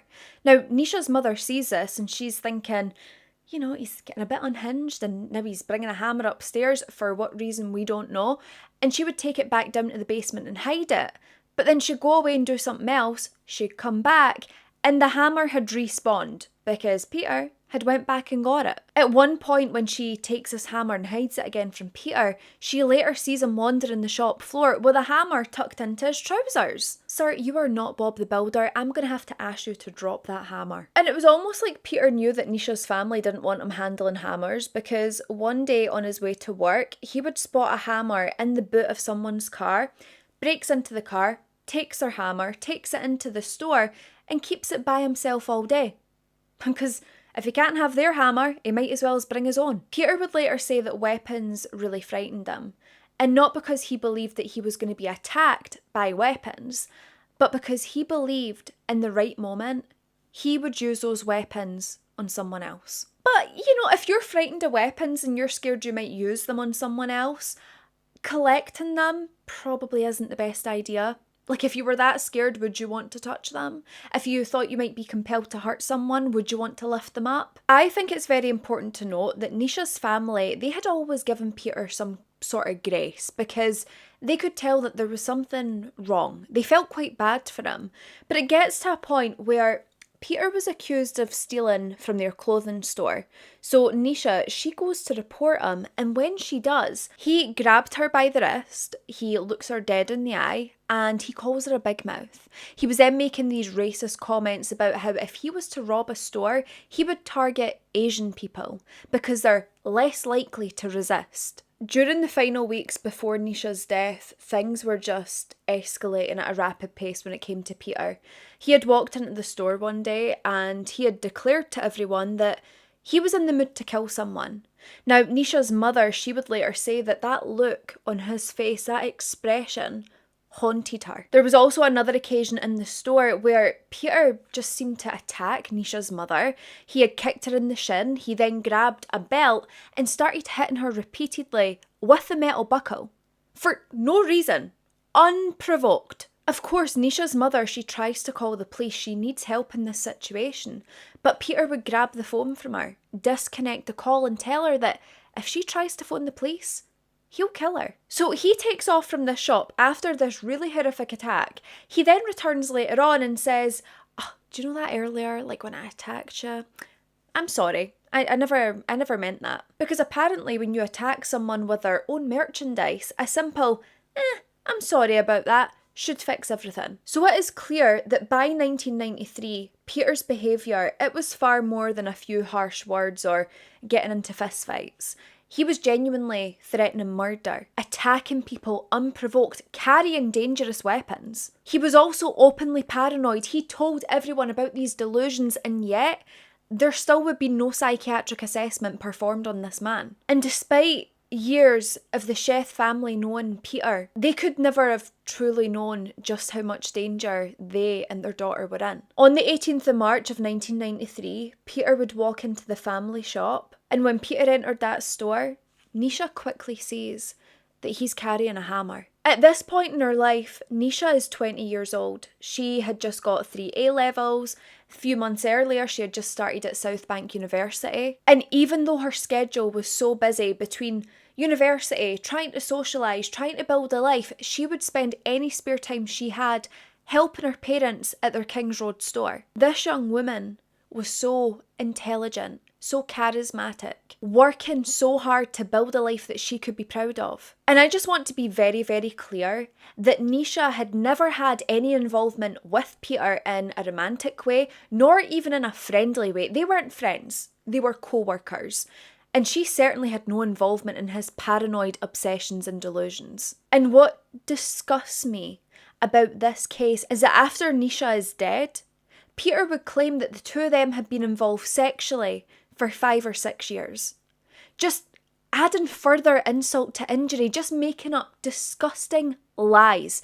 Nisha wouldn't have went near this freak with a barge pole. But you will see with this man, everything that he does is always someone else's fault. He can never fully accept the blame himself. It's always that someone humiliated him, someone led him on. And that is what he would say about Nisha. That Nisha would touch him sexually, caress him in sexual places, that she would try and kiss him and then pull away, almost being a tease. And I have to say, the word tease is one that I absolutely hate because I feel like men and women use the word tease as an excuse for their shitty behaviour, for their sexual predation, because they're always like, "Oh, well, she was teasing me, like, she was leading me on, nah, nah, nah, mixed signals, nah, nah, nah." Shut up. Just because someone is nice to you, or smiles at you, or says hi to you, does not mean that they're teasing you. Because they have to work in your general vicinity, even though they probably don't want to, doesn't make them a tease. Now, Nisha's family, they shut down those lies right away. They say that there was no way that their daughter was involved with this man. She was actually quite intimidated and scared of this man. And another reason that we know that this is definitely not true is because later on, Peter's going to use the same allegation against another man to try and excuse, again, his crappy behaviour. Now, on March the 12th, Peter had arrived at the shop on Kings Road and Nisha's younger brother was working in the shop. Now, Peter says to her younger brother, "You know, is Nisha here?" He's holding a little box in his hand. The box has a label on the bottom of it. And Nisha's younger brother jokingly says, Oh, like, what? You got a present for her? Did you steal that? Where did you steal it from? And quite clearly, he had stole it because Peter doesn't believe in spending money on stuff when he can just steal it. But Peter would turn around, grab the label from the box, and eat it. Yeah, he ate the label. And people at the time found it a bit funny or a bit awkward or a bit of both. But finally, when Nisha had returned from university, Peter would then hand her this box. And inside the box were these small flowers that he had got for Nisha. And Nisha's mother said that Peter in that moment was so gentle, so calm, and it was a behaviour that she wasn't really used to seeing in him recently because he had been acting like a complete head-the-ball. You need to remember that they have been through weeks of threats and attacks from this man, and then suddenly he's calm as ever. He would then disappear from the shop for around a week, and Nisha's mother said that it really just felt like the family could breathe. They were so relieved when he wasn't coming into the shop. But unfortunately, that peacefulness that they were enjoying, thinking that possibly this man is out of their lives, it wouldn't last very long. Because March the 18th comes around. Now, Peter would say that apparently the reason he was going to the shop that day was to find out where he stood with Nisha. What were they? What is this relationship that isn't actually a relationship, but I've made it up in my head? Peter would later state that the night before he slept very poorly. He was really paranoid. He was constantly pacing the floors. Around 6:30 p.m. that evening on March the 18th, Peter would go into the shop. And Nisha's family was in that shop. So Nisha's younger brother, he was in the store. Her mother had went up the stairs to prepare some food, and then Nisha herself, when Peter had walked in, she had been speaking to a male friend on the phone.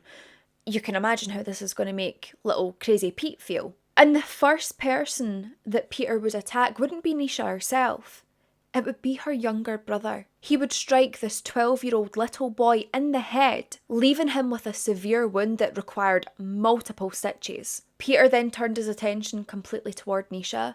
He grabbed her away from the telephone, and he began striking her repeatedly in the head. This attack was so sudden, so sustained and catastrophically violent. Now apparently this attack was brought on by Nisha herself. Of course it was with "We liar liar, Pete's pants are on fire," because he just, again, can't accept accountability. So he says that when he approached Nisha, after hammering her 12-year-old brother, that he just wanted to talk.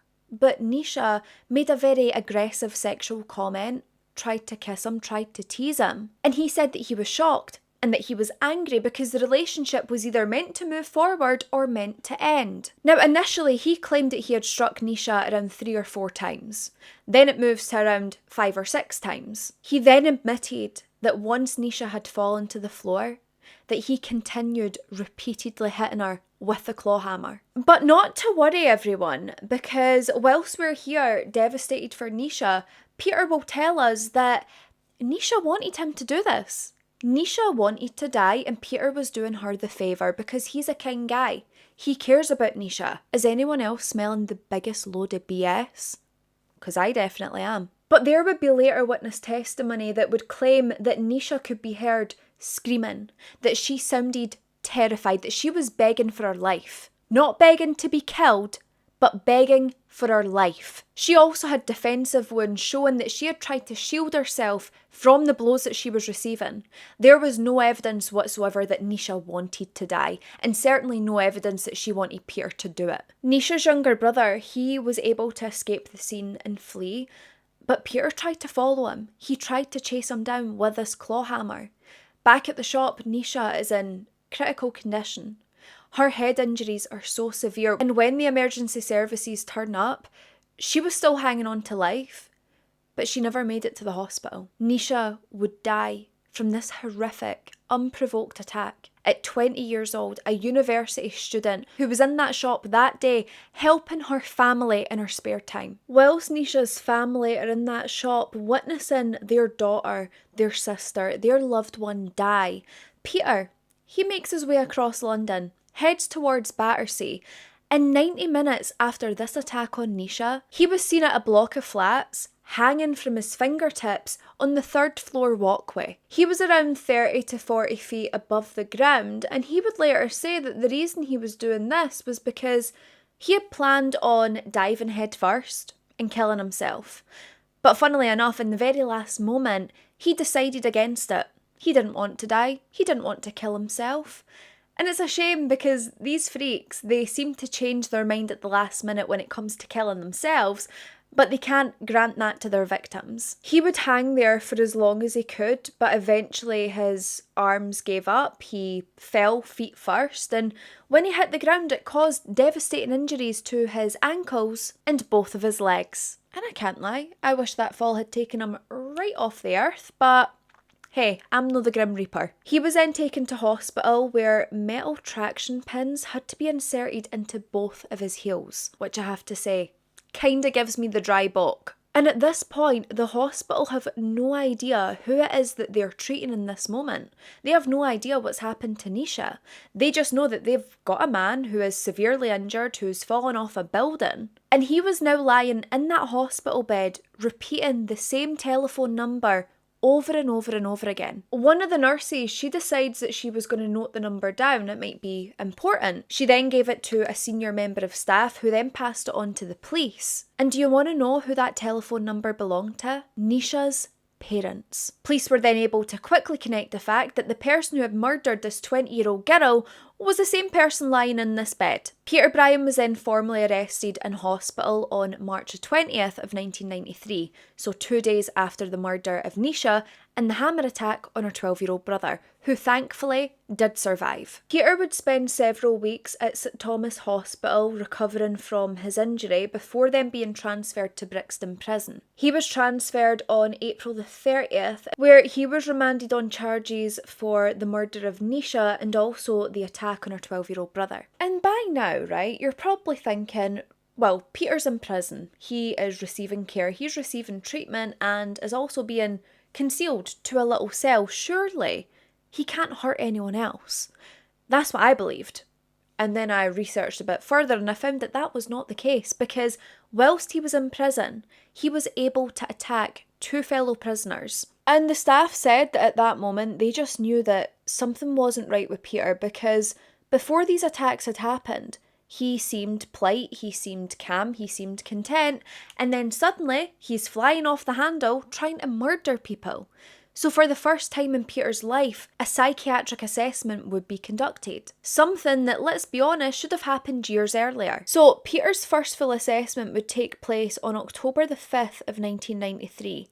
But during this assessment, Peter did something that he's done a lot, and that is fool the people around him. But it's very clear to see that this whole thing that he was doing was a facade, because as the interview carries on, Peter's delusions and distorted reality starts coming into focus. He had described outside forces messing with his thoughts. He even claimed to have voodoo dolls of people that he didn't like, people who he believed had wronged him, and that he would stick pins in them and use these dolls to control them. He would write down the names of the people that had wronged him and then burn them. He was also speaking about chemicals that were moving beneath the Earth's surface. Then there was chatter about warheads and shifting tectonic plates. He also spoke about invisible forces, dead souls that were speaking to him, that were trying to control him. During later interviews, Peter would say that after he killed Nisha, he felt this deep, intense excitement. Excitement for taking the life of an innocent person. Now doctors, they obviously agree that Peter's a sandwich short of a picnic, that's for damn sure.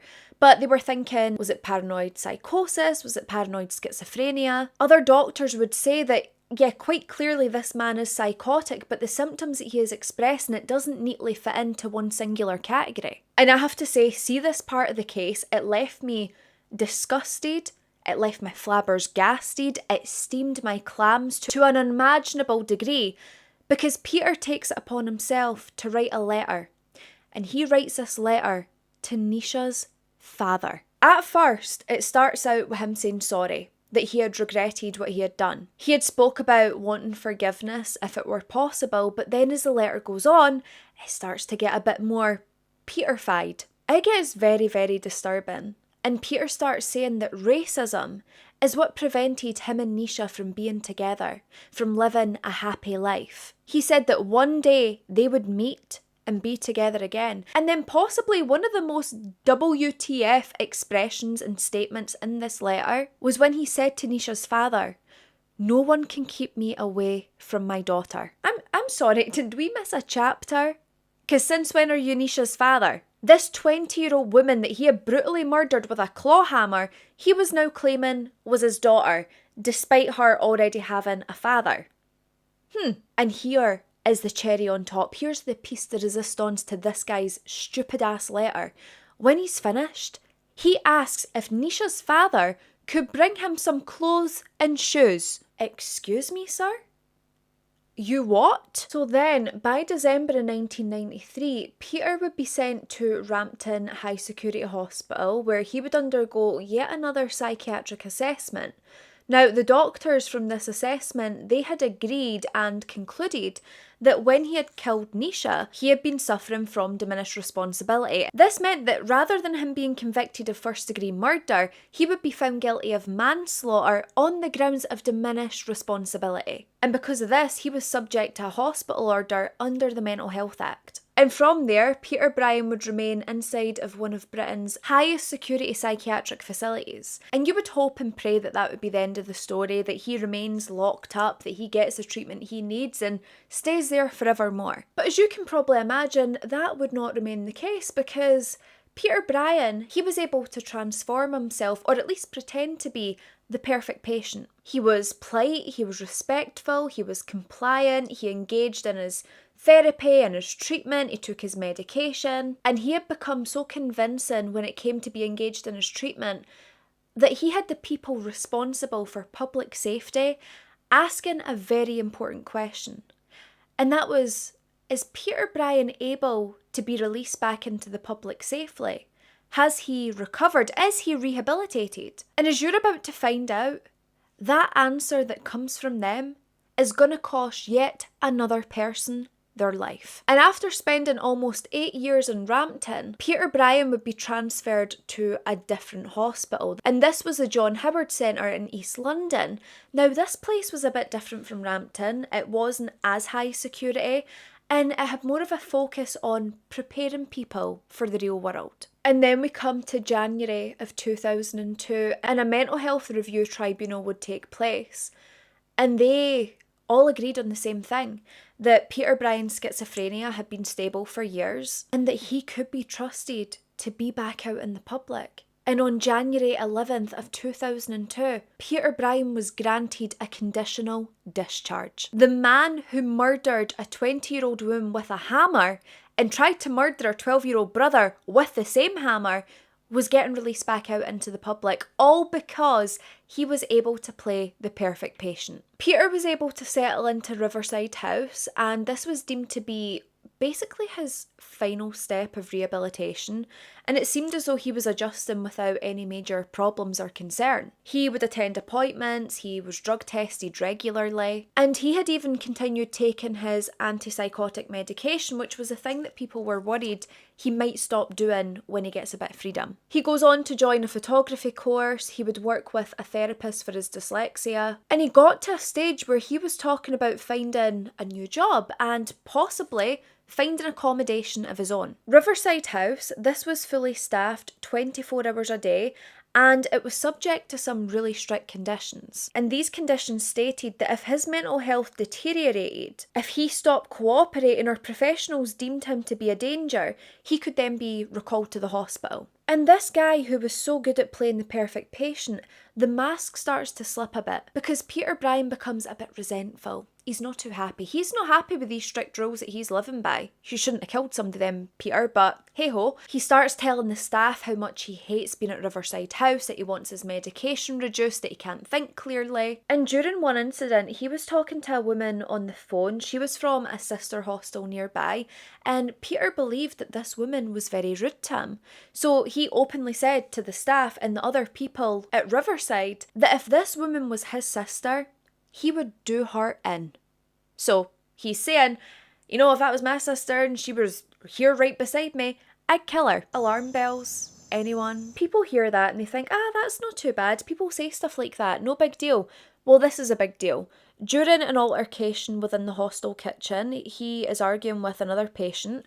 When the staff run in, Peter Bryan has armed himself with a knife. A member of staff had described his eyes as becoming cloudy, like they were vacant, there was nothing behind them, and they started to be concerned that maybe his mental health isn't as good as they thought. Maybe, possibly, he is a danger to other people. What gave it away? Was it the Gordon Ramsay steak knife in his hand? But yet again, he puts on that mask of someone who is sorry, who just had a momentary lapse, didn't mean it, he's really sorry, he is safe, he can be trusted, la-di-la-di-la, and Peter would settle in again. And the staff would later say that because these episodes didn't appear completely psychotic, they believed that it was just behavioural issues. They didn't actually believe that something more serious could happen as a result of them, despite the knife and all that jazz. And then again, there was another concern about Peter, and this was to do with his relationship with young women, people under the age of 18. Now, some of these teenagers, they were very vulnerable, they were using drugs, and Peter's drug counsellor had told him, you can't be seen messing around with under 18s. Like, you will be recalled to hospital. And it's funny because that clicks for Peter Bryan because he doesn't want to go back to hospital. So even if he wants to mess around with these minors, he's not going to do it because that would risk him going back to where he doesn't want to be. But in February of 2004, things escalate again because Peter Bryan, he was accused of sexually assaulting another Riverside resident. He had gone over to her property, but before arriving there, he had checked if her father was going to be in. Because if her father was going to be in, he wasn't going to go. I wonder why. He would then restrain this woman on her bed, touch her sexually, and then he point blank refused to leave. He said that he was staying in that property alongside her. Thankfully, this woman, she was able to fight back. She was able to get close to something that could be used as a weapon to protect herself. And once she has armed herself, Peter starts backing off because he doesn't want to die. He doesn't want his own life to be in danger. And he eventually leaves because this woman was armed, because he didn't want to end up being hurt. But as Peter left, he had warned her by saying the following: "You don't know what I'm capable of. You might want to mind yourself." I mean, why are we not locking him up and throwing away the key? That's beyond me. Now, Peter, he would deny that anything like this had taken place. Of course he would. He's not going to tell the truth, is he? He's hardly a truther. But this allegation had become known with other Riverside residents, but also with this girl's family. So people were concerned that maybe Peter would be attacked if people get to know what happened. They might come in here, they might attack him, his life could be in danger. So he would be admitted to the Topaz ward. And on the morning of February the 17th of 2004, he would attend a meeting with his workers, his therapists, and everyone said that he seemed completely normal. He seemed in high spirits, he seemed calm, content, he was present. And Peter had asked if he would be able to leave the ward for a couple of hours. He said that he wanted to go over to his parents' house, just pick up some clothes, get some bits organised. But do you think that's where this lowlife scumbag went? No, of course not. Because instead, Peter would travel towards Walthamstow. On the way there, he would buy a hammer, he would get a Stanley knife, and he also purchased a screwdriver. Now, he wasn't completely lying because Peter was going to go and visit someone, it just wasn't his parents. It was a man by the name of Brian Cherry. Brian Cherry was 43 years old and he had been introduced to Peter through some women within his social circle. Brian lived by himself and he had a disability following an injury that he had suffered. He was known to be incredibly lonely and he was someone that was just desperate for companionship. Now, one of the young women within Peter and Brian's social circle, she would later admit that Brian believed that she was his girlfriend. And she wasn't. But she was happy with Brian believing this because Brian was then showering her in gifts and in money because he was receiving disability payments and compensation, so he had money to spend. And she openly admitted that she was taking advantage of him. He was giving her money every single week, sometimes £100 at a time. And she estimated that over the course of their friendship, or what Brian believed to be relationship, she had borrowed at least £4,000 to £5,000 off him. But I say borrow lightly because she had no intention of giving it back. She was simply using this vulnerable man for his money. And I have to say, the thing that made me quite sad to hear was the fact that Bryan never expected anything in return. He never expected the money back. He never expected her to give him money or to buy him anything. He just wanted her around. He wanted the company. What's important to note is Peter had visited Bryan before. He had visited Bryan whilst he was hanging around with these other women. So when Peter shows up at Bryan's door at 6 o'clock that evening, Bryan's quite happy to see him. He invites him in immediately because he's happy to have some company. Shortly before Peter had arrived, a young woman had been on the phone to Bryan to let him know that she was going to come over in a while and collect cigarettes. Now Peter, he was unaware of this. And bearing in mind, Peter had arrived at Bryan's flat around 6 p.m. This woman had phoned before then, and then she starts calling again at 6:30 and then 7:15. But this time, there's no answer. And unbeknownst at this point to this young woman, that was because Bryan had been attacked repeatedly with a claw hammer. Peter would go on to give alternate explanations as to why he did this. He said that he wanted to rob Bryan, then things got out of hand. He then said that he left the hospital wanting to hurt someone.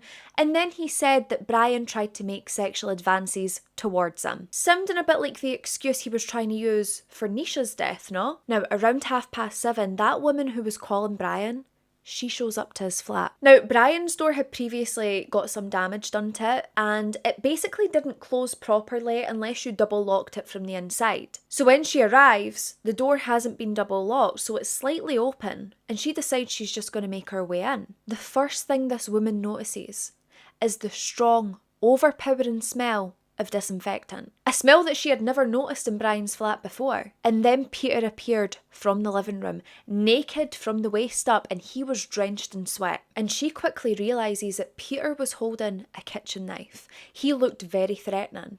But she asked Peter, "Where's Bryan?" But instead of answering, Peter tells her that she needs to go away. But she says, "I'm not going anywhere until you tell me where Bryan is." And Peter just turns around to her, cold as ever, and says, "Bryan Cherry is dead." Like it was no biggie. As Peter moves his way toward the door, this woman was able to see into the living room. And what she's seen was sickening beyond belief. Bryan's right arm had been severed from his body. It was lying inches away from him. Now, could you imagine seeing something like that? And the killer is right in front of you, brandishing a knife. I think anyone would freak out. But this woman had the presence of mind not to scream. She didn't try to run. She didn't let Peter see just how scared she was. She acted as normal as she could in that moment, and she simply said to Peter, "Okay, I'll see you later," and then took off. And unbelievably, Peter let her go. He never tried to chase her down. He didn't try and threaten her. He just let her leave. And honestly, this woman's fight or flight instinct seemed to be incredible, because she knew that if she had reacted, Peter probably would have killed her. She knew that she couldn't panic in front of this man. So she makes her way to the car, and luckily she had a friend waiting on her. She immediately tells this friend what she's seen. The friend tells her, you need to call the police. In fact, several people tell her that she has to call the police, but she was scared because at this moment in time, she had a warrant out for her arrest. By telling someone that Bryan Cherry was dead, she could then find herself being arrested and possibly even being questioned. Eventually, this young woman made her way over to her mother's house, and she couldn't hold in what she seen. She told her mum what she had witnessed in Bryan Cherry's flat, and thankfully, her mother called the police. Around 7:45 p.m, 2 police officers would be sent to Bryan Cherry's flat, and unbelievably, when they get there, Peter's still there, doing his business. When they walk into that living room, they see Bryan Cherry lying dead on that floor. Both of his arms and his right leg completely severed from his body. His left leg was partially detached because Peter was still working away on that one. The police are speaking to Peter and they ask him, "When you arrived at this flat, was Bryan Cherry still alive?" And he tells them, yeah, he was very much alive when I came in here. And then they ask him the most obvious question, and they already know the answer. But that question was, "Did you murder Bryan Cherry?" And again, he simply replies, "Yeah, I did." One of the officers approached the kitchen because whilst there was a strong smell of disinfectant, there was also a smell as if cooking had been taking place. So she makes her way over to the kitchen and Peter is just watching her as she walks by. And then he says to her with this huge, creepy ass smirk on his face, "I ate some of his brain with butter. It was very nice." We've got a wee Hannibal the Cannibal here. Inside the kitchen, the officers find this plastic tub with what appears to be scalp with hair still attached to it. And then on the cooker was a frying pan. And in this frying pan was this pale substance with a slight yellow tinge to it. And DNA testing would confirm that that right there was brain tissue. And that brain tissue belonged to Brian Cherry. And I'm sorry to say it, for anyone who likes clover butter, what butter do you think he used? Clover.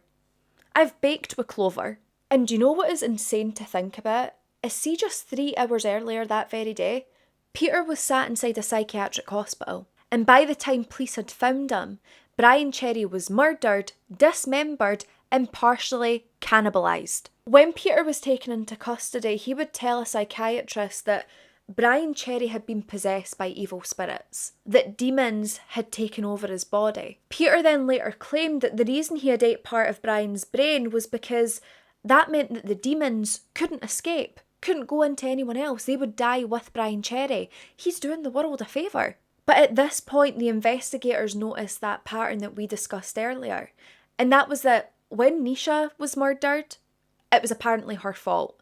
When Brian Cherry was murdered, it was the demons' fault. But then, because one excuse isn't enough, he then says that Brian Cherry made sexual advances to him and he didn't want them. So therefore, Brian Cherry had to die. So the next morning, Peter is met with his solicitor, and his solicitor says that immediately she knew something wasn't right. Like, no shit, Sherlock, he just ate somebody's brain. What do you mean something's no right? But she tells police, I don't think this guy is well enough or fit enough to be interviewed by you. So 2 forensic clinicians, they would come in and assess Peter, and they had actually deemed that they believed he was fit enough to be interviewed by the police. And so an interview would take place. They had also stated that Peter's condition, it didn't need immediate medical attention. He didn't need to be admitted to a psychiatric facility.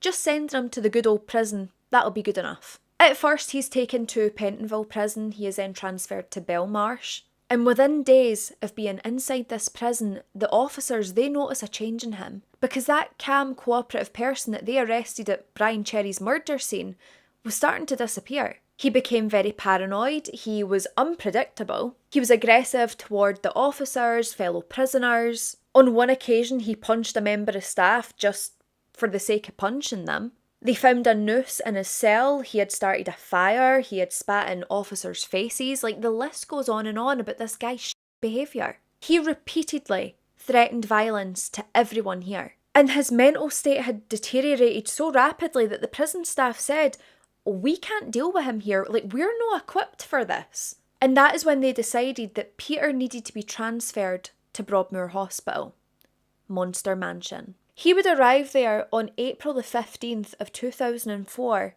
and within 10 days, another patient was dead. So the man who was going to become Peter's next victim was a 59-year-old man by the name of Richard Loudwill. Now listen, I'm not going to lie to you, right? The guy wasn't in there for stealing Girl Scout cookies. He had done some really, really bad stuff. I cannot try and paint him as a perfect victim because he was in there for reprehensible reasons. He had been transferred from Belmarsh to Broadmoor in January of 2004. And he had been arrested for murdering an 82-year-old woman by the name of Joan Smythe.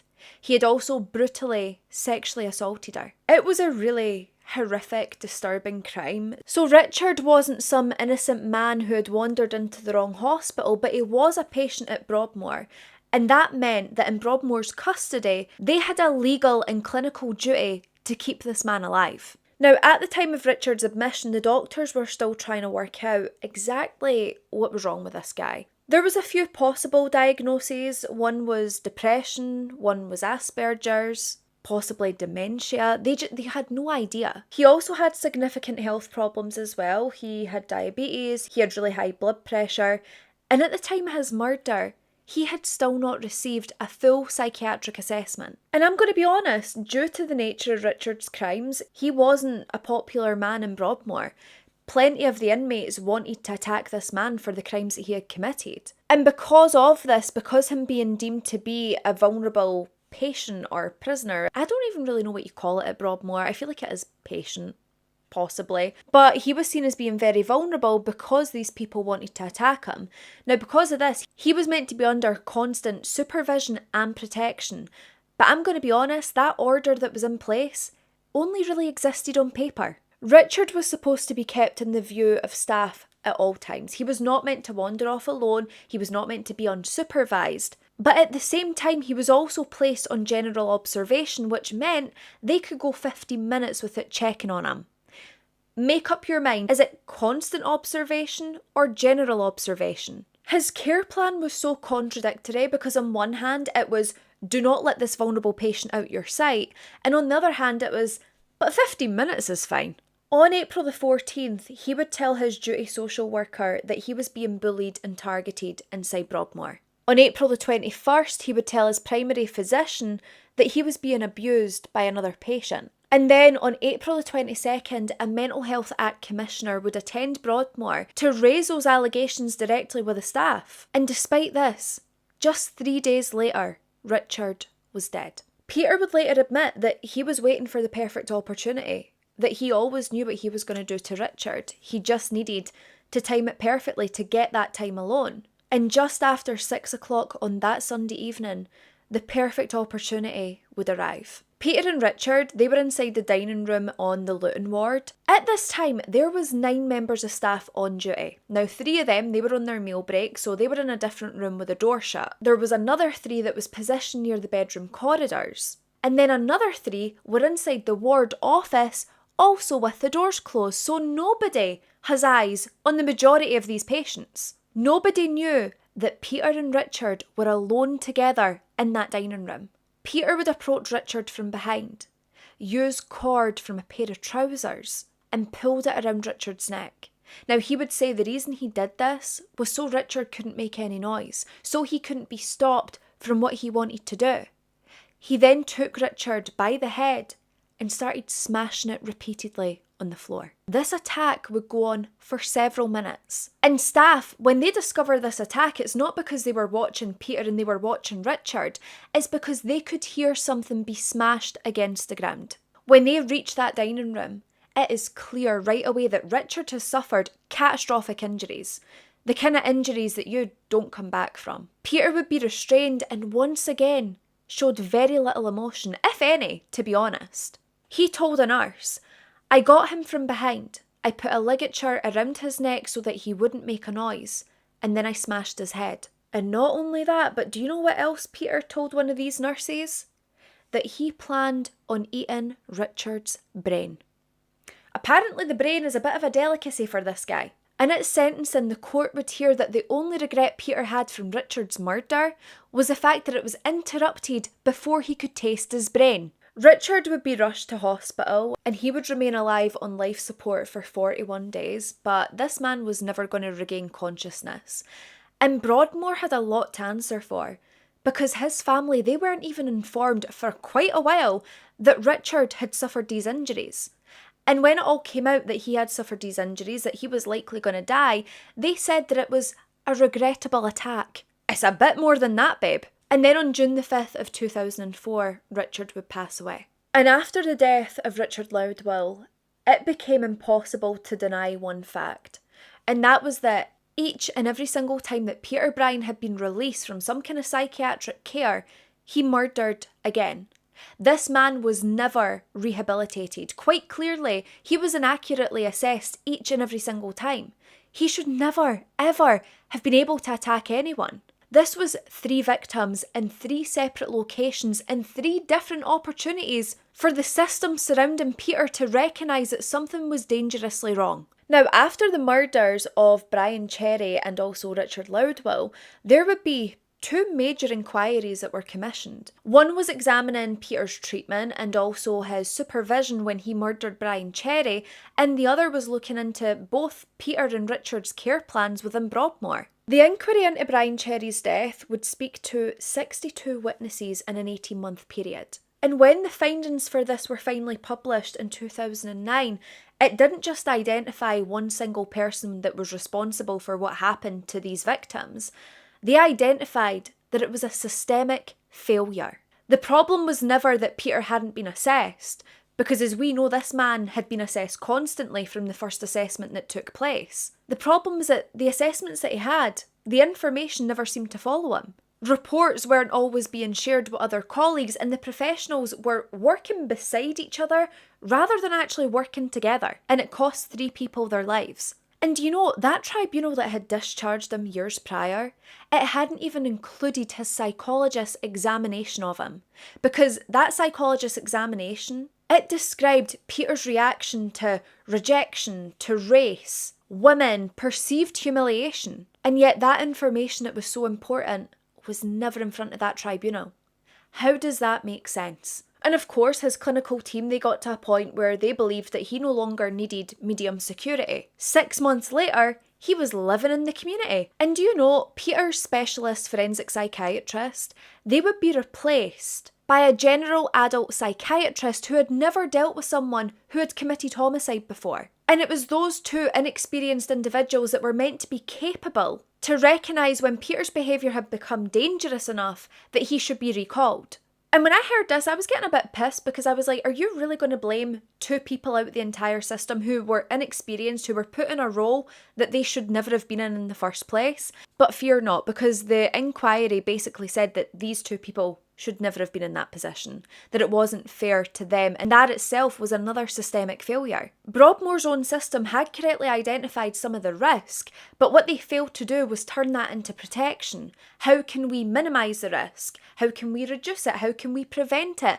But they never done that part. At Peter's sentencing, members of Brian Cherry's family, they would speak out in front of the court, and they expressed their anger that someone like Peter had ever been able to get back into the community. They emphasised themselves that these significant incidents that were taking place, they had to be reported right away rather than sitting inside someone's notes waiting for someone to turn the page and read it themselves. Now at Broadmoor, the failures forced renewed attention on toward observations. They also looked at their anti-bullying procedures, vulnerable patient protecting, the care planning, clinical risk assessment, and also the relationship between the medical staff and the security teams. And whilst it was good that they were looking at things closely and trying to make them better, it doesn't reverse what happened, and it doesn't really answer the question that everyone had, and that was, how does this happen 3 times?